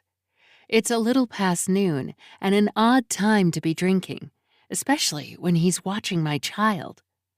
Chloe doesn't notice my observation, and instead squeals with joy and yells out, "Grandpa!" even though he can't hear her. He does seem to notice her enthusiasm and waves at us in the van with a wide grin. "Thanks again, Dad," I say, as I step out and open the passenger side door for Chloe. She immediately runs up to my dad and bear hugs him with her petite arms. He laughs. "Hey, Chloe," he says. "How's it going?" "Can we watch cartoons again?" Chloe says, not answering his question. He smiles. Of course. I shouldn't be too long, I tell him. I'm about to leave when he again calls out for me. Not today. I don't want to do this with him again. I don't have the patience for it. I need to be leaving. There are things I need to do before I go to Emma's place. This time he doesn't wait for Chloe to go inside before he starts with the questions. Where are you going today? He asks. There was a time when I could get away with, hey, Dad, can you watch Chloe for a few hours? Without many follow-up questions. Just some errands, Dad, I answer, trying my best to stay cool. What are they? He asks. Chloe tilts her head and stares up at me. I just need some time to myself. Is that okay? It's been a lot lately, Karen, he says. Now he looks down at Chloe. Go on. The remote is on the living room table. Chloe gives me a hug before heading inside. Dad hasn't taken his eyes off me. I know you said nothing's wrong, but a parent knows when their kid is up to something. I want to lose it, shout at him. How dare he question me? Maybe I should tell him the truth. Dad, I have murderous intentions today, and I need your help. Watch my kid. It's his fault I'm this way. His anger seeped from his genetics into mine. Or maybe it was the years of seeing how he treated my mom that made me this way. This angry person tainted by hatred and with a hair trigger at all times. I realize I can't get into a fight with my alibi, though. I'll need him to stand by my version of what happens today. I cover my face. I don't know, I say. Things have been not the best with Owen. I knew it, he says, taking a sip of his beer. What did he do? For a moment, I see a flicker of rage across his eyes, the look I saw when I was a kid. I almost feel afraid looking at him now. Only I'm much braver now. He'd be the one scared of me if he knew what I was doing. Nothing, Dad, I say. We're just in a bad place, I think. I sigh. I can't believe I'm going to tell my dad this, but we haven't been intimate in months. I've been going for a lot of walks and runs lately. I'm trying to lose some weight. His face drops, and so does his arm and beer. I'm sorry, he says. You're beautiful, Karen. Don't think you need to do anything for a man to love you.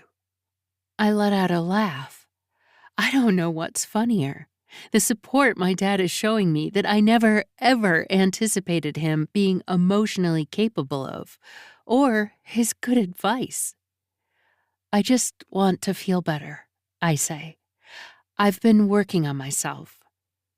He looks at me a moment, examining me, until he raises his beer and grins. Well, I'm sure you know, your mom and I could really go at it at times. That's not how I remember it. More like he'd lose his temper and shout and scream at Mom until she cried. I don't say that to him, though. I know, I say instead. I'm going to go now, Dad. Are we okay? He grins. Of course.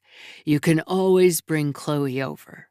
Something that helped your mom and I was going out for dates. Maybe you should do that more. Of course, Chloe can stay here. Maybe even a sleepover. Give Mommy and Daddy a night to themselves. He raises his eyebrows playfully. I sigh. I wish this entire conversation never happened. Thanks, Dad. Take your time going out, he says. If you want today to turn into a sleepover, let me know. As I leave and drive away, I think about what he said. Date nights probably wouldn't have been a bad idea. They likely could have helped. That was before my husband decided to put his dick in another woman. Now there's only one way my marriage ends. Before driving to Emma's house, I stop at a costume store I looked up online. It's the only place that offers year-round costumes to buy or rent. Today, I'm dressed in different dark clothes, and I wanted to complement my new attire with fake hair. Blonde. Ironic, since that's what Owen prefers in women. It's the same hair color his dear Emma has. If anyone notices me, it will be the hair color they see.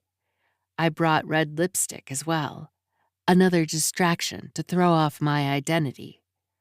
Before leaving the party store parking lot, I put on the wig and apply the lipstick carefully using the rearview mirror. Now that I'm ready, I drive to Emma's apartment. The entire way there, I expect my conscience to get the better of me, change my mind on what I want to do.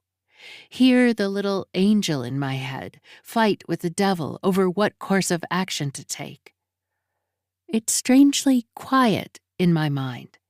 It's as if my body is ready to take this to the next level. I start by driving by Emma's apartment. As if it's a sign to go through with my plan, Emma walks out of her building, shutting the door behind her. She even pulls on the door to ensure it's locked. Thankfully, that's not how I'll be getting into her apartment. She looks toward my car, and I lower myself in my seat, looking at the road. When I pass her, I check my rearview mirror before finding a place to park. Chapter 26. Emma. It seems like the past few days, all I've been doing is waiting for answers. It's infuriating. After Owen visited me this morning, it's even worse. Those 3 words can bring so much happiness and, in my case, confusion. I love you. It should be such a touching moment. The man I love told me he loves me. But the anvil is close above my head, and I can almost feel it. He's already admitted he's hiding something. What is it? Another woman? Married? I don't know, but it's driving me insane. At first, I was so happy when he said the words, but now I wish he'd never come. I'd rather he came after work and explained it then. The waiting is difficult, and it's all I've been doing. Is this even worth it?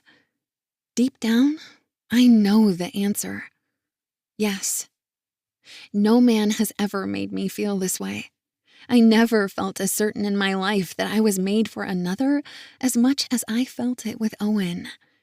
My sister said that Owen may not be my person, but how can that be if he's the only one who has had this power over me? Just like yesterday, I've been going for many walks, eating garbage food while garbage daytime television keeps me company. With my head in the clouds, I leave my apartment building. Worried that I left the front door unlocked, I double-check, and out of habit, I've locked it. It's going to be hours before I see Owen, and it's too much to handle. I wish I could press fast forward on my life until I get to see him. What is happening in my life? What is Owen hiding? I turn down the block and head towards a park. I try to let the beautiful foliage and summer annuals calm my anxiety, but stumble over my own feet. I nearly lose my balance, but catch myself. When I look down, I see the culprit is a loose shoelace, one that I likely didn't even bother tying before I left my house. I need to get out of this daze. I need my life to get some clarity, and soon. I bend over to tie my shoe properly and notice a woman wearing dark clothes halfway up the block behind me. She stares at me and stops in her tracks, taking out her phone and leaning against a nearby tree. She brushes her curly blonde hair over her shoulder. I stand up and take a deep breath. Owen has my mind running in circles, so I feel the need to go faster. I break out into a light jog, making my way down the path. A few blocks away is the river. I love being near it. Across it is Detroit, Michigan. I've only been to the States a handful of times, but I love looking across the rough waters and knowing that another country is staring back at me. As I make it to the path along the river, I take in the marvelous views. The river itself glistens as the sunlight dances on its surface. I always wonder what Americans think when they look across the river at Windsor. We don't have a quarter of the tall buildings they have downtown, but it's green and spacious here. One of the few larger buildings they likely see is our casino, where Americans can cross a bridge and gamble at 18 instead of 21. Nearly out of breath, I stop to take a break. Leaning against the black iron fence, staring out over the Detroit River at America, watching the specks of people and cars on the other side. An elderly couple walks slowly past me. I smile when I recognize them. It's the same couple I saw at the coffee shop when I was waiting for Owen. There's something about watching them that makes my heart melt. I could have that with Owen. I know it. Whatever he has to say, there is a chance we can still be together. He may have some explaining to do, but if I think he's worth it, we can make it work. I imagine the old couple are retired together and take long walks by the river with multiple small coffee dates at coffee shops along the way. It's a beautiful thought. Breaking my image of what a wonderful life with Owen could be like, I notice the woman in dark clothes again. She's walking up the path towards me. I shake the weird thoughts I have and instead look back out towards Detroit. Many people use the paths along the river to walk, run, or bicycle.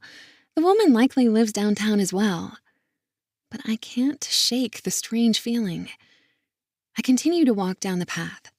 The other day, I walked all the way up to Ambassador Bridge. Today, I want to go the other way and see how far I can go before wanting to turn back. When I start to walk, I turn and see the woman in dark clothes doing what I was doing a moment ago, enjoying the view of the water and the city beyond. I walk past her and nod and greet her. She looks back at me and obviously notices me but says nothing. Instead, she turns her head and looks back out towards the water. After 30 minutes of a mix between a light jog and a brisk walk, I've walked well past the casino and away from most people. I smile when I realize I've accomplished my mission of not thinking about Owen. Of course, after that realization, he's all I can think about. I walk down a small hill towards a path off the pavement. It's a trail that not many people walk. In fact, last week I found a small homeless encampment around here. When I walked by recently, they'd moved, but some of their belongings stayed behind. A sheet over some trees for shade and some empty bottles. I walk through the trees and up to the shore. It's rocky, and the fast-moving Detroit River brushes up the rocks beside me. I smile when I get the idea to take off my shoes and socks and put my feet in the cool water. I haven't done this in a long time. I stuff my socks in my shoes and tip a toe in to test how cold it is. The summer is nearly over, but the humidity is still here. The cool waters are welcoming to my warm skin. I hear the sound of a twig snapping and turn my head. A tree shuffles, and I see a woman appear. It's the same one from before. I thought when I saw her, she was older. It was hard to tell with her dark glasses and clothing. Up close, I can see how smooth her skin is and her long blonde curls. For a moment, I think I know her. "Who are you?" I ask, knowing that it can't be a coincidence that she's here. She followed me. But why? I left my handbag on the rocks out of reach from where I am. My knife is there. I call out to the woman again, who just stares at me. My heart beats faster as I realize this mysterious woman may mean me harm. She puts her hand into her pocket, taking her time. My eyes widen as I wonder if I should run for my bag or try to swim away. Instead, I just watch her in horror as to what she'll do next. She pulls out her cell phone and points it towards me, pushing on her screen before lowering her phone and staring at me again. Then she turns and leaves. I watch in confusion as the strange woman goes back up the path and out of sight. Chapter 27, Owen. The day is ticking by slower. It's not just that the mandatory presentation is boring. Even if my mind wasn't elsewhere, I'd have a hard time caring what the presenter was saying. We've had one break, and my boss, Doug, asked some of us what we thought so far.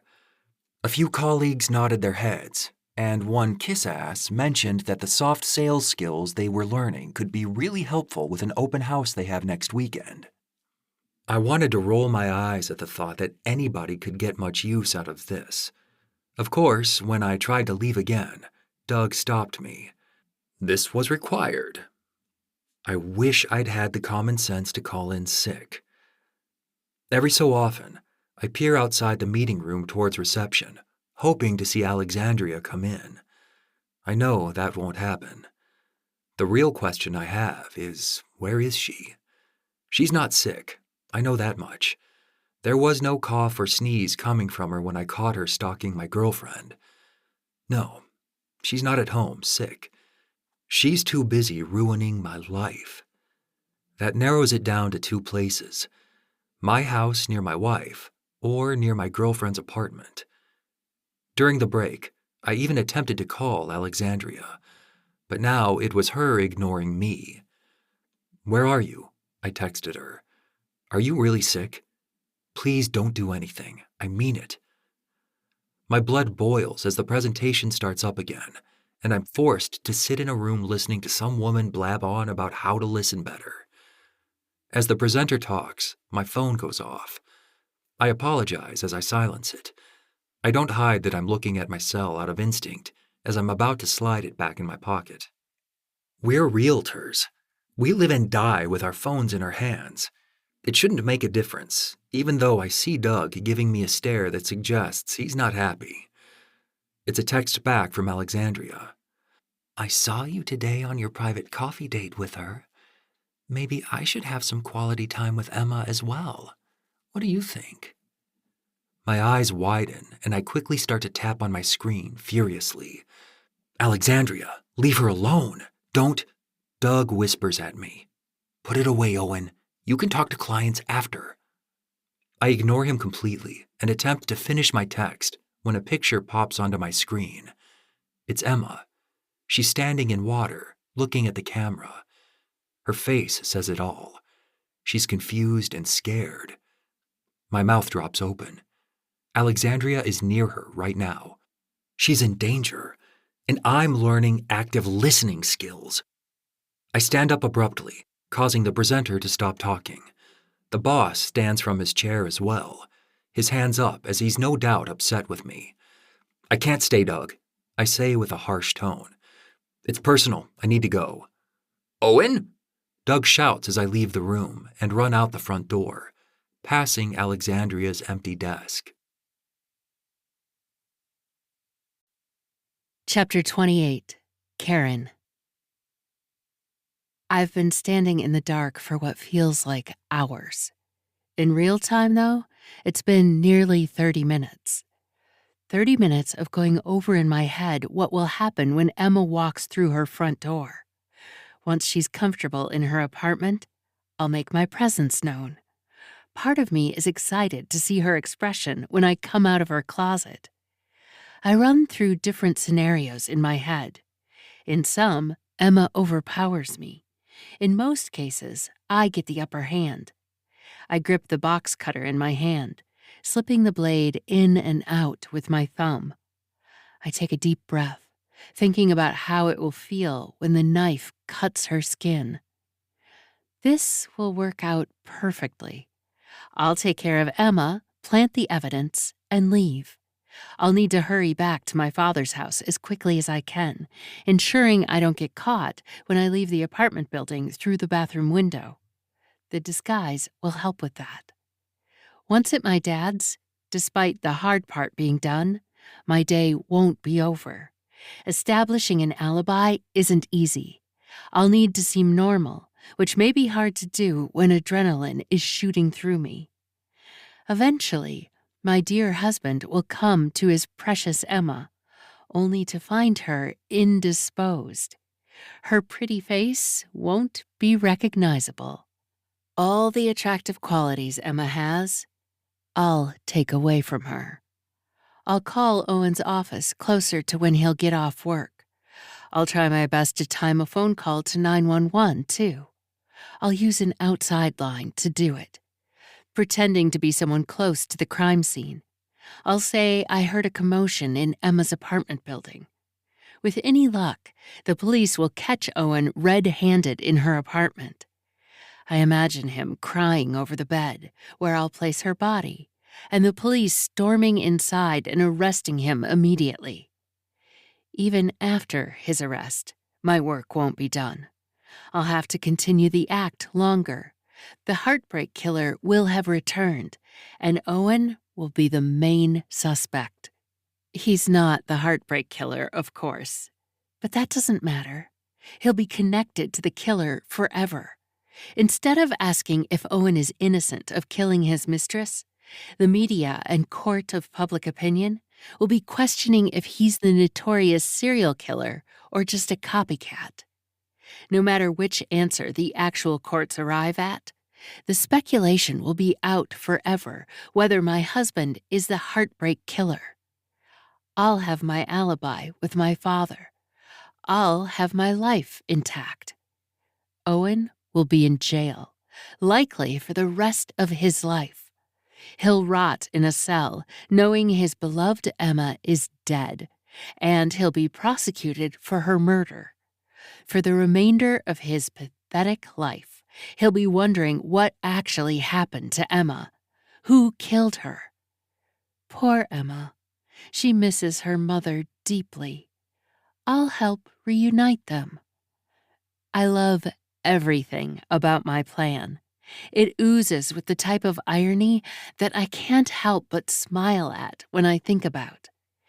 Once the world sees the true monster my handsome husband really is, I'll leave him.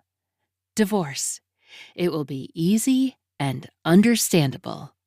It will be expected by everyone. Chloe will see her daddy for the scum he is. We'll move on with life together, finding a better path for both of us. Owen and his lies will never follow us again. Sure, he may suspect that perhaps his dumb wife, who he thought believed his lies, had a part in her murder. My father will back up that we spent the whole night playing cribbage and watching cartoons with Chloe. Yes, I went for a run on my own, but that was in a park where there's no cameras and fewer witnesses to prove that I was there. After doing the deed, I can even go to the park and leave my car in the lot for a little while. The only problem with my plan is that Emma is late for her own death. I knew she'd be out for a while, but my hope was that it would be a short walk around the neighborhood. I take a deep breath, standing in her dark storage closet. I lean against the wall, tapping the box cutter against my black pants. Whatever fabric the blonde wig is made out of is irritating my skin. Part of me wants to take off my disguise. The more sinister side of me smiles when I think about Emma's face when I swing the closet door open and run at her with my knife. She won't expect it, and she won't register what's happening. Who is this woman with blonde hair and bright red lipstick coming at her? Is that a large knife in her hand? What's happening? Before she can register much, my blade will enter her, and soon it will all be over. My cell rings in my pocket, and I quickly silence it. Stupid! How dumb can I be? With my adrenaline rushing, I manage to put my phone on silent. I look at the cell and see it's Dad. Chloe wants to know if we can do a sleepover. What do you think? Well, I'd rather not. I need to spend time with him at his house afterwards, but would rather decompress from tonight at my own house after I kill Emma, alone. Breaking me from my thoughts, I hear footsteps coming from outside Emma's apartment. The door opens, and the steps are closer to me now. I can hear Emma flinging her car keys and taking off her shoes. She audibly sighs to herself as she moves around her apartment. I try my best to barely breathe and make little to no movement. When I realize she's not as close to me, I drop my cell back in my pocket and grip my knife tightly. Chapter 29.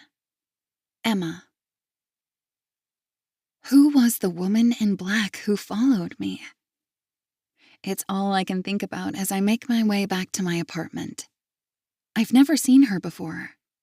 For a moment, because of the dark sunglasses, I thought of Karen, my new friend, I suppose I'd define her as. I'm not sure if tea once at my place makes us buddies. I didn't even get her phone number. I only realized after she left in a hurry. Hopefully she comes back. She said she would. It would be nice to make a friend in the city. The woman who followed me was no friend, and she definitely wasn't Karen. Her blonde, curly hair gave that away. Whoever she was, she targeted me for some reason. How long had she been following me? I first saw her on a path leading to the river, then at the river, and finally off the path near the shore. Once she had me alone, she took my picture. Another question I've been thinking about as I walk home. Why did she take a picture? My paranoid self is starting to take over. I'm not safe. The woman could already know where I live. She could be waiting for me when I get home. Why the picture, though? What does the mysterious woman have in store for me next? From the manic smile she had on her face when she took my picture, I know it's not anything good. I can't stay in this city. It's time to leave. I'm not safe here. I think of Owen. He could always visit me in the country. We could still be together. It's going to be hours until he comes to my place, though. Am I even safe in my own apartment while I wait for him to arrive? After the incident with the stranger, I took out my pocket knife to make sure it's ready to use if I get attacked on the way home. It takes much longer to get back to my apartment. I take a weird way home, zigging and zagging down different blocks, ensuring nobody was following me. Knowing that I'm getting too paranoid, I finally go back to my apartment. I quickly open the front door, ensuring I lock it behind me. I take a deep breath, wishing I lived in an apartment building that has a peephole to look outside. The woman in black could be outside my building right now. When I enter my apartment, I fling my keys across the room to the couch in frustration. I quickly take off my shoes and lower my blinds, peeking outside as I do. It feels like the world is out to get me suddenly, and all I want to do is hide and be with Owen. The question is, how safe am I if I stay here? Does the woman know where I live? Is she outside right now? Panicked, I grab my knife from my purse and hold it tightly to my chest, letting its small blade comfort me. My apartment ringer buzzes, and I let out a shriek, unable to keep my tension inside me. The buzzer rings a second time. From my apartment, I don't have a view of the front of the building. I think about climbing through my window and escaping to the alley outside. She's outside my door right now. I look at my knife and take a deep breath. I have no reason to be afraid. This woman doesn't know who she's messing with. I storm up to the front door and open it quickly. Chapter 30. Owen. When Emma opens her front door, I can't help but smile. A sense of relief washes over me. Thank God, I say, not able to contain my feelings. Owen, she says, a hand behind her back. I thought you were coming later. I look around outside her building. The only person I see is a disheveled man rolling a shopping cart on the other side of the street. I notice a thick tree in the courtyard of the building. I feel like I've never noticed how large it is, and for a moment, I worry Alexandria could be behind it. When I look back at Emma, she stares at me, confused. I needed to see you, I say. It couldn't wait any longer. I look around outside again, ensuring she's not nearby. If Alexandria was crazy enough to corner Emma, what else is she willing to do? Then it hits me. What if Alexandria already spoke to Emma? What if she's inside her apartment right now? Are you alone? I ask her. Yeah, she says quickly. Of course. Good, I respond, glancing at my car. We should leave. I want us to talk, but not here. When I look back, Emma's face sours. It's as if she can read my mind and knows the terrible things are there that I've been hiding. Is this about the woman I saw? Emma asks. I take a deep breath. Alexandria took her picture. But she must not have said much since Emma still has no clue who she is. Was Alexandria just trying to scare her, and me, by sending a picture of Emma to my cell? Mission accomplished. Alexandria has my attention, which is all she seemingly wants for now. I know that this won't end with her cornering Emma and scaring her with photos. It's not safe at Emma's apartment right now. Let's just go, I say. I'll tell you everything, but I need you to trust me. I stare at her, our eyes meeting. I hope she can see how true my words are. She needs to believe me. Staying at her apartment is dangerous. After catching Alexandria outside the other night, I should have come clean then. I went home and left Emma in danger. I was worried to tell the truth, but if I don't now, Emma could get hurt. I couldn't live knowing that my actions caused that to happen. She needs to leave. I'll drag Emma out of her place if she doesn't come with me willingly. After a moment, her eyes soften and she nods. Okay, she says. I'll go with you. Chapter 31. Caine. What the hell? Chapter 32. Owen. As we drove through her neighborhood, I looked around cautiously for any sign of Alexandria. I peered down alleys, my head on a swivel for any sightings of my crazy ex-girlfriend. Emma asked what was happening, and I told her I'd explain everything once we were safe. Safe? She repeated, shaking her head. What have you gotten me into, Owen? What have I done, indeed? It all stemmed from my lies. It all came from my complete mess of a life.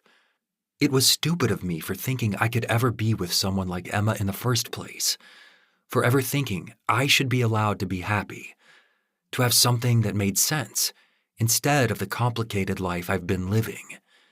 Emma was quiet until we pulled into the lot of the Sleepaway Motel, a long, low structure that looks like it hasn't had a fresh coat of paint in decades. A large, blinking neon sign advertised the pool and hourly rates. Hourly rates. Everybody knows what that means. This was the type of place men took women for a few hours of pleasure, then dropped them off and drove home to the wife and kids. If only I was that type of cheater, my life would be less complicated. Emma isn't a woman I want to only sleep with. I want to be with her. I wish I'd never said I do to a woman like Caine. I wish I'd known someone like Emma existed. Everything in my world would have made sense if I had. Instead, I made bad decision after bad decision when it came to women. That's the reason, after all, why I'm hiding Emma at this rundown place. What are we doing here, Owen? Emma asks with a harsh tone. I park the car and look at her innocently. I thought maybe we could spend the night here, talk things out. She shakes her head. I don't exactly want to spend a night here. I can't believe her. She may keep a nice apartment, but it's in the worst area in the city, and she doesn't want to stay here. Why not? I think about telling her the truth, but know that it's best to do it in a room. Okay, I say, not wanting to fight. Let me just get a room and I'll be right back. I get out of the car, looking around. I'm being paranoid, I know it. There's no way for Alexandria to know where we are. Emma will be safe here, if I can get her to agree to stay. There's no way of doing this without telling the truth. At least, some of the truth. I could lose Emma tonight. She's likely at the end of her rope with me already. She loves me, though. She may not have said the words back to me this morning, but I know they're right on the tip of her tongue. This is for her safety. She needs to understand that. Until I sort things with Alexandria, I need her to stay here. I may not know what Alexandria plans to do, but I don't want to find out. As I speak to the motel clerk and pay for a one-night stay, I remind myself that this is a smart idea. Windsor may not be as big of a city as Toronto, but it's large enough to hide one person. Alexandria won't know where she is. I'll have time to sort things. The motel worker hands me the key and asks if I need anything else. If I need to extend the stay, is there availability? I ask. He blurts out a laugh. I immediately regret the question. Of course there is. I didn't see many cars in the lot, and I'm sure this clerk isn't used to patrons staying longer than a few hours. As I head back to the car for Emma, I stop in my tracks. Emma may be safe here, but what about Karen? What about Chloe? I pull out my phone and quickly text her. Hey, I'll be working late tonight. What are you guys up to? I say. I hope for a quick reply, but of course that doesn't happen. Emma will be okay staying here, but what about my family? There are enough rooms to keep all of us safe here, but it likely isn't ideal to keep my family in the same motel as my mistress. They could be in danger too, though.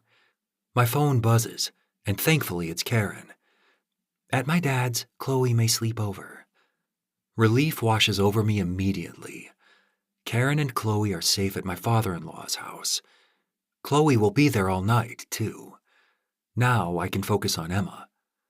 I open the passenger side door for her, and Emma steps out.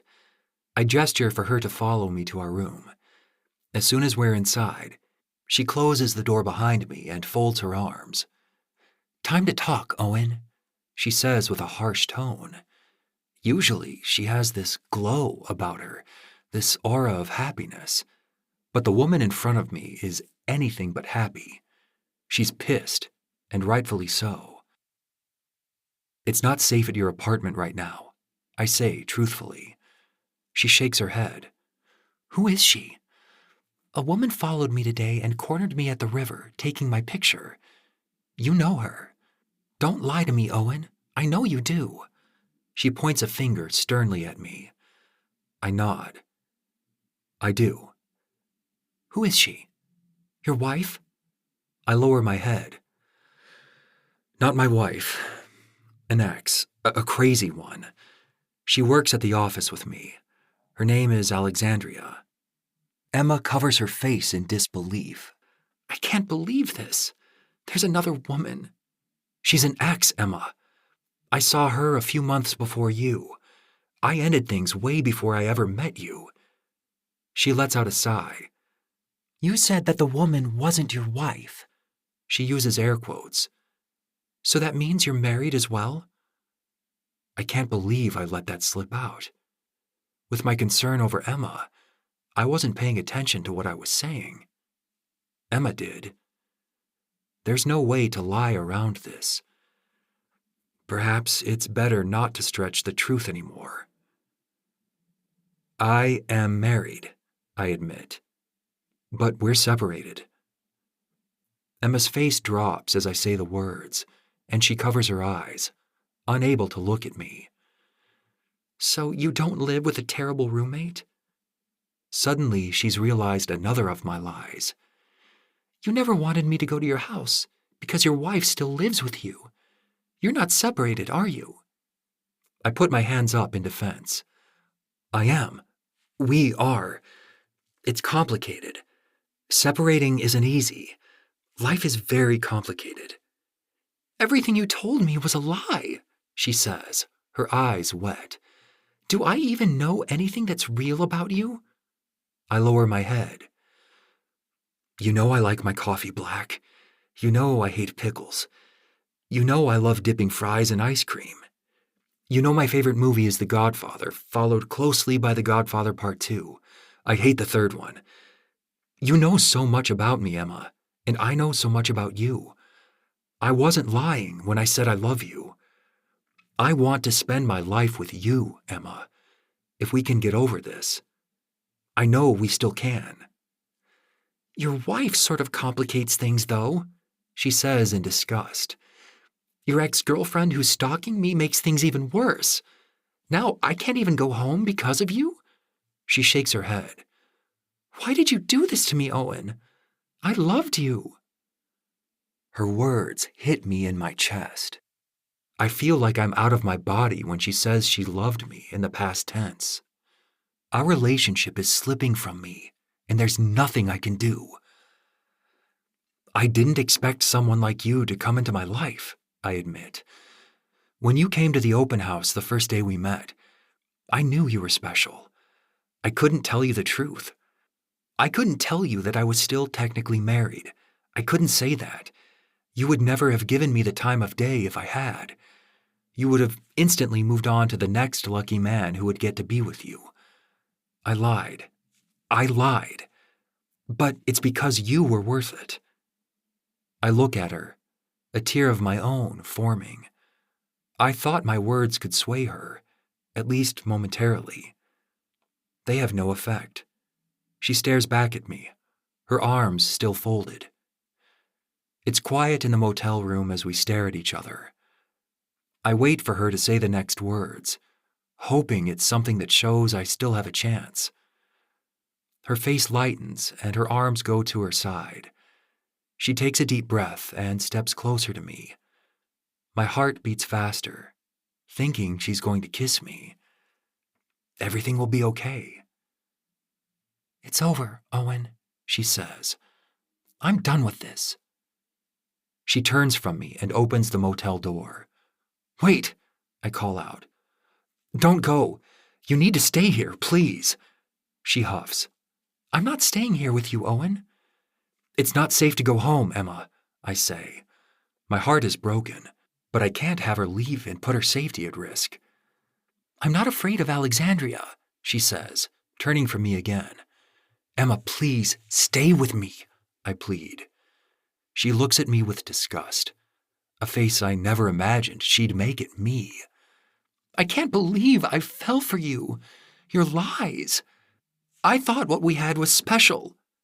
It is, I shout. Please, trust me when I say it is. I never had this with another woman. She lowers her head, and when she looks back at me, for a moment, I see the woman who I fell for. Her expression quickly changes to one of disgust again. I don't want to see you ever again. Chapter 33. Emma. A cheater. Another cheater. Another terrible man in the laundry list that I consider my love life. I called a taxi, and as the driver took me to my apartment, I went over how the worst day of my life was going. First, my boyfriend's crazy ex stalks me near my house. Then, my supposed boyfriend tells me he's married. He also shares that the woman stalking me is unstable and I'm not safe.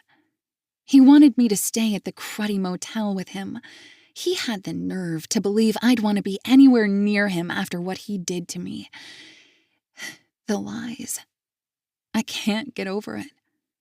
I knew that him being married was a possibility. If it was just a crazy ex-girlfriend, I could have gotten over it. I can handle women like Alexandria.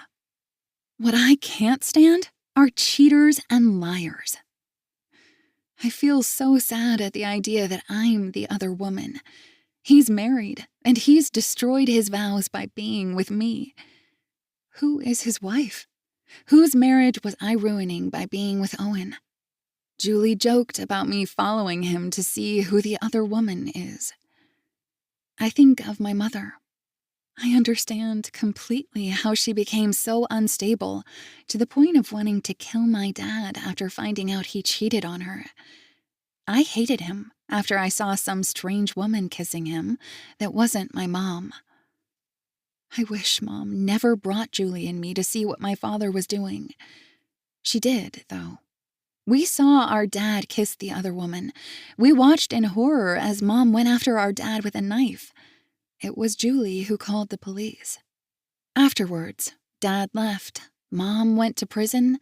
Grandma and Grandpa tried to raise us the best they could, despite their age and low income. Then, Mom killed herself. Dad never came to her funeral. My life was forever traumatized.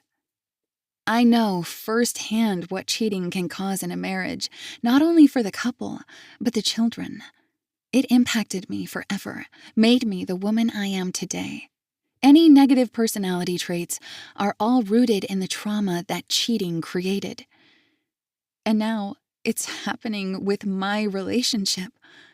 Only this time it's different. Owen's married. I'm the other woman. My stomach is in knots. I feel nauseous, and it's not just the taxi's rough driving. Usually, I'd be happy with a driver who gets me to a destination quickly. Right now, I want him to slow down, for fear that I'll throw up everything I've eaten in the past 24 hours all over his cab. Thankfully, we're getting closer to my apartment. All I want to do is curl up in a ball and cry myself to sleep. Wish that today never happened. I think of Julie. I don't need a crystal ball to know what she'll say or think. How did I not see this? How did I let my relationship with Owen go on for so long while being so blind? He made me happy. He did. When he told me about his roommate situation, at first I questioned it. As I got to know Owen more and fell hard for him, my questions became less and less. The driver turns down onto one of the main streets downtown. That's when I see him. Owen, smiling at me from the corner outside. I want to scream as we pass his bus stop ad, his stupid face looking at me with such confidence. I quickly read the words beside his head. Your dream life starts with me. I cover my mouth, wanting to shout curse words or just shriek until I pass out. How could I be so dumb? For the past few days, I've tried to talk myself off a ledge. I've tried to give Owen a chance to show he's not like the others. He's worse. He's married and had another mistress. But of course, he said he's separated from his wife. How can I even trust those words? He's still living with her, he admitted. Is that common? I'd assume when people are on the verge of divorce, they'd want to be further apart than in the guest bedroom across the hall. The driver stops outside my apartment, and I thank him before leaving. As he drives off, and I am on the dark road alone, paranoia hits me again. Owen was worried about my safety. He pleaded with me to stay. What if what he said was true? What if this Alexandria he works with is someone to worry about? I look around the empty road and put my hand in my purse, gripping the small pocket knife as I walk up to the front door. Inside my purse, I let go of the knife and quickly take out my keys, opening the door. Once inside, I hurry to my apartment, shutting the door behind me and locking it. Fear is taking over me as I look around my dark apartment. I try to calm myself, knowing that I'm safe. Taking several deep breaths, I begin walking around my home, turning on a few lights to feel less anxious. When my apartment is less intimidating, I go into the washroom. I'm about to relieve myself, but I can't get over how cold it is in this small room. Is there a problem with the heater? The building is archaic, but it's never this chilly. The rest of my apartment seemed fine, but the bathroom has a breeze. I look at the window and notice it's slightly open. It may be less than an inch away from closed, but I know I wouldn't have left it open. I never unlock my windows. I'm too vigilant to leave it unlocked in this neighborhood. It hits me. Someone may have entered my house. I run outside the room and grab my purse, rummaging through it for the pocket knife. I hold it tightly, raising it in my hand as I stare around my apartment. Am I being paranoid? It's not like I check the windows often or anything. Perhaps it was Owen who opened it one of the nights he was over. Maybe it's Alexandria. In my paranoid state, I call out for her. "Are you here? Are you in my house? I'm calling the police." I wait for a response, but there's nothing. With my nerves keeping me on high alert, I start to look around my apartment, the blade in my hand pointing in every direction I can. I start with the bathroom, quickly tossing the curtains to one side and pointing the knife into the bathtub. I think I've watched Psycho too many times. I take my time moving to my bedroom. I open my closet door quickly, pointing the knife inside as if Alexandria is there. Only she's not. I feel silly as I look under my bed, knife ready as if to fight back the monsters I used to think lived under there when I was a child. I should be calming down as I look through possible hiding spots, but somehow I'm becoming more nervous as I look around my living room. Nobody is here, I think, attempting to soothe my nerves. That's when I look at the closet by the front door. My place isn't large, and it's the only space left for an adult to hide. Taking a deep breath, I walk towards the closet door, the knife raised at my side. When I open it, my eyes widen as a broomstick falls towards me. I let out a shriek as it hits the floor. Nothing. No boogeyman under the bed. No crazy exes in my closet. Chapter 34. Caine. It should have been over. Everything should have happened today. Instead, somehow, my dear husband swooped in at the last moment and saved his girlfriend. Did he know I was there somehow? I stood in that dark closet for nearly 30 minutes after they left.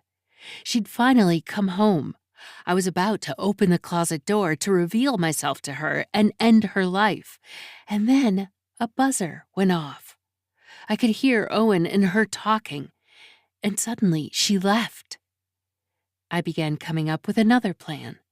I could wait until they returned.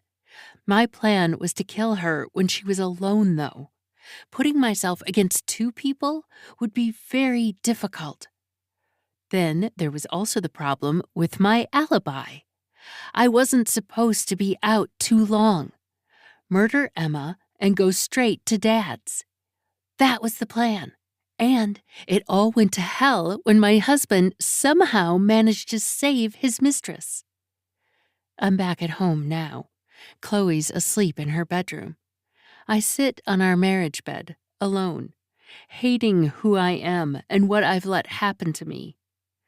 When I came up with my plan for killing Emma, it was all I could think about. I liked it and thought my plan was simple. Kill my husband's mistress. Frame him for the murder. Laugh to myself every night as he spends the rest of his life in jail for a murder he didn't commit. And the world would think he's a serial killer. Looking back at it now, I realize how stupid I was. Why did I have to make life so complicated? I should kill him. Easy, direct, and to the point. Since Chloe is asleep, I scribble my thoughts and ideas in my journal, all of them dark and ending with me killing my husband. I'm motivated and ready to do what I must. I've hidden a kitchen knife under my pillow for when he returns. I know I've lost it. The words in my journal show how far I've gone. I should have left Chloe at my dad's house. Instead, I pick her up. My father said I looked off. I feel off. I'm like a zombie walking around in a daze. I barely feel in control of my body. It's all his fault. He thinks he'll sleep another night in our marriage bed after screwing his girlfriend. It will be his last night ever. There's one problem with my plan. I have no clue where my dear husband is. I know who he's with, though. It's nearly 10 at night, and he hasn't returned from his late showing of one of his listings. How in his right mind does he think I'll believe him? When he comes back home, does he really think I'll believe a word he says? That's why he's the one who needs to die tonight. I wanted to come up with this intricate plan where I get off scot-free, kill the woman he's sleeping with, and ruin my husband's life. Let him feel what it's like to be ruined by someone else. It's not good enough. It's not permanent. It's stupid. The only way to get back at him is to kill him. And when he comes home, that's exactly what I'll do.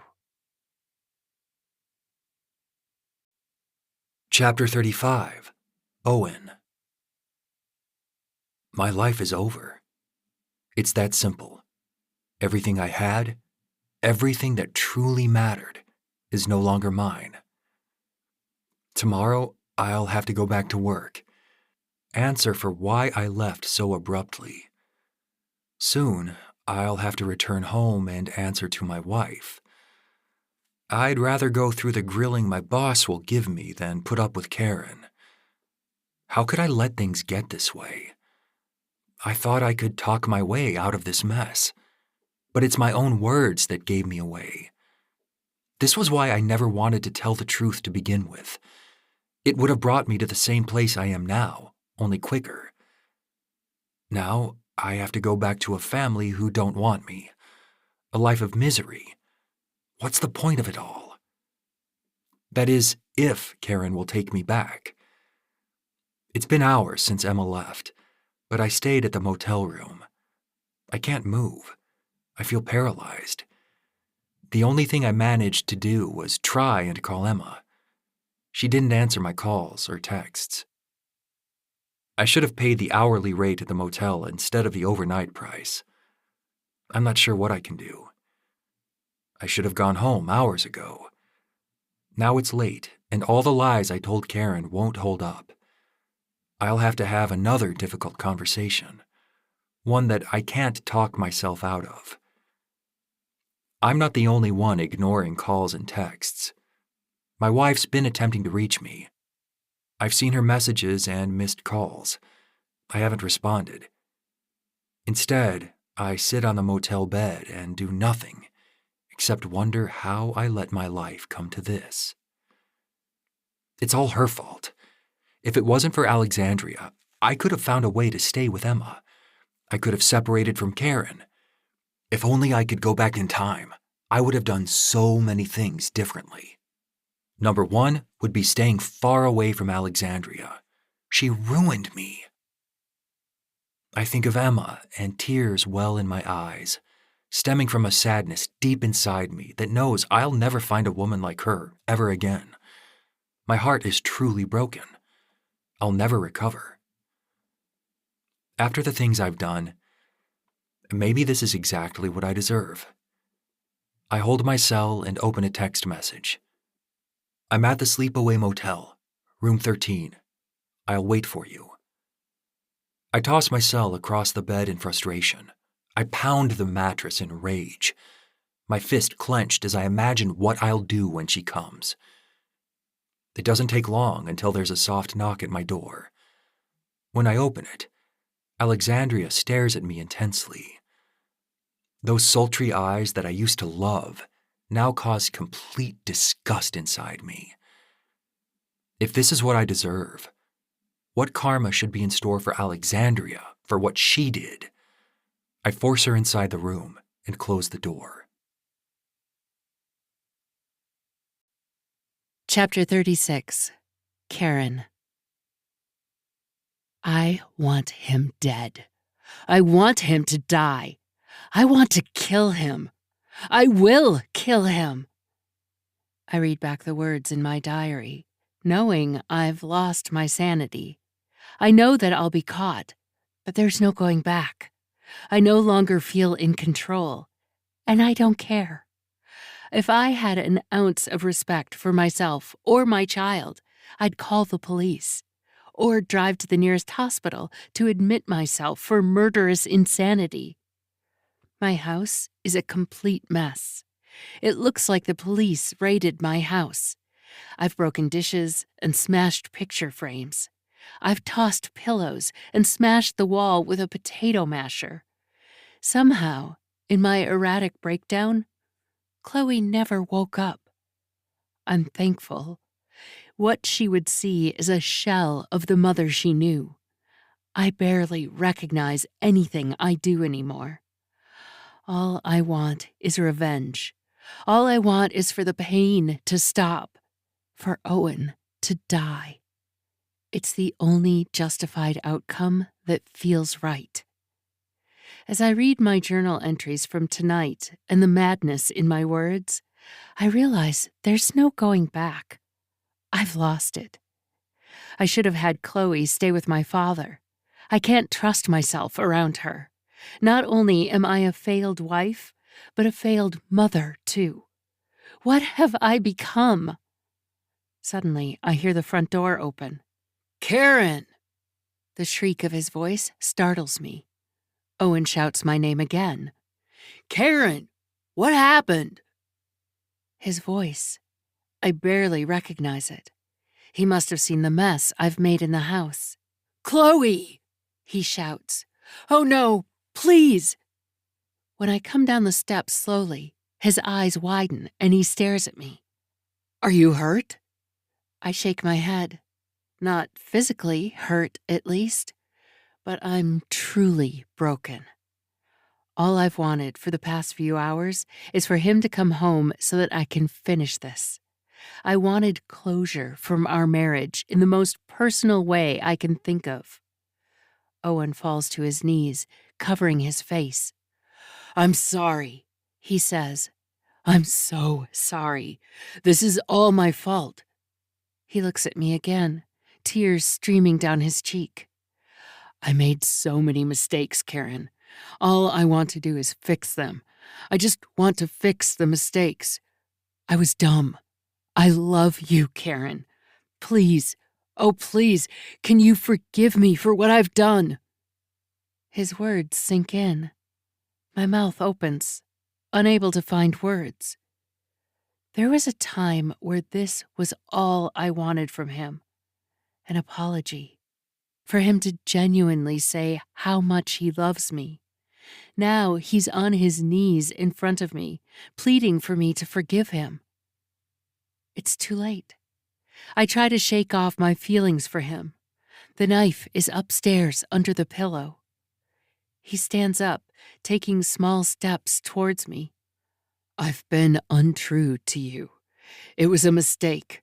I've been a terrible husband, and you've done nothing but be the most amazing wife ever." I look at him strangely, wondering if I'm hallucinating. He thinks I'm perfect? If only he knew what I was planning and what I wanted to do to him, he wouldn't say such things. "I can't forgive you," I say, lowering my head. "Please," he says. "We made each other happy, and we can do that again for each other. We can have the type of love that people don't think exists. I'll change. I'll do whatever you want me to do. Counseling, whatever. I'll do anything to keep my family together. I love you. I love Chloe." As I stare at him and listen to his words, tears of my own fall freely from my eyes. He takes another step towards me, opening his arms and closing them around my upper back. "I love you, Karen," he whispers. "Please." I cry into his chest as he repeats his words softly in my ear.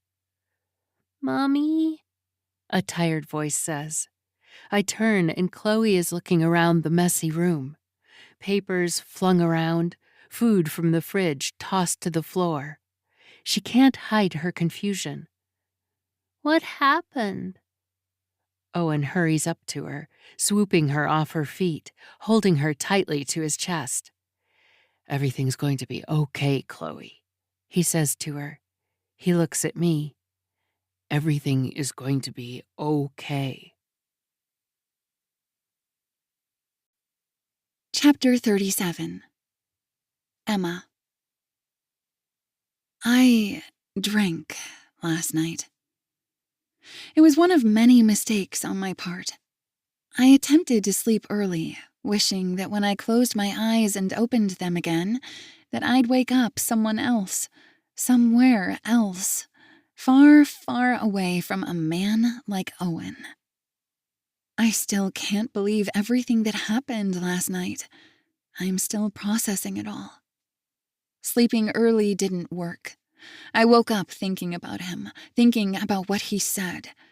Had I not caught him saying he had a wife, would he have even mentioned her? The face he had when I called him out on his lie was priceless. His expression was enough for me to know the answer. He wouldn't have. Still, I can't help but wonder how I fell so hard for him. Was it all a lie? Was there anything true in what we had? I stretch on the couch, exhausted from the terrible night I had. Very little sleep occurred. It's been months since I've been to an AA meeting, but after last night, I'm due for an immediate one. I can't keep hurting myself because of others. How could Owen do this to me? Never give up on love. The words of wisdom from my late mother. It feels like the only wisdom I can remember from her, and it's complete garbage. When it comes to a man like Owen, love is not worth it. Last night was not worth it. Everything we shared was a terrible memory that will stick with me. Tonight, there's a meeting at 8 at a nearby church. There's a decent-sized group that attend. At least that's what I found when I first went there some time ago. I can stay in the background of the crowd without having to share much, take in the words, and try forgiving myself. It's hard when all I want to do is make more mistakes. Hopeless. That's how I feel. Doomed to repeat this self-destructive cycle over and over. Julie will have a field day when I tell her what happened. I'm going to spare her the entire story. The crazy ex-girlfriend is something I'll omit. The unlocked window and stalking I won't share either. I won't tell her what happened last night. I turn on the television, hoping to take my mind off everything. A daytime host is interviewing an FBI profiler who's taken an interest in the Canadian serial murderer, the Heartbreak Killer. So, what kind of a person do you believe the Heartbreak Killer is? The host asks, shuffling in his seat and staring at his live audience as he waits for an answer. The agent looks like a stereotypical FBI man, a short haircut with a pencil mustache. He grins before answering. The Heartbreak Killer is most certainly a man. One who has so much anger towards those around him that he's mastered the ability to hide his true feelings. He's meticulous, careful. He likely stalks his victims for weeks. He knows their routines better than his victims. Interesting, The host says. There's a debate going on, especially amongst true crime fans online, as to whether the killer is a man, a woman, or a team. The profiler laughs. Yes. Well, I can tell you that unlike the online detectives, and even the other authorities involved, I'm one of the few who's examined all files pertaining to his murders that are available. The Canadian authorities and Windsor police have been very welcoming to me looking at their investigative work. I'm thankful to them for allowing me access to their information. When taking a look at everything as a whole, I've created a profile as to what I believe is the most accurate description of what the Heartbreak Killer looks like and his behavior. He smiles. Would you and your audience like to know my conclusions? The host smiles as the crowd cheers on, waiting for a response. There you have it, the host says. We're all ears. Please share. As an FBI profiler, a leading authority in America, an agent who's accurately described other recent murderers, share with us all your conclusions on the Heartbreak Killer. He nods, looking at the camera, knowing he has everyone's attention, even my own. The Heartbreak Killer is a Caucasian man, married. I feel this is another case similar to the BTK killings. The killer is a man you'd never suspect, a man who is possibly known in his community. Secretly, he's a narcissist, a person who's capable of lying continuously to blend in with society. The host smiles. Well, it's not like any of us know a married white man who's too into himself. The crowd laughs as the host looks directly at the camera. Honey, if you're watching, I know that might sound like someone you know, but I didn't do it. He puts a hand over his chest. I swear. The crowd erupts with laughter, and so does the profiler. Well, you were my top suspect, he says, pointing a finger at him playfully. The host waves him off and looks back at the camera. We'll be right back, but stay tuned to learn how he came to his conclusions about the Heartbreak Killer. As the crowd claps, an image of the Crime Stoppers logo comes up on the screen. And if any of you have any information that could lead to the Heartbreak Killer's arrest, call the number on the screen. Your information is always confidential, and a cash reward is on offer. The Heartbreak Killer sounds like someone I know too, I think. I look at the number and turn off the television, wondering what I should do with the rest of my life. Listening to more daytime television doesn't seem to be helping me. Going outside my house doesn't seem like such a great idea as well. I'm turned off from running by the river at the moment. Walking into the bathroom, I stare at the window. It's still locked, just as I ensured it was. I know for a fact I didn't unlock it. I'm certain it wasn't Owen. I run through what I learned last night. If I had any sense, I'd leave Windsor immediately. I'd never think about Owen ever again. Instead of making sensible decisions, I made the worst ones I could have made last night. Instead of forcing myself to sleep, I left my apartment. I may not have much money for gas, but I took my beat-up car and drove back to the motel. Owen was still there. I knew because his car was still in the lot. I should have left. Going back home was a much better option for me. But I needed to know who Owen really is. I needed to understand who the man I love is. Just because I hate what he did doesn't mean I can turn off the emotional switch I have inside me. I wish it was that easy to completely hate him for what he did. Instead, I found myself curious. It was a mistake. It was a mistake when I saw Owen leave the motel. It was another when I followed him, driving far enough behind him that he hopefully didn't notice. He parked his car outside a house. Already making so many mistakes last night, I made another. I parked my car on the street, sneaking up to the house. As I got closer, Owen shouted a woman's name. Karen! He shrieked. My heart sank as I got closer, needing to take a look at the woman the man I love is married to. When I was near a side window, I peered inside, my anger and curiosity turning to confusion as I saw the woman he embraced. It was a woman I've met, one who's been inside my house. Karen. What is happening? Chapter 38. Owen. Chloe's bowling ball slowly makes contact with a single pin, knocking it over.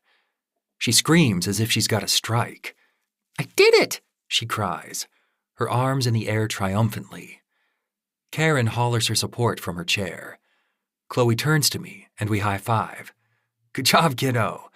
But you're not done. You get a second shot." Her eyes light up as she hurries to a ball rack, attempting to pick a ball up herself. Scared that she'll drop it and mangle her toes, I quickly grab her hands and guide her to the ball return. "After you throw your ball, it comes back here. Look," I say, pointing at the belt. A few moments later, her kid-sized ball comes back. "There it is," she says with too much excitement. I run my fingers through her hair playfully. "See, I told you." A bowling attendant approaches us with a large hooked stick. "Sorry it took so long, guys," he says, looking at Karen and me. "Do you still want the bumpers up?" Karen nods. "Yes, please." He nods and raises the guards in our lane. "What's he doing, Daddy?" Chloe asks. I smile. "Well, he's putting up the bumpers so that our balls won't go into the gutters all the time. More fun this way." When he's done, I nod at the ball in her hand. "I'll walk up with you, but this time you need to throw it yourself, okay?" Chloe agrees and reluctantly walks up to the lane, rolling it on the floor well behind the line. It immediately heads toward the gutter, but with the guards up, the ball bounces to the other side, and back to the other slowly, all the way until it hits the center pin, knocking over more than half. Chloe's eyes light up at her newly unlocked skill level. "Daddy, I knocked so many, look!" "Good job, buddy," I shout as we high-five again. This time, I show a little too much enthusiasm myself, throwing in a couple of hip thrusts as a celebratory dance. Chloe attempts the same, and Karen smiles, shaking her head. "Look what you're showing our daughter," she says playfully. I smile at her, and our eyes connect. I wonder if she's thinking what I am. It's weird how quickly your life can change. Last night, I felt everything was coming to an end. Things with Emma were over. I broke down in front of Karen. To my surprise, she didn't fight with me. She didn't demand to know everything I've been up to. Strangely, she hasn't asked a single question. This morning, I woke up and she was staring at me. At first, I could feel her anger as she slipped her hand under her pillow. A tear ran down her face. "Can you ever forgive me?" I whispered to her. She didn't answer. Instead, she removed her hand from under the pillow and caressed the side of my face, kissing me. Karen knows I've cheated on her. She doesn't know to what extent, though. Last night, I decided that the life I had was not worth living. That part of me was over. Emma never truly loved me. Karen does. I feel so stupid for looking for what I needed outside of our marriage, when what I wanted was at home all along. Karen and I became distant to each other and to each other's needs. We are different people, but despite that, we can still come together. Today is a testament to that. After family time together, Chloe will spend the night at Grandpa's. Mommy and Daddy need some alone time. We have a lot to talk about. Mostly, I want her to know how committed I am to make our marriage work. I need her to understand that the mistakes I've made won't ever happen again. Chloe runs up to Karen and hugs her. "Mommy, I'm so good at bowling. Did you see?" She smiles. "I did, honey. Good job." When Karen turns her head, her grin widens. I walk up to her, kissing her softly, while grabbing Chloe and bringing her in between us, embracing both of them at once. How stupid was I for looking for love outside of this family that I have? I was close to blocking Emma's number today. I see on my phone that she's read my messages. I know I shouldn't, but I feel like I need closure from that part of my life. I just want to see how she'll respond before removing her from my contacts. When I called into work and advised them I'd need another personal day this morning, Doug was initially upset. I told him the truth. Things are not good at home, and my family needs my attention. Doug Hinchers is a family man himself, married for over 3 decades. He understood. And so far, I'm not worried about Alexandria. After our talk last night, she's backing off. It hurts me knowing the extent I had to take things to get her to do so, but I know I'll never hear from her again. This morning, I feel like a new man, ready to rejuvenate my life, my marriage, and my family. I'm refocused on what matters in my life, my family, my wife. With Alexandria out of the way and Emma out of the picture, that's exactly what I'll do. A clean start. I'm up next to bowl. I toss the heavy ball down the lane. It thumps on the ground. Near the end of the lane, it would have gone straight to the gutter had it not been for the bumpers. Instead, it bounces and goes straight to the middle, causing all the pins to fall immediately. The sound of the strike causes me to cheer. Chloe shouts even louder. She's absolutely mesmerized. "Daddy, you knocked over all the pins. You're really good." I laugh. Well, I'm only good with the bumpers on. Karen throws next, managing to only get a few pins. Chloe attempts to comfort her, telling her someday she'll be as good as Daddy. We let Chloe bowl on her own as Karen and I sit on the chairs, watching her and every so often glancing at each other. "I'm having fun," I say. She gives a thin smile and nods. "Me too. I'm glad you stayed home today." I take a deep breath. I know we have a lot to talk about, but I want you to know how much I love you. I look at Chloe. How much I love our family. What I did, she puts up her hand. "I don't want to know," she says. When she looks up at me, her eyes are wet and full of emotion. "I just need you to promise you'll never do anything like that again." "Never," I say. "I promise. I need you to trust me. What can I do to prove it?" Karen smiles. "We talked about a trip for our anniversary." I grin. "Right. You want to go back to the resort we spent our honeymoon at?" I love that idea. When we kiss, her lips tremble as she sits back. "I love you too, Owen." Chapter 39, Karen. We made love twice. It's late now, nearly midnight. Despite being completely satisfied, I stare at the back of my husband's head, wondering what he's dreaming. Is it the night we had? Or her?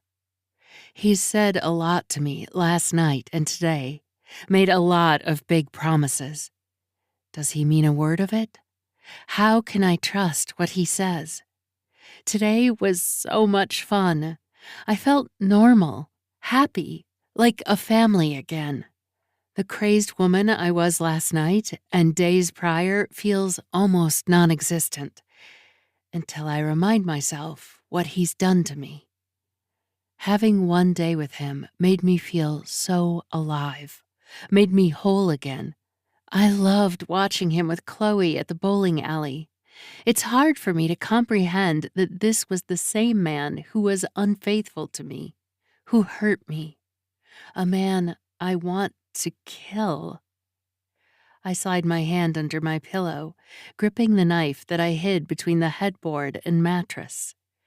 I take it out slowly, almost like the pillow is a sheath.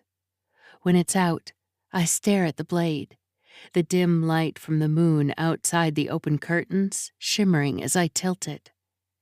And then I stare at my husband. It's time for me to put this where it belongs. I take a deep breath when Owen starts to yawn and turn to me. I quickly hide the knife behind my back as he smiles at me and rubs his eyes. "Hey," he says. "You okay?" I nod and grin. Just having trouble sleeping. It's been a rough week. He takes a deep breath and agrees. "It has." He looks outside the window.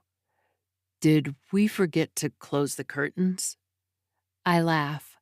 Both times, yes. I look out the window and into the dark house of my neighbors, the Bayers. For a change, they may have been the ones getting a show. I tighten my grip on the knife in my hand, ensuring that he doesn't see it. "I need to tell you something." He yawns again. "What is it?" I tap the knife against my back to try and find the words. "I really love you." He grins. "I love you too." He leans in and kisses me softly, placing his hand on my lower back. My eyes widen as he inches closer to the blade. I lean back from him. "Just need to go to the bathroom. I'll be back." He nods. "Don't take too long." He smiles.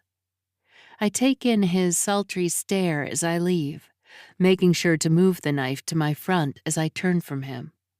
Hopefully, he didn't notice what was in my hand. He doesn't say a word as I leave the dark room. I'm surprised by the 180 change in not only Owen, but myself as well. Last night, I had murderous actions planned for when I saw him. But when he came home, sobbing, pleading with me, I gave in. Then Chloe came into the room, and my heart melted more. My dark thoughts escaped me for more positive ones. What if he means what he says? What if he wants to start over with me? He admitted to his mistake and said it won't happen again. It may be naive for me to believe him, but he's my husband, the father of my child. The cynic in me wanted to take the knife out from behind my pillow and end our marriage. I didn't go through with it because part of me knows that he can change. People can change. My father is the perfect example. I hated him. I hated how he treated my mother. After she died, he completely turned his life around. He changed. Now he's easy to be around. I enjoy spending time with my dad, which is something I never thought would be possible. I walk past the bathroom, tapping the knife along the side of my jogging pants. As I make my way to the kitchen, I take one last look at the knife, wondering how I could have ever thought of using this on Owen. I was truly insane last night. Within 24 hours, my entire mood shifted. My family is whole again. I'm happy. I slide the knife back in the knife block. I know Owen is waiting for me in the bedroom, but I need to make sure how I'm feeling at this moment is noted. Anytime I feel upset or angry with Owen in the future, I can take a look back at my own words to realize there's hope. When I enter my office, I open my leather-bound journal to the next blank page. Before I write how I'm feeling, I decide to go through a few entries, sitting and examining my own dark thoughts, terrified at not only what I wrote, but what I actually did. I waited in Emma's apartment. If it wasn't for Owen, I know I would have killed her. In the state of mind I was in, I was capable of anything. Not only planning her murder, but something much more sinister. Murder and framing my husband for it.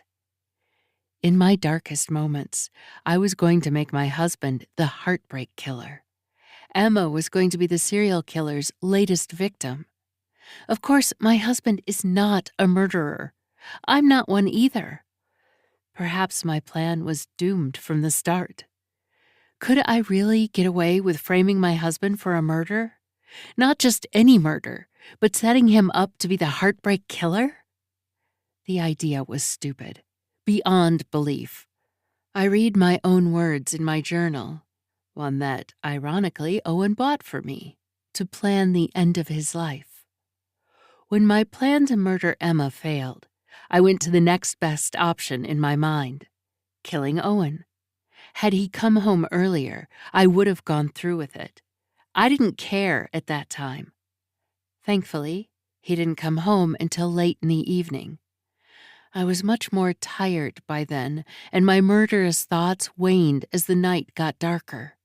The flame was reignited briefly when I saw him, but was quickly put out when he broke down in front of me. Today is a new day. The terrible things I did yesterday was someone else. The nightmare Owen put me through is over.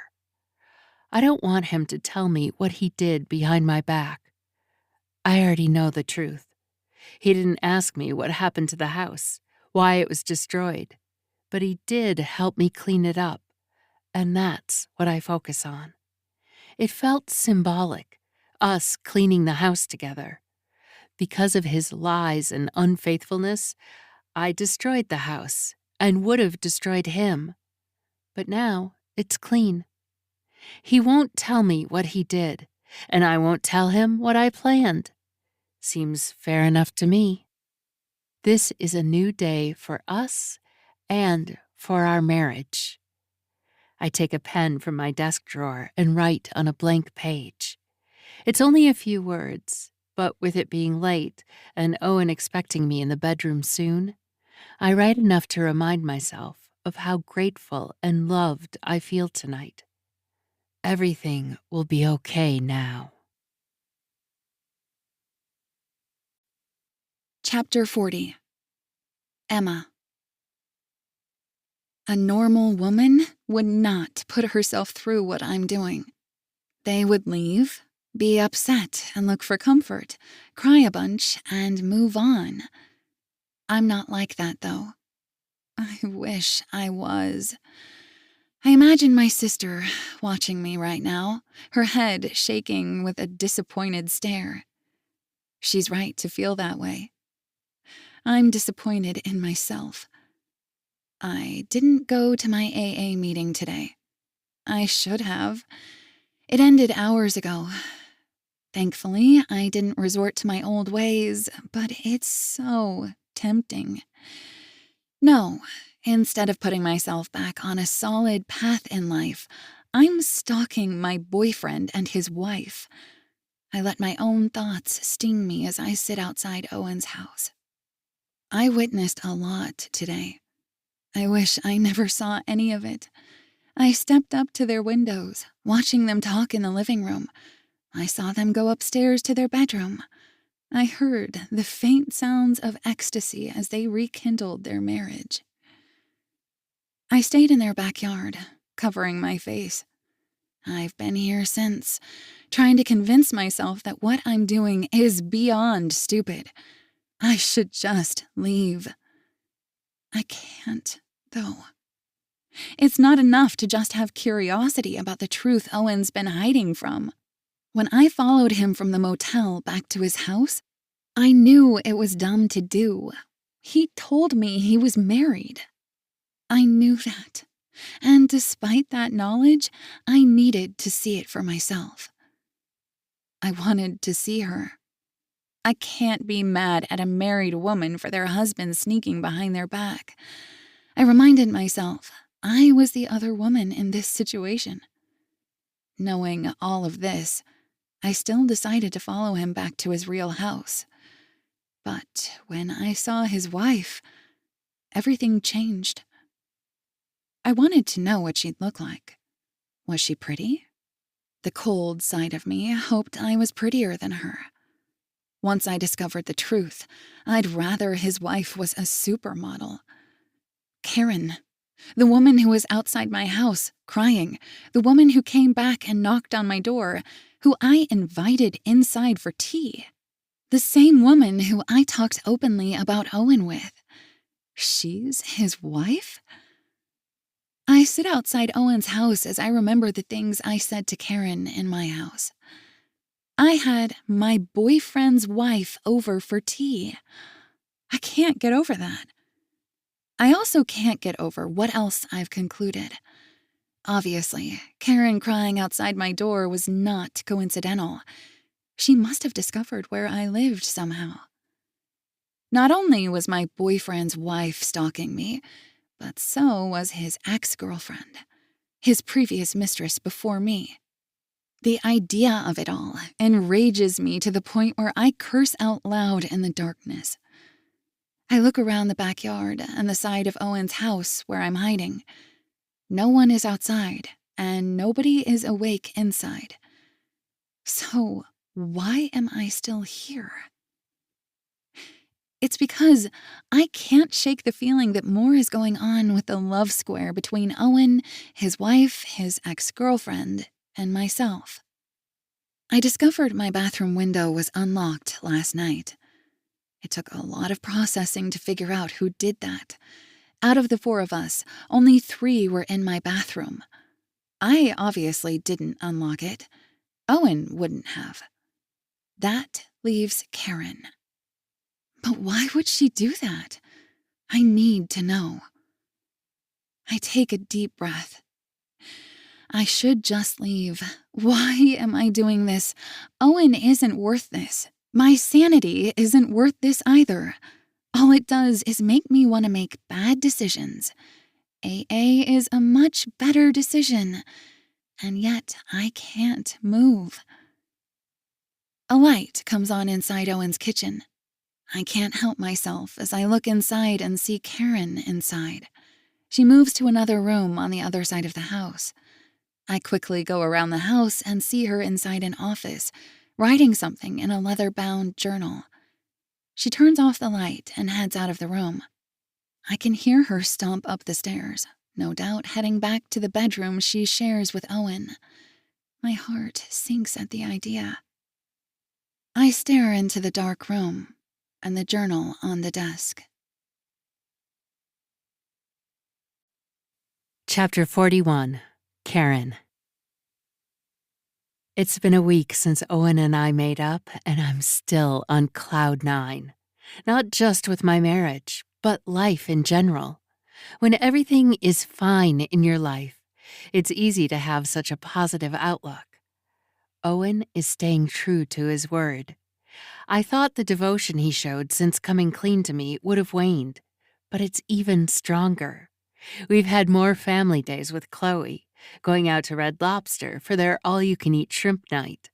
It's one of our favorite places to dine, but we haven't been in over a year. My dad is watching Chloe overnight. Tonight is another date night for Owen and me. I can't wait.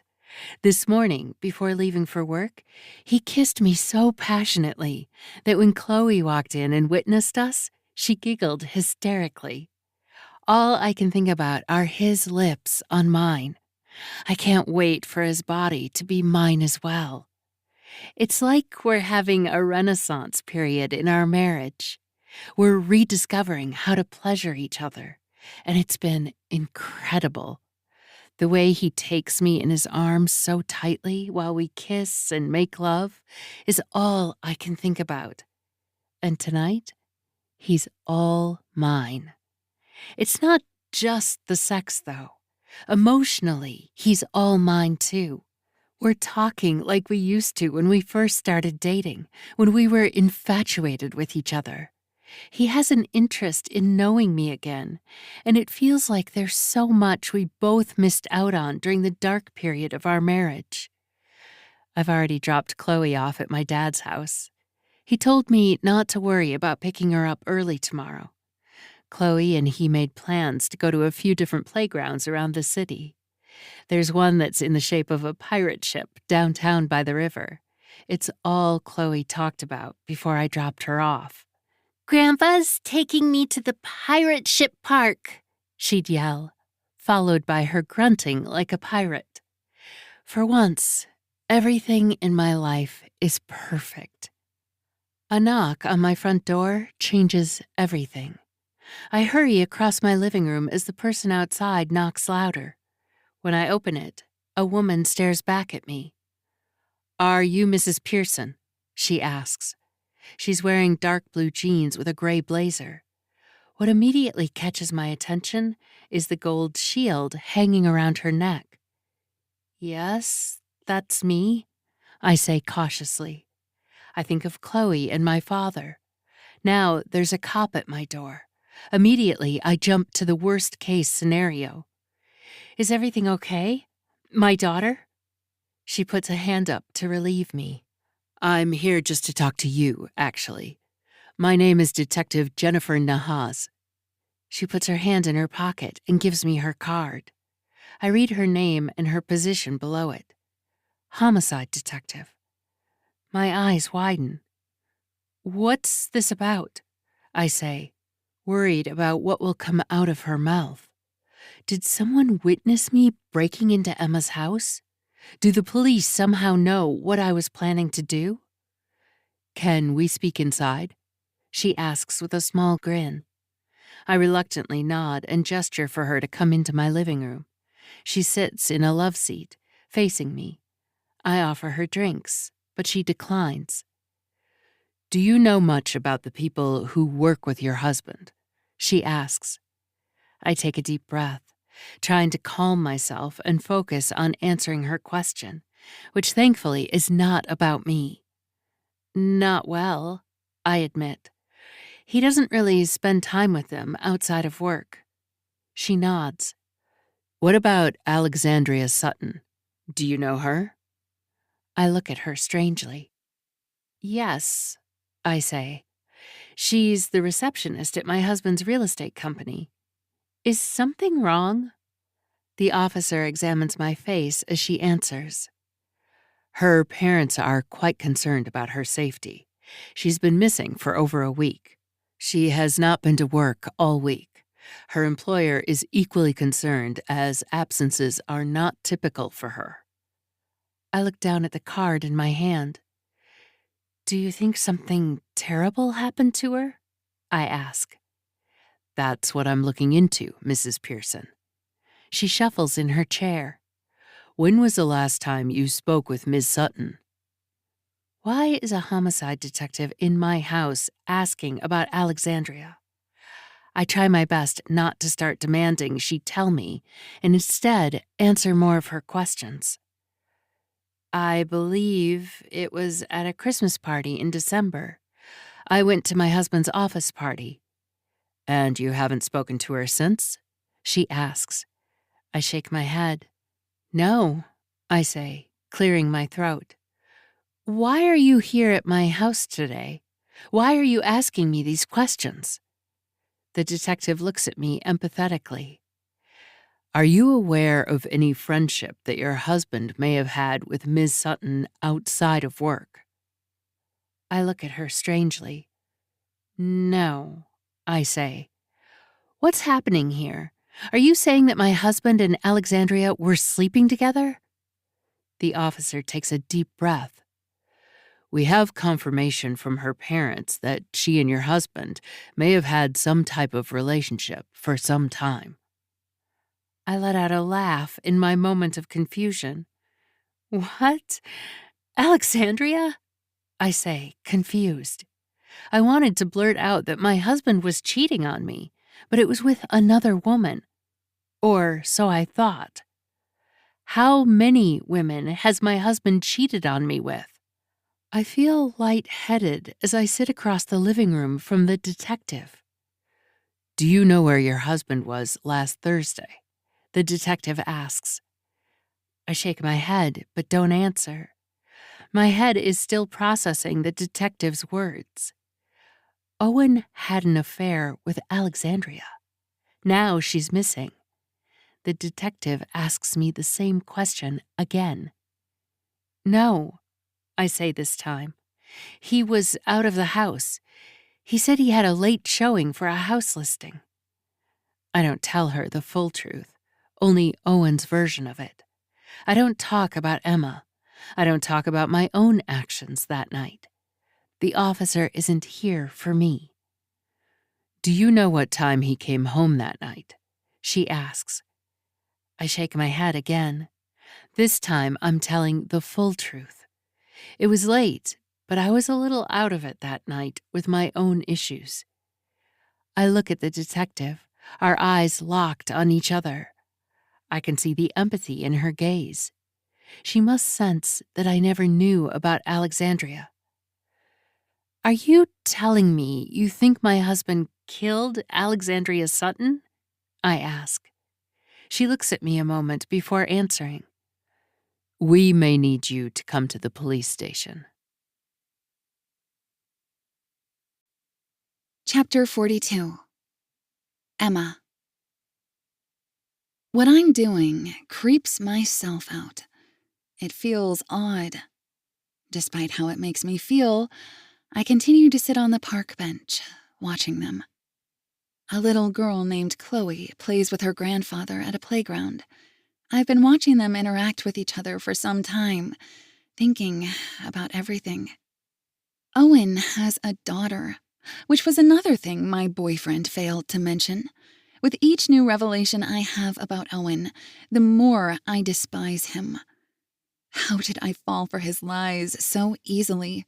It's as if he knew how vulnerable I was, how much I wanted to find someone like who he pretended to be, that he knew what to say and how to act. I fell head over heels for a body of lies, not an actual person. And now I'm watching his child as she's being pushed by her grandpa. She giggles as he makes sounds like a pirate. "Where's my buried treasure?" He shouts. "I don't know, Grandpa," she says honestly. She gets off the swing and demands for him to chase her up the playground that's in the shape of a pirate ship. He laughs.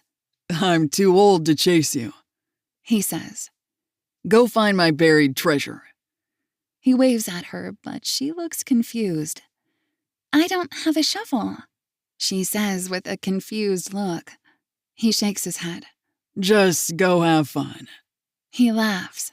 She understands now and runs up the ship, making her way to a long slide, blending in with the other children who are screaming and running around. The grandpa makes aching sounds as he sits on a bench near mine. "I can't keep up with her," He jokes.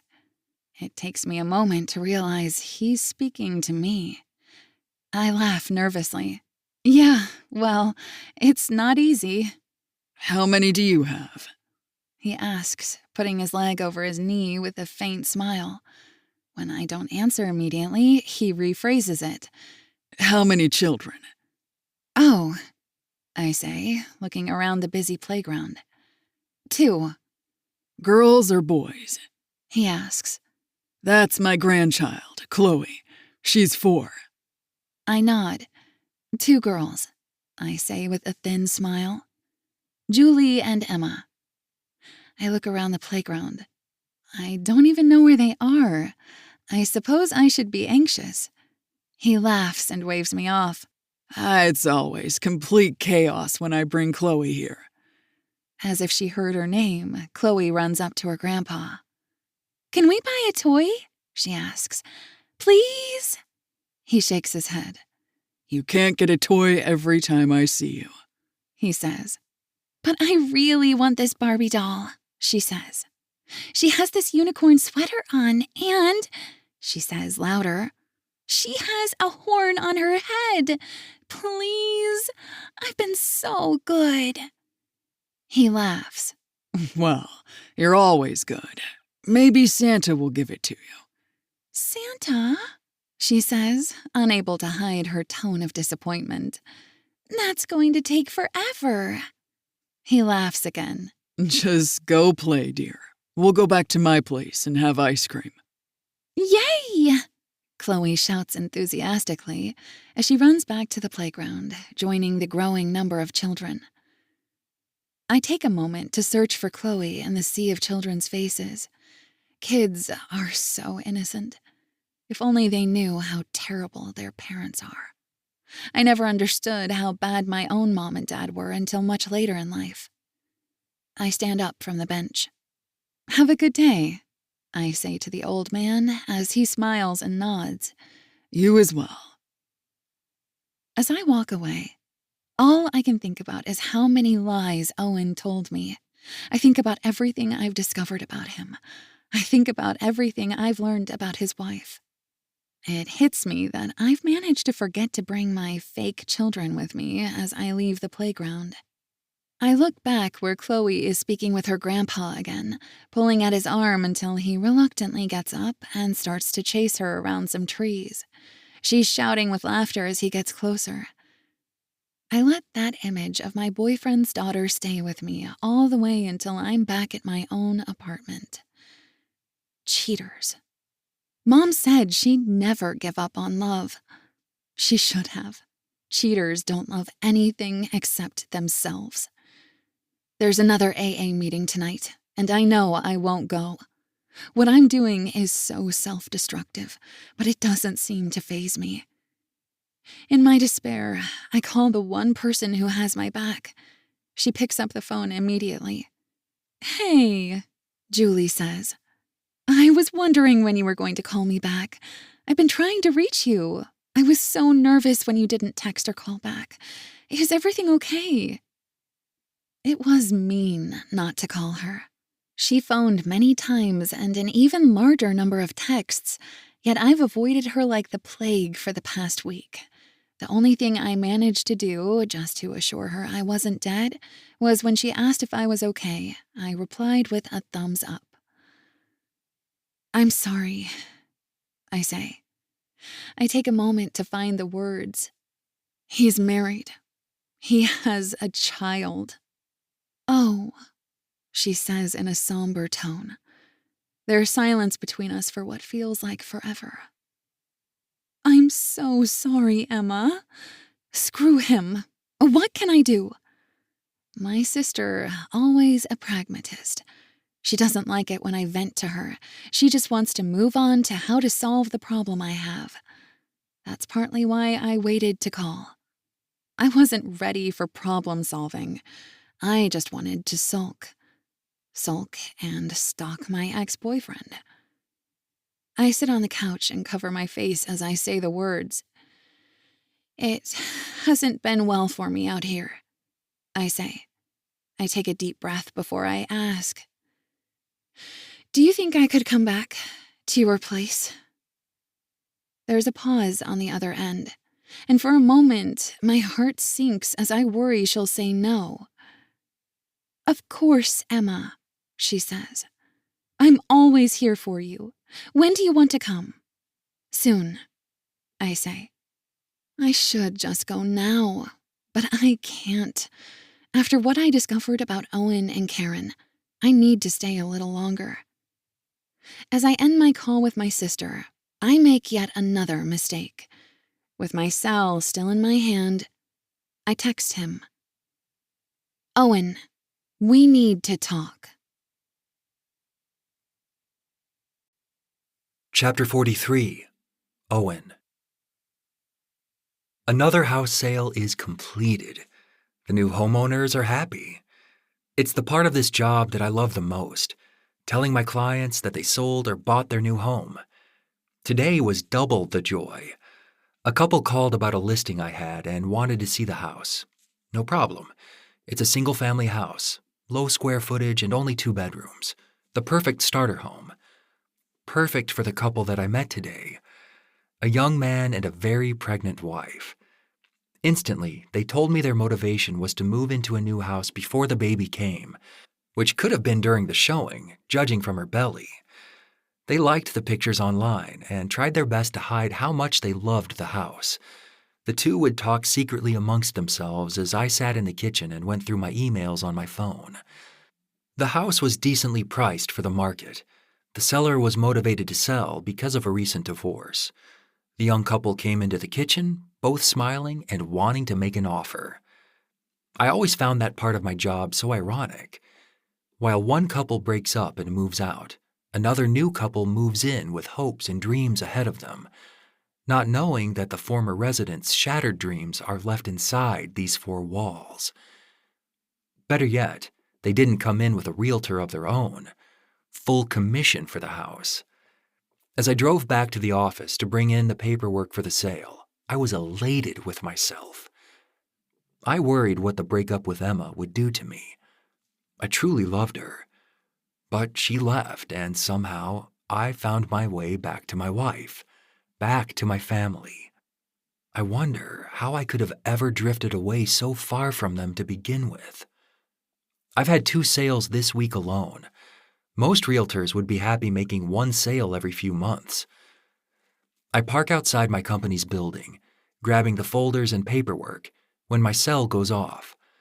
I remind myself that I need to take the listing off the market now that I've got the sale and everything is finalized. I hope it's this couple I met last week about listing their house in South Windsor. Beautiful house, and it will sell fast. With my track record growing, Doug Hinchers will be happy to throw more work my way. I feel I'll have a strong last 2 sales quarters this year. As I look at my cell, I realize I'm not that lucky. Owen, we need to talk. Emma's message reads. I lower my head. I must have texted and called her several dozen times with no response whatsoever. After a while, I assumed she blocked me. Hell, I even drove past her apartment to see if she still lived there. She had talked about living with her sister who lived out in the country somewhere. I thought she'd left the city until I spotted her leaving her building one day. I left immediately, hoping she didn't see me. All I wanted was for her to respond, and now she has. In my mind, I thought it would be an angry response with all caps and exclamation marks, her telling me what a piece of crap I am. No, that's not the case. She wants to talk. I know from my sales career that this is more than likely positive. A client doesn't call you back if they're not interested. An ex doesn't text you if she wants nothing to do with you. This was what I wanted. So why do I feel so terrible? Well, the answer is obvious. I just made up with Karen. Things are better than they've been in a long time. I feel connected to my wife again. I can't deny, though, that I still have feelings for Emma. And she wants to talk. Shouldn't I at least see what she has to say? I slip my phone into my pocket, trying to get her message and thoughts of her out of my head. I shouldn't. I know I shouldn't. I think of her smile, her lips, her body.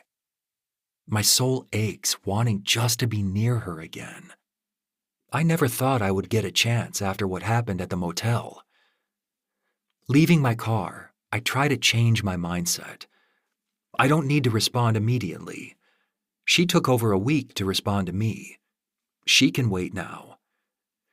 When I enter the building, I smile at the receptionist, a young woman who's replaced Alexandria all week. "Morning, Mr. Pearson," she says with a welcoming smile. "Hey, Sarah," I say, walking by. She's gorgeous, only 25, a petite brunette who wants to be a social worker and is taking night school to get her dream job. She tells me how her night school is going. I let her know I have to go, but will circle back later to hear how she did on her essay she got back from her professor last night. From the look on her face, it wasn't a good grade. As I get closer to my desk, Doug Hinchers approaches me. "Owen," he says with a serious tone. "Hey, Doug," I say. "Good news. I sold that house in Forest Glade.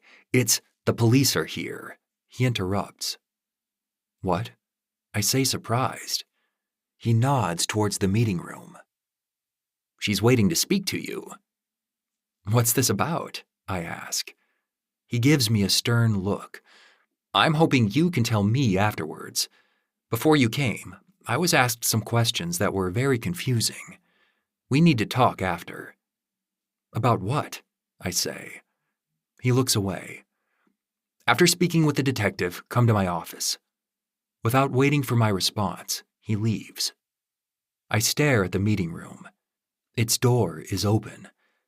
Before I go, I drop off my folders of paperwork. I notice a few colleagues gawking at me as I pretend to act normal. Looking at the meeting room again, I reluctantly head towards it, peeking my head inside.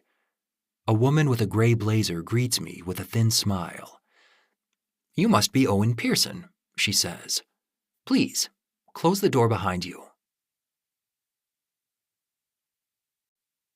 Chapter 44. Caine.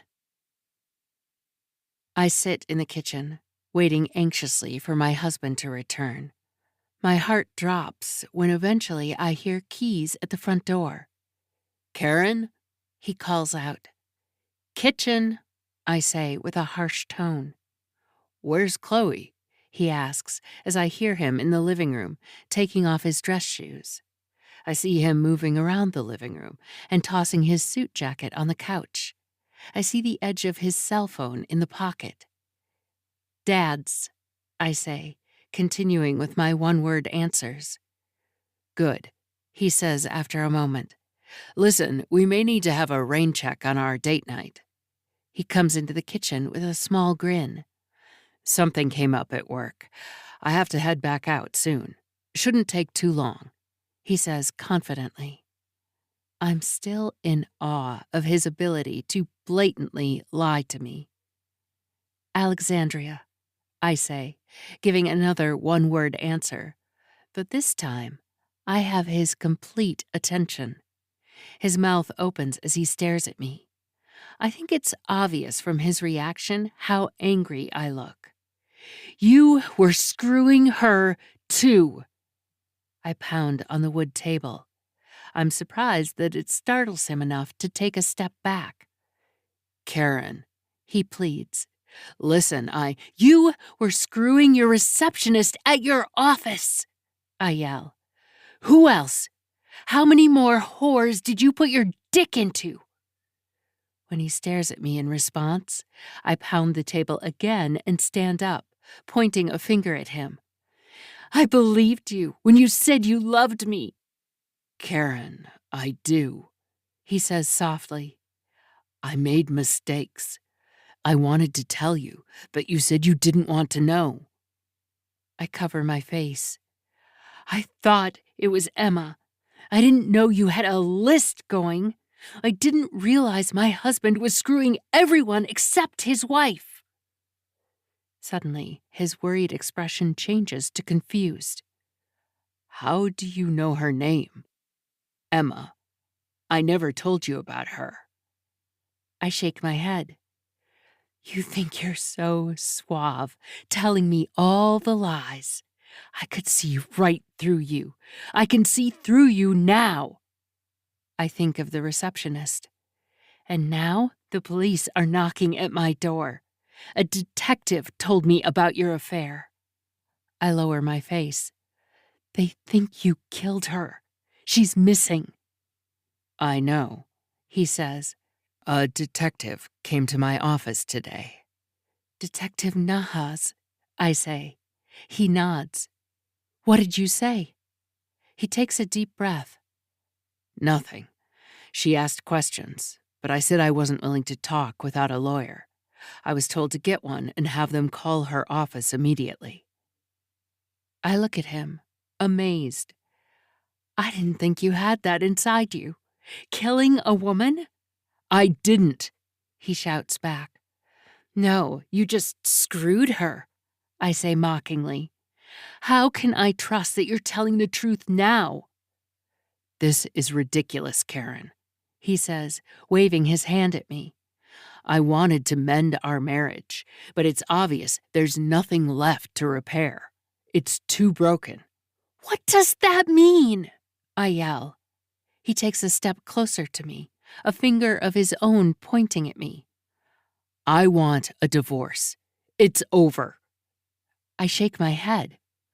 "I should talk to the police. I'm sure I can help them with their investigation into you." "I'm leaving," he says. "Where to?" I ask. "Back to your girlfriend, Emma? Or do you have another woman in line to replace her already?" He doesn't respond and turns to leave. I beat him to it and brush past him into the living room. On the couch, In his navy suit jacket is his cell. My husband hates keeping it in his pants pocket after he read some article about lower sperm counts and cell phone emissions. I grab his cell phone and wave it at him. I'm sure the police would love to see what messages you have on here, wouldn't they? Give me back my phone, Karen, he shouts, trying to intimidate me with his size and booming voice. It won't work. The kitchen knife I've hidden in the back of my pants dares him to test me. He steps towards me as I step backwards. He takes another step, and I quickly run into the bathroom, locking the door behind me. He pounds on the other side, demanding I open the door and give him back his cell.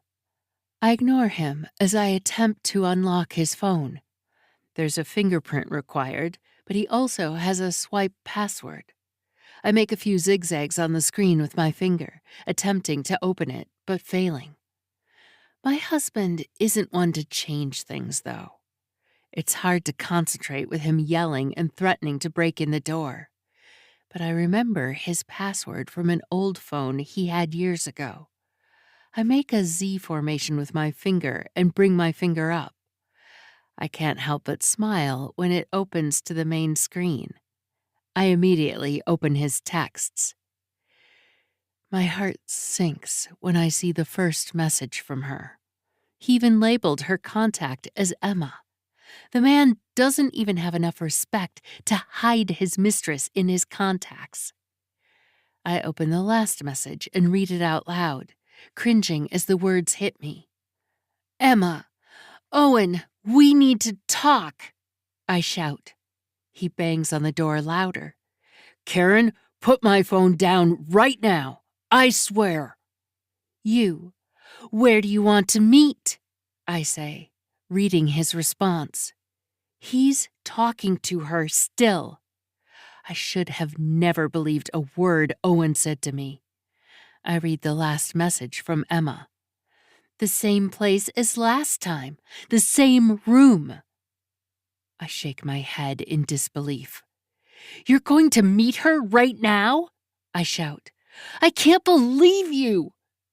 Open this door now, he demands. I can feel his foot smashing into the other side. The door makes a cracking sound. The vibration from the kick hurts, and I take a step back. Let's see your messages to poor, missing Alexandria, I say. I'm sure you've been talking to her lately also, knowing you. Karen, he yells loudly. He boots the door viciously, breaking in the cheap material to the point where there's a small opening. Another few kicks, and it flies open, barely hanging on the hinge. He steps inside quickly, cornering me. Without hesitation, I reveal the large knife I've been hiding and point it towards him.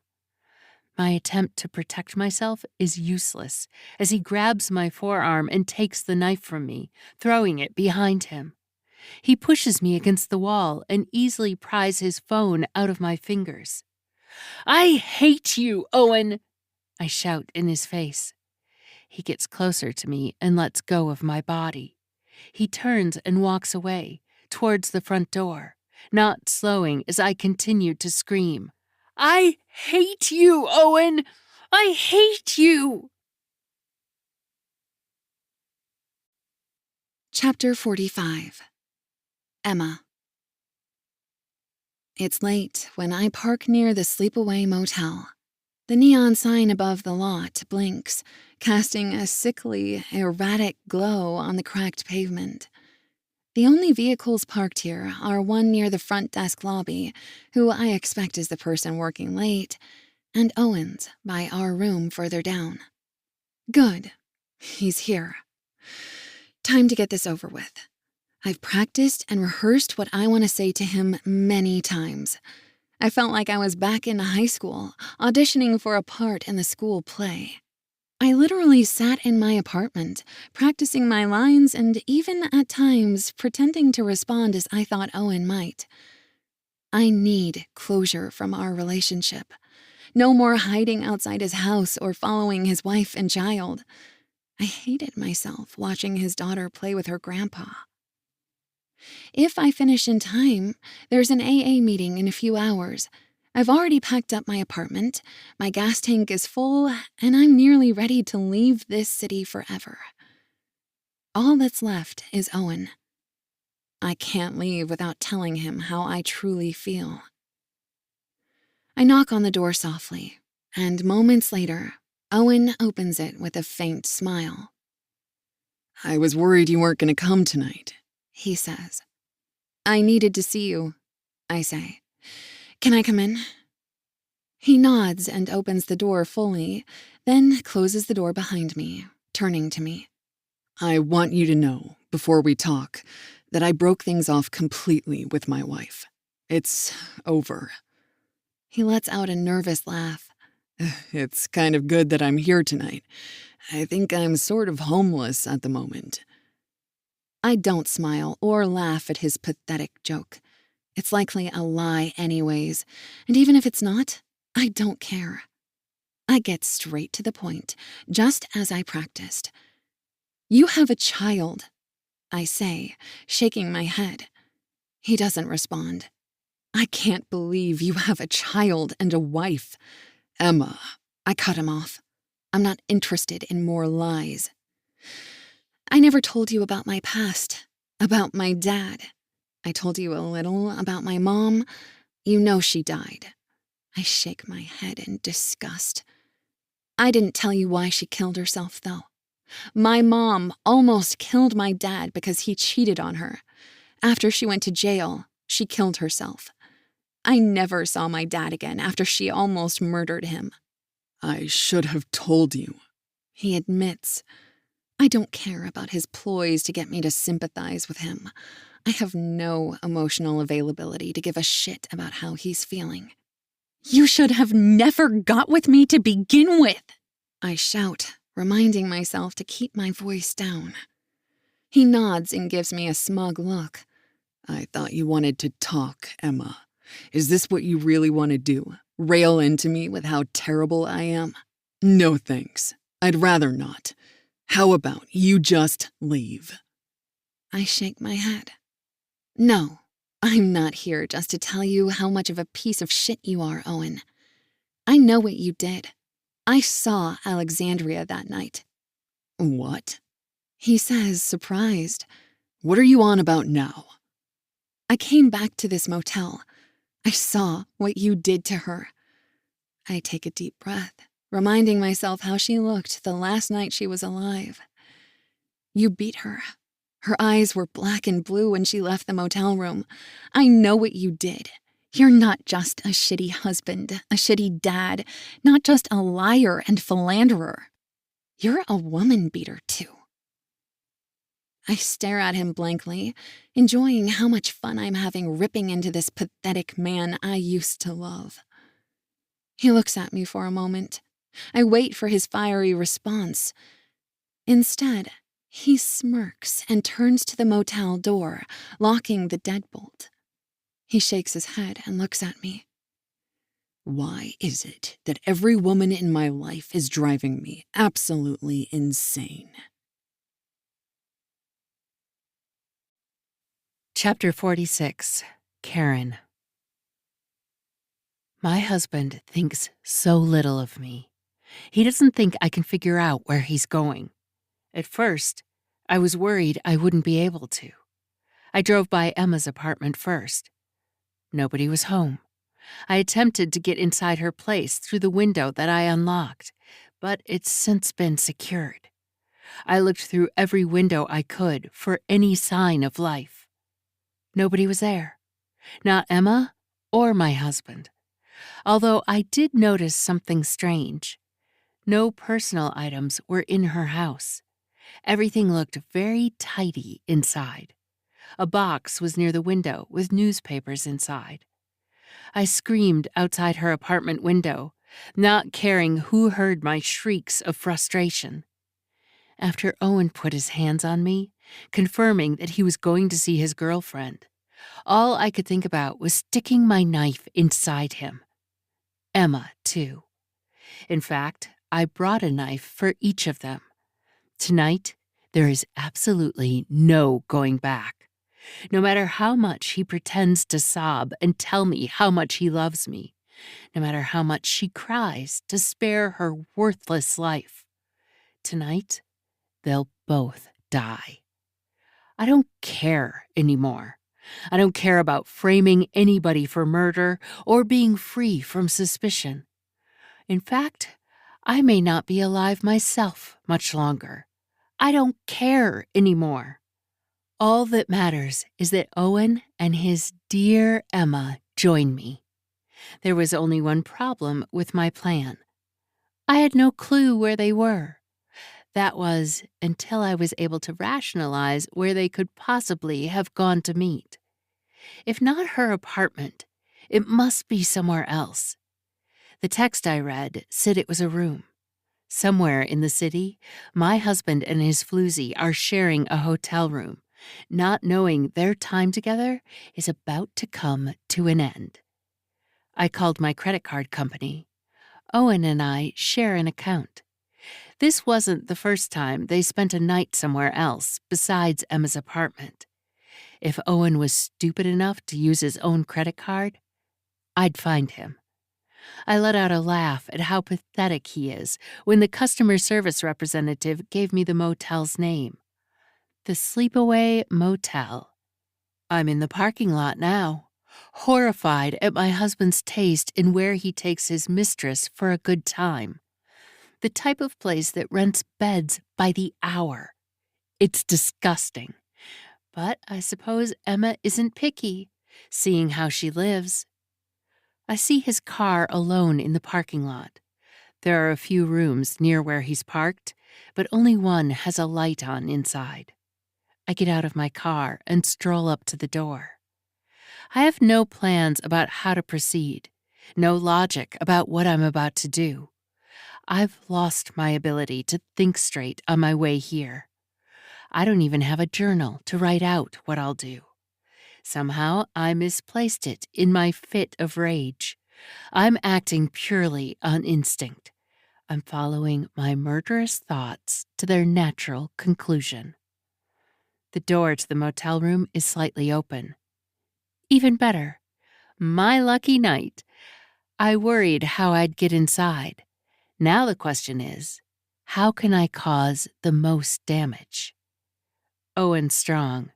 He took the knife out of my hand at the house easily. Emma won't be so capable. I'll enjoy killing her first and watching my dear husband realize the woman he loves is dying as I attack him.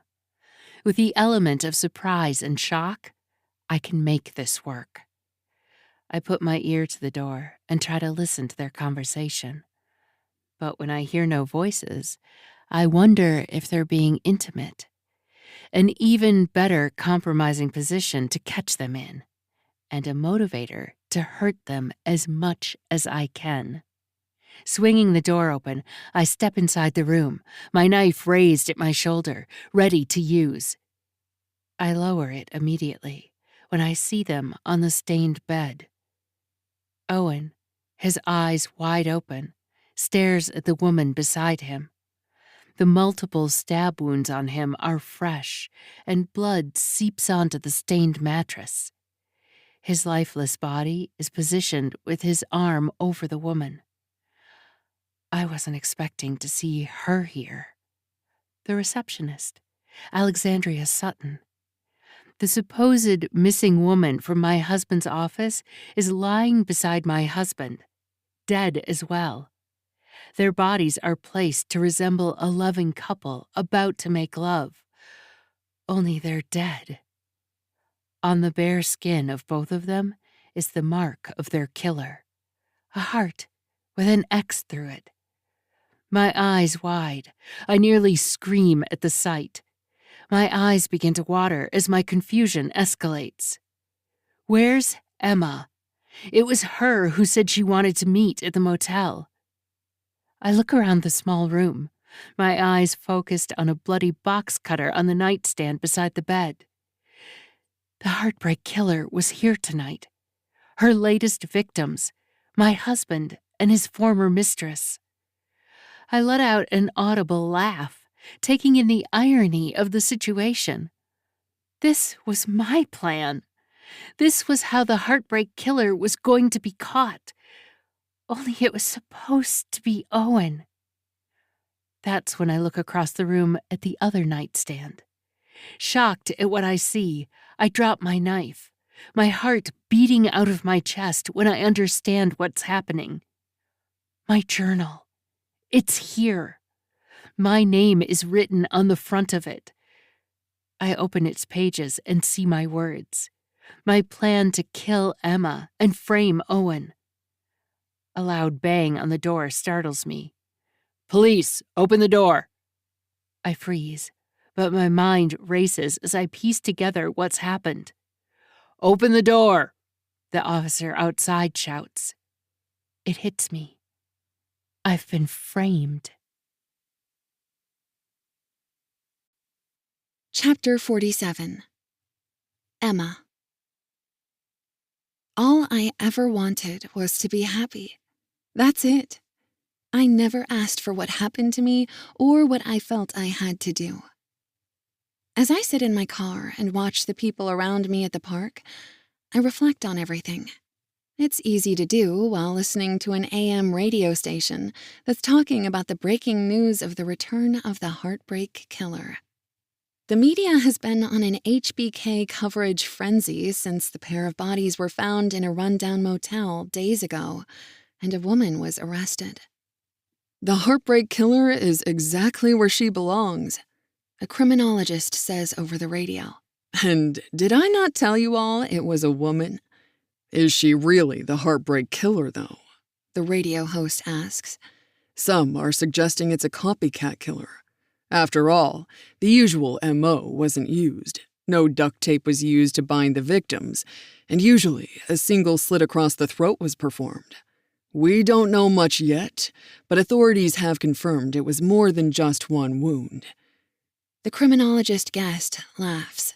Well, the same symbol was found on their bodies, a heart with an X through it, made, no less, with a box cutter which was found at the crime scene. And as for the reason these murders were different, well, there's a perfectly reasonable explanation. This time, it was personal. The victims were the husband of the heartbreak killer and his mistress. Excellent point, The host says. The city wondered when we would see the return of the heartbreak killer, and we now have our answer. What are your thoughts on why it's been 5 years since her last murder? Easy, The criminologist says. love. Her marriage with her husband, Owen Pearson, occurred near the time of the last known murder of the heartbreak killer. Karen Pearson, or HBK as we can now call her, was in love. Her cheating husband brought back her dark side. Some viewers are still not sold that Karen Pearson is the real serial killer. Have you heard the rumors that a personal journal of Karen's was found at the crime scene? I change the channel to a music station that plays classic rock. Queen's "We Are the Champions" is already playing, and I'm tempted to lower the window and blast it. But that would make me trying my best not to be noticeable more difficult. I smile as I look at a grandpa playing with his grandchild in the nearby playground. Despite all the terrible things that are happening in their lives, they have each other. After I found out the type of person Karen Pearson was, Chloe is better off. I never wanted the heartbreak killer to return. After my last kill, I even started going to AA meetings as a way to keep myself in check, keep the urges of wanting to fix the broken world around me at bay. People assume that the heartbreak killer murdered out of jealousy or a bad relationship. Due to such a widespread belief, the authorities never looked in my direction. Most of the people I killed, I didn't know well. What I did know was that the world would be better off without my victims in it. My first kill was my own father. It took time and skill in using the internet for me to track my dad. When I didn't have bad intentions. I was 18 and wanted answers. Why did he leave us after Mom tried to kill him? She was in jail. It wasn't Julie or I who tried to murder him. It was Mom. We needed him when we were kids. I also wanted to give him back his steel toolkit. When I was a kid, I enjoyed watching him fix things around the house. It was usually the only time he was patient with me. I'd hand him whatever tool he asked for as I watched. He left most of his belongings in the house after he left us, taking mostly his clothes. When I found out where he lived, I brought back his precious tools. It was a peace offering, at least at first. When I spoke with him, he was drunk and belligerent, told me I was worthless. He was glad Mom was dead. Out of built-up rage and frustration, I opened the steel box, taking out the rusty box cutter. He was too drunk to fight back. Working in a rural area, it was actually quite easy for me to hide his body where someone wouldn't find him. Before leaving him at his final resting place, I carved on my first victim what became a symbol of infamy: a heart with an X through it. Media and the authorities felt it was because I was some heartbroken lover. When it came to my father, I was truly heartbroken, but that's not why I marked his body that way. I wanted anybody who found him to know that my father had no heart. It was the same reason why I carved the symbol in the others. My second victim, a man who I worked with briefly at a nightclub downtown, was a misogynist rapist. One night, when he had too much to drink at the club, he talked openly about molesting drunk women at the bar and getting away with it. He thought he was so cool how he used drunk women's bodies for his own pleasure. Some of my male colleagues at the bar thought that was awesome somehow. Not me. There was a problem, and I needed to fix it because nobody else was willing to. They found his body in the alley near the nightclub. Before leaving him, I pulled down his jeans and boxer shorts, exposing him to the world. My need to bring justice to those who got away with crimes doesn't limit itself to just men. Women can be just as terrible. Melissa Santra was someone I met when I was a waitress at a steakhouse. She was in her late 30s when I worked with her. She had a son who must have been 10 when I first met him. Every so often, he'd come to the restaurant after school. He'd do his homework in the back office as his mom and I waited on tables. I never really liked Melissa much.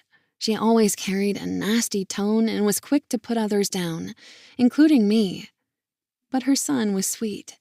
There was a kindness in him that was plain for anybody to see.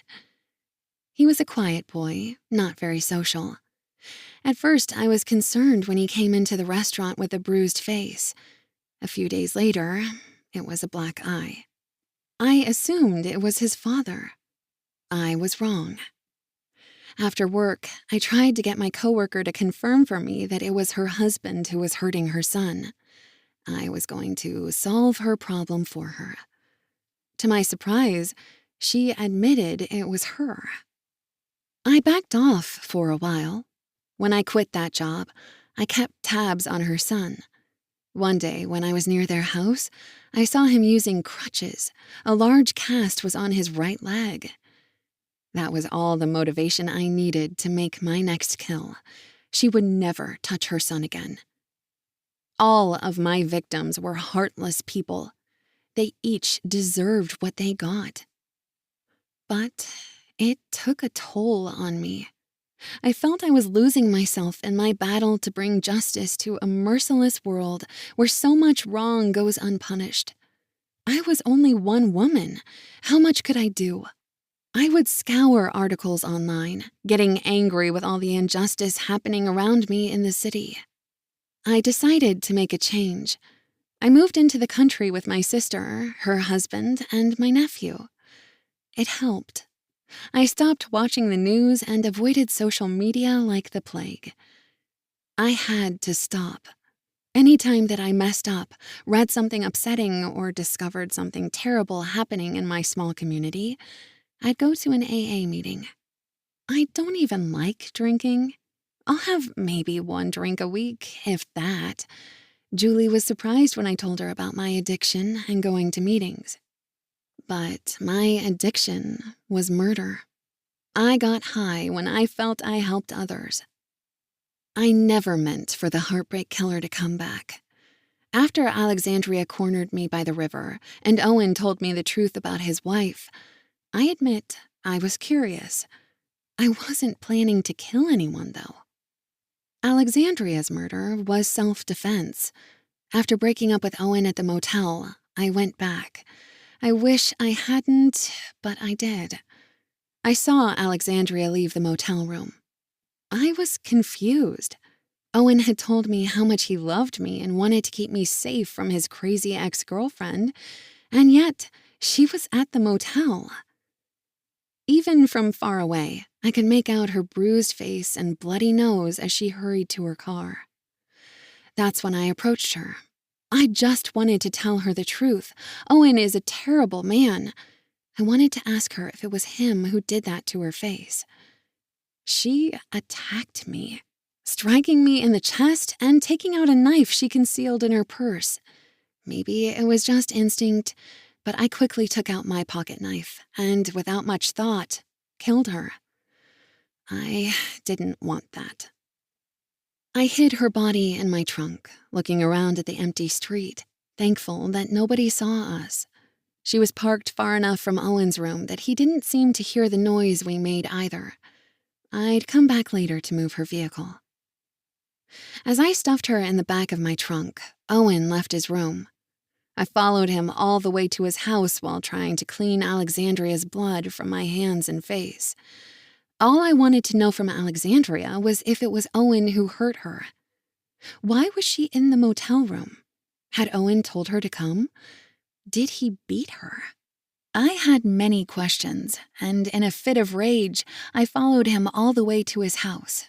I was going to ask him those questions myself, now that it was impossible for Alexandria to speak. That was where I discovered who his wife really was. Caine, the woman who pretended to be friendly with me in an attempt to murder me. One of the many skills I developed during my time as the heartbreak killer was breaking into houses without being noticed. It wasn't difficult to get into Owen's house or Caine's office. I watched her one night, writing in a journal with her name on it. After concluding that it was her who unlocked my bathroom window, I needed to know more. I got exactly what I needed when I read her journal. She was going to kill me. Not only that, but she was also going to frame Owen for it. She actually wanted to kill me in the fashion the heartbreak killer would have. The irony was too much for me. I had to repay the favor. I lower my head as I watch Chloe in the playground, being swung by Caine's dad. If it wasn't for that little girl, I would have killed Caine too. The criminologist on the radio was right about the last victims of the heartbreak killer. It was personal. Alexandria's death was self-defense. Owen, well, who's going to miss that lying, cheating woman-beater? Caine, my final victim. She'll get to stay a long time behind bars, playing out the final result she had planned for her husband. Just as she noted in her journal, people will question if Caine was the real heartbreak killer or a copycat, but they won't question if she's a murderer. I take a deep breath. I know what I've done is wrong, even if in my head justice was served. There's plenty more injustice in the world, though. But I don't have to be the one who fixes the problems any longer. With Caine behind bars, the heartbreak killer can retire. Beside me, on the passenger seat, is my dad's steel toolbox. I look outside the window and notice a large dumpster. Without a second thought, I get out of my car and grab the toolbox. I walk up to the dumpster, holding the box to my chest for a moment. I empty the toolbox, letting all the other possible weapons the heartbreak killer could have used on new victims fall, dropping the empty steel box in last. Looking back at the playground, I hurry back to my car and get inside when I see Chloe and her grandfather coming back to the parking lot. This was a moment I didn't want to miss, but also didn't want to get caught watching. Chloe holds her grandpa's hand as the two stroll towards his car. When they're close enough for her to see what I've left, she points. "Is that a present?" Chloe shouts, pointing at the thin, wrapped box with a red bow tie placed on the hood of his car. Even with my window rolled up, I can hear how excited she is. Grandpa looks at his car, confused. I try to conceal myself in my seat and quietly lower my window to listen better. "Did you get me a toy?" Chloe asks. No, I didn't. Grandpa says, puzzled. Chloe runs up to his car and grabs the present, tearing into the paper. Chloe, that's not ours. I don't know whose that. "Grandpa!" she shouts, seeing the toy. "It's the Barbie I wanted, the one with the unicorn horn." She tightly wraps her small arms around his legs, thanking him profusely. Grandpa grabs the box and looks at the Barbie doll, a smirk on his face. I don't think this is yours. He turns the box around and sees the large C that I wrote on the box with a marker. "Please, Grandpa," she says. "Can I keep it?" Her grandpa lowers his hand slowly and hands her the box. I suppose. He looks around the parking lot but doesn't notice me. I smile as I watch him put Chloe in her kid's seat in the back, promising her ice cream when they get back home. Chloe doesn't respond, though. She's too infatuated, staring at the Barbie doll that she's holding in front of her. I always knew how to pick good presents. It's because I listen to what people want. I listen when they feel nobody else is. Chloe and her grandpa leave the park and turn onto the street. I take a moment before doing the same, only I go the opposite way. Chapter 48. Caine. "I'm innocent!" I shout through the jail phone at my lawyer, who tells me again to lower my voice. If the glass between us wasn't there, I'd shake him profusely until he understood the truth. Ronald Edgers, a court-appointed lawyer, isn't believing a word I say.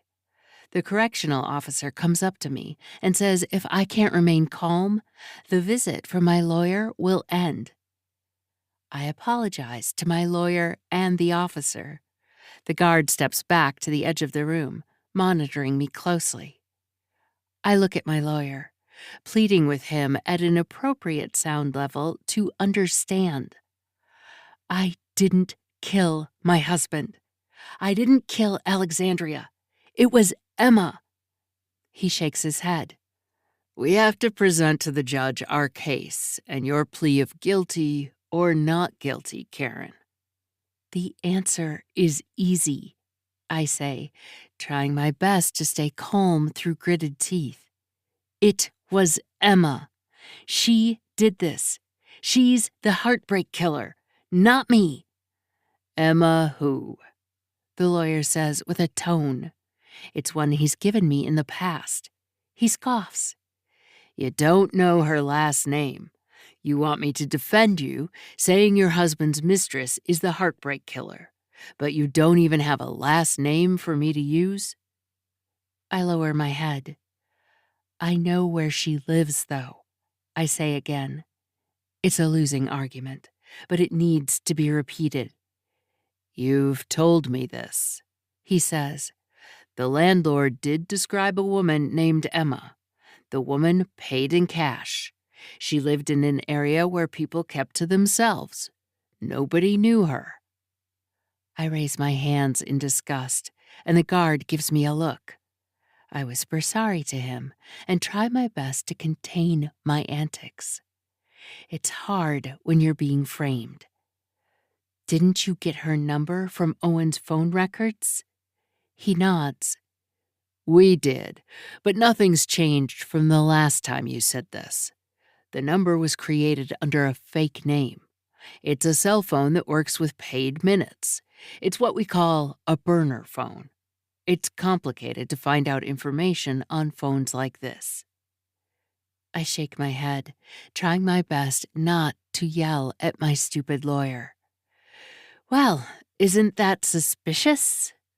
He agrees. It seems I'm finally reaching him. The police don't really care about this woman, he says. They're looking for her, but as far as they're concerned, they caught the killer. He points a finger against the glass. You. I shake my head in disbelief. Ron, you have to believe me. He lowers his head. This is an ironclad case, Karen. You were at the crime scene when police arrived. Your journal was found at the location. Those were your words, were they not? The ones that described killing your husband's girlfriend? Those were my words, I admit. But I didn't kill Alexandria. I didn't murder Owen. He takes a deep breath, looking at his watch. And yet, in your journal, you described killing him. He shakes his head. Do you not understand how this looks? I put my hand on the window. I'm not the heartbreak killer. He nods. The police don't think you are either. A copycat, though. I mean, you wrote out the plan in your journal. I'm not guilty, I say. I won't plead guilty for something I didn't do.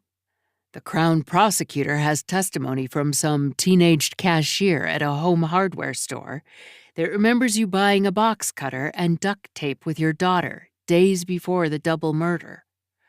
I didn't do it, Ron. I didn't kill them. That box cutter I bought was brand new. The one they found was old and rusty. Don't you see? He sighs again. This is a losing battle, Karen. You get that, right? If you don't accept a plea, you'll be in jail for a lot longer. There is no way to win this case. He clears his throat. Listen, you have a young daughter. Your dad has custody right now. But if you ever want to see her before she turns 40, do yourself a favor. Take the plea deal. I can't do that, I shout. The correctional officer demands that I lower my voice again. I ignore him. It was Emma. She's the heartbreak killer. Epilogue. Emma. Julie catches my attention from the dance floor, waving for me to join her and David. I smile and shake my head. She gestures more aggressively for me to participate in the line dancing group as they do their choreographed moves to the beat of some old country music song. I have no clue what they're doing or how they're doing it. No thanks. I pretend to cover my face, and when I look, she's smiling back, resuming her dance, her husband beside her. Even though it hasn't been too long since I've moved back to my sister's house, I feel better out here. Life is slower, and I'm okay with that, for now. I reluctantly took a job as a receptionist at my brother-in-law's chiropractic clinic. When taking the position, I was forced to agree to "no, you're not a doctor" remarks while on the clock. When I'm not working, however, there are no limits to our banter. I smile, watching my sister's husband tilt his white cowboy hat to Julie as he swoops in and dips her unexpectedly. I laugh as the two nearly fall, their several drinks contributing to his lack of smoothness on the dance floor. Taking a sip of my Coke, with no liquor in it for appearance's sake, I notice it's nearly all gone.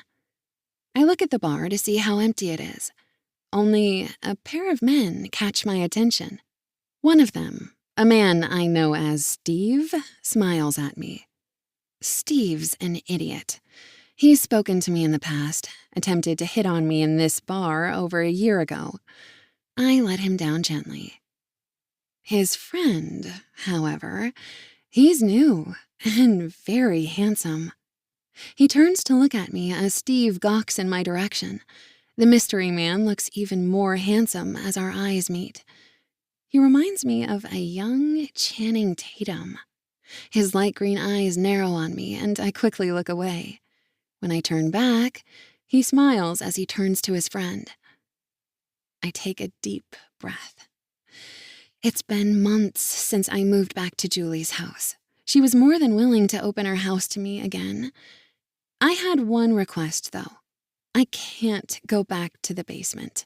I need sunlight in my life so as not to feel like a troll underneath them. I have to admit, I'm happy being back in this small town. As much as I enjoy spending time with Julie and my nephew, I'm saving up for my own place. Another month or two, and I'll be ready to move out. Julie insisted that I take my time with the move. After what happened when I returned to Windsor, I thought I'd have a hard time with my dark thoughts. Julie insisted that I go back to my AA meetings, but I've been fine. No bad urges. A slow life where problems don't seem to come my way like they do in the city. I feel like small-town living suits me better. When I'm in the city, I'm surrounded by society's trauma. Here, I'm surrounded by the people in this world who love me. Excuse me. A deep voice says. I turn, and it's Channing Tatum again, only now he's at my table. He smiles at me as our eyes meet again. I can feel myself melt in his gaze. My name's Jackson. He extends his hand. I'm Emma, I say, taking it. His grip is tight, but I can tell he's trying to be delicate. Can I sit with you? He asks. I'm taken back by his politeness. I was already gushing over his looks, but now gritty Channing Tatum has my full attention. Julie's too, I notice as I look over his shoulder and see her smiling at me as she whispers something in David's ear. Sure, I say, trying not to come off too excited. Just looking at this man, I can tell he's trouble. He may be polite, but his eyes are already undressing me. But he also seems like the type to want to get to know me after, the kind of man who has a high probability of bringing loads of unnecessary baggage into my life. A person who has a bunch of flaws, but because of his charms and good looks, I'm willing to overlook them. After all, I can fix him. So, Jackson says, sitting across from me. tell me about yourself, Emma. He brandishes another devilish smile, and already I'm infatuated with him. I take my last sip of my Coke and smile. Dating was not on my mind when I came back to this small town. But I'll never give up on love. This recording of The Cheating Husband was presented by Dreamscape Media, LLC. Narrated by Rusty Muha, Leanne Woodward, and Jessica Renee Ryan. Produced by David Bendina. Text copyright 2024 by James Caine. Sound recording copyright 2025 by Dreamscape Media, LLC. Thank you for listening. Please check dreamscapepublishing.com for Dreamscape's latest releases.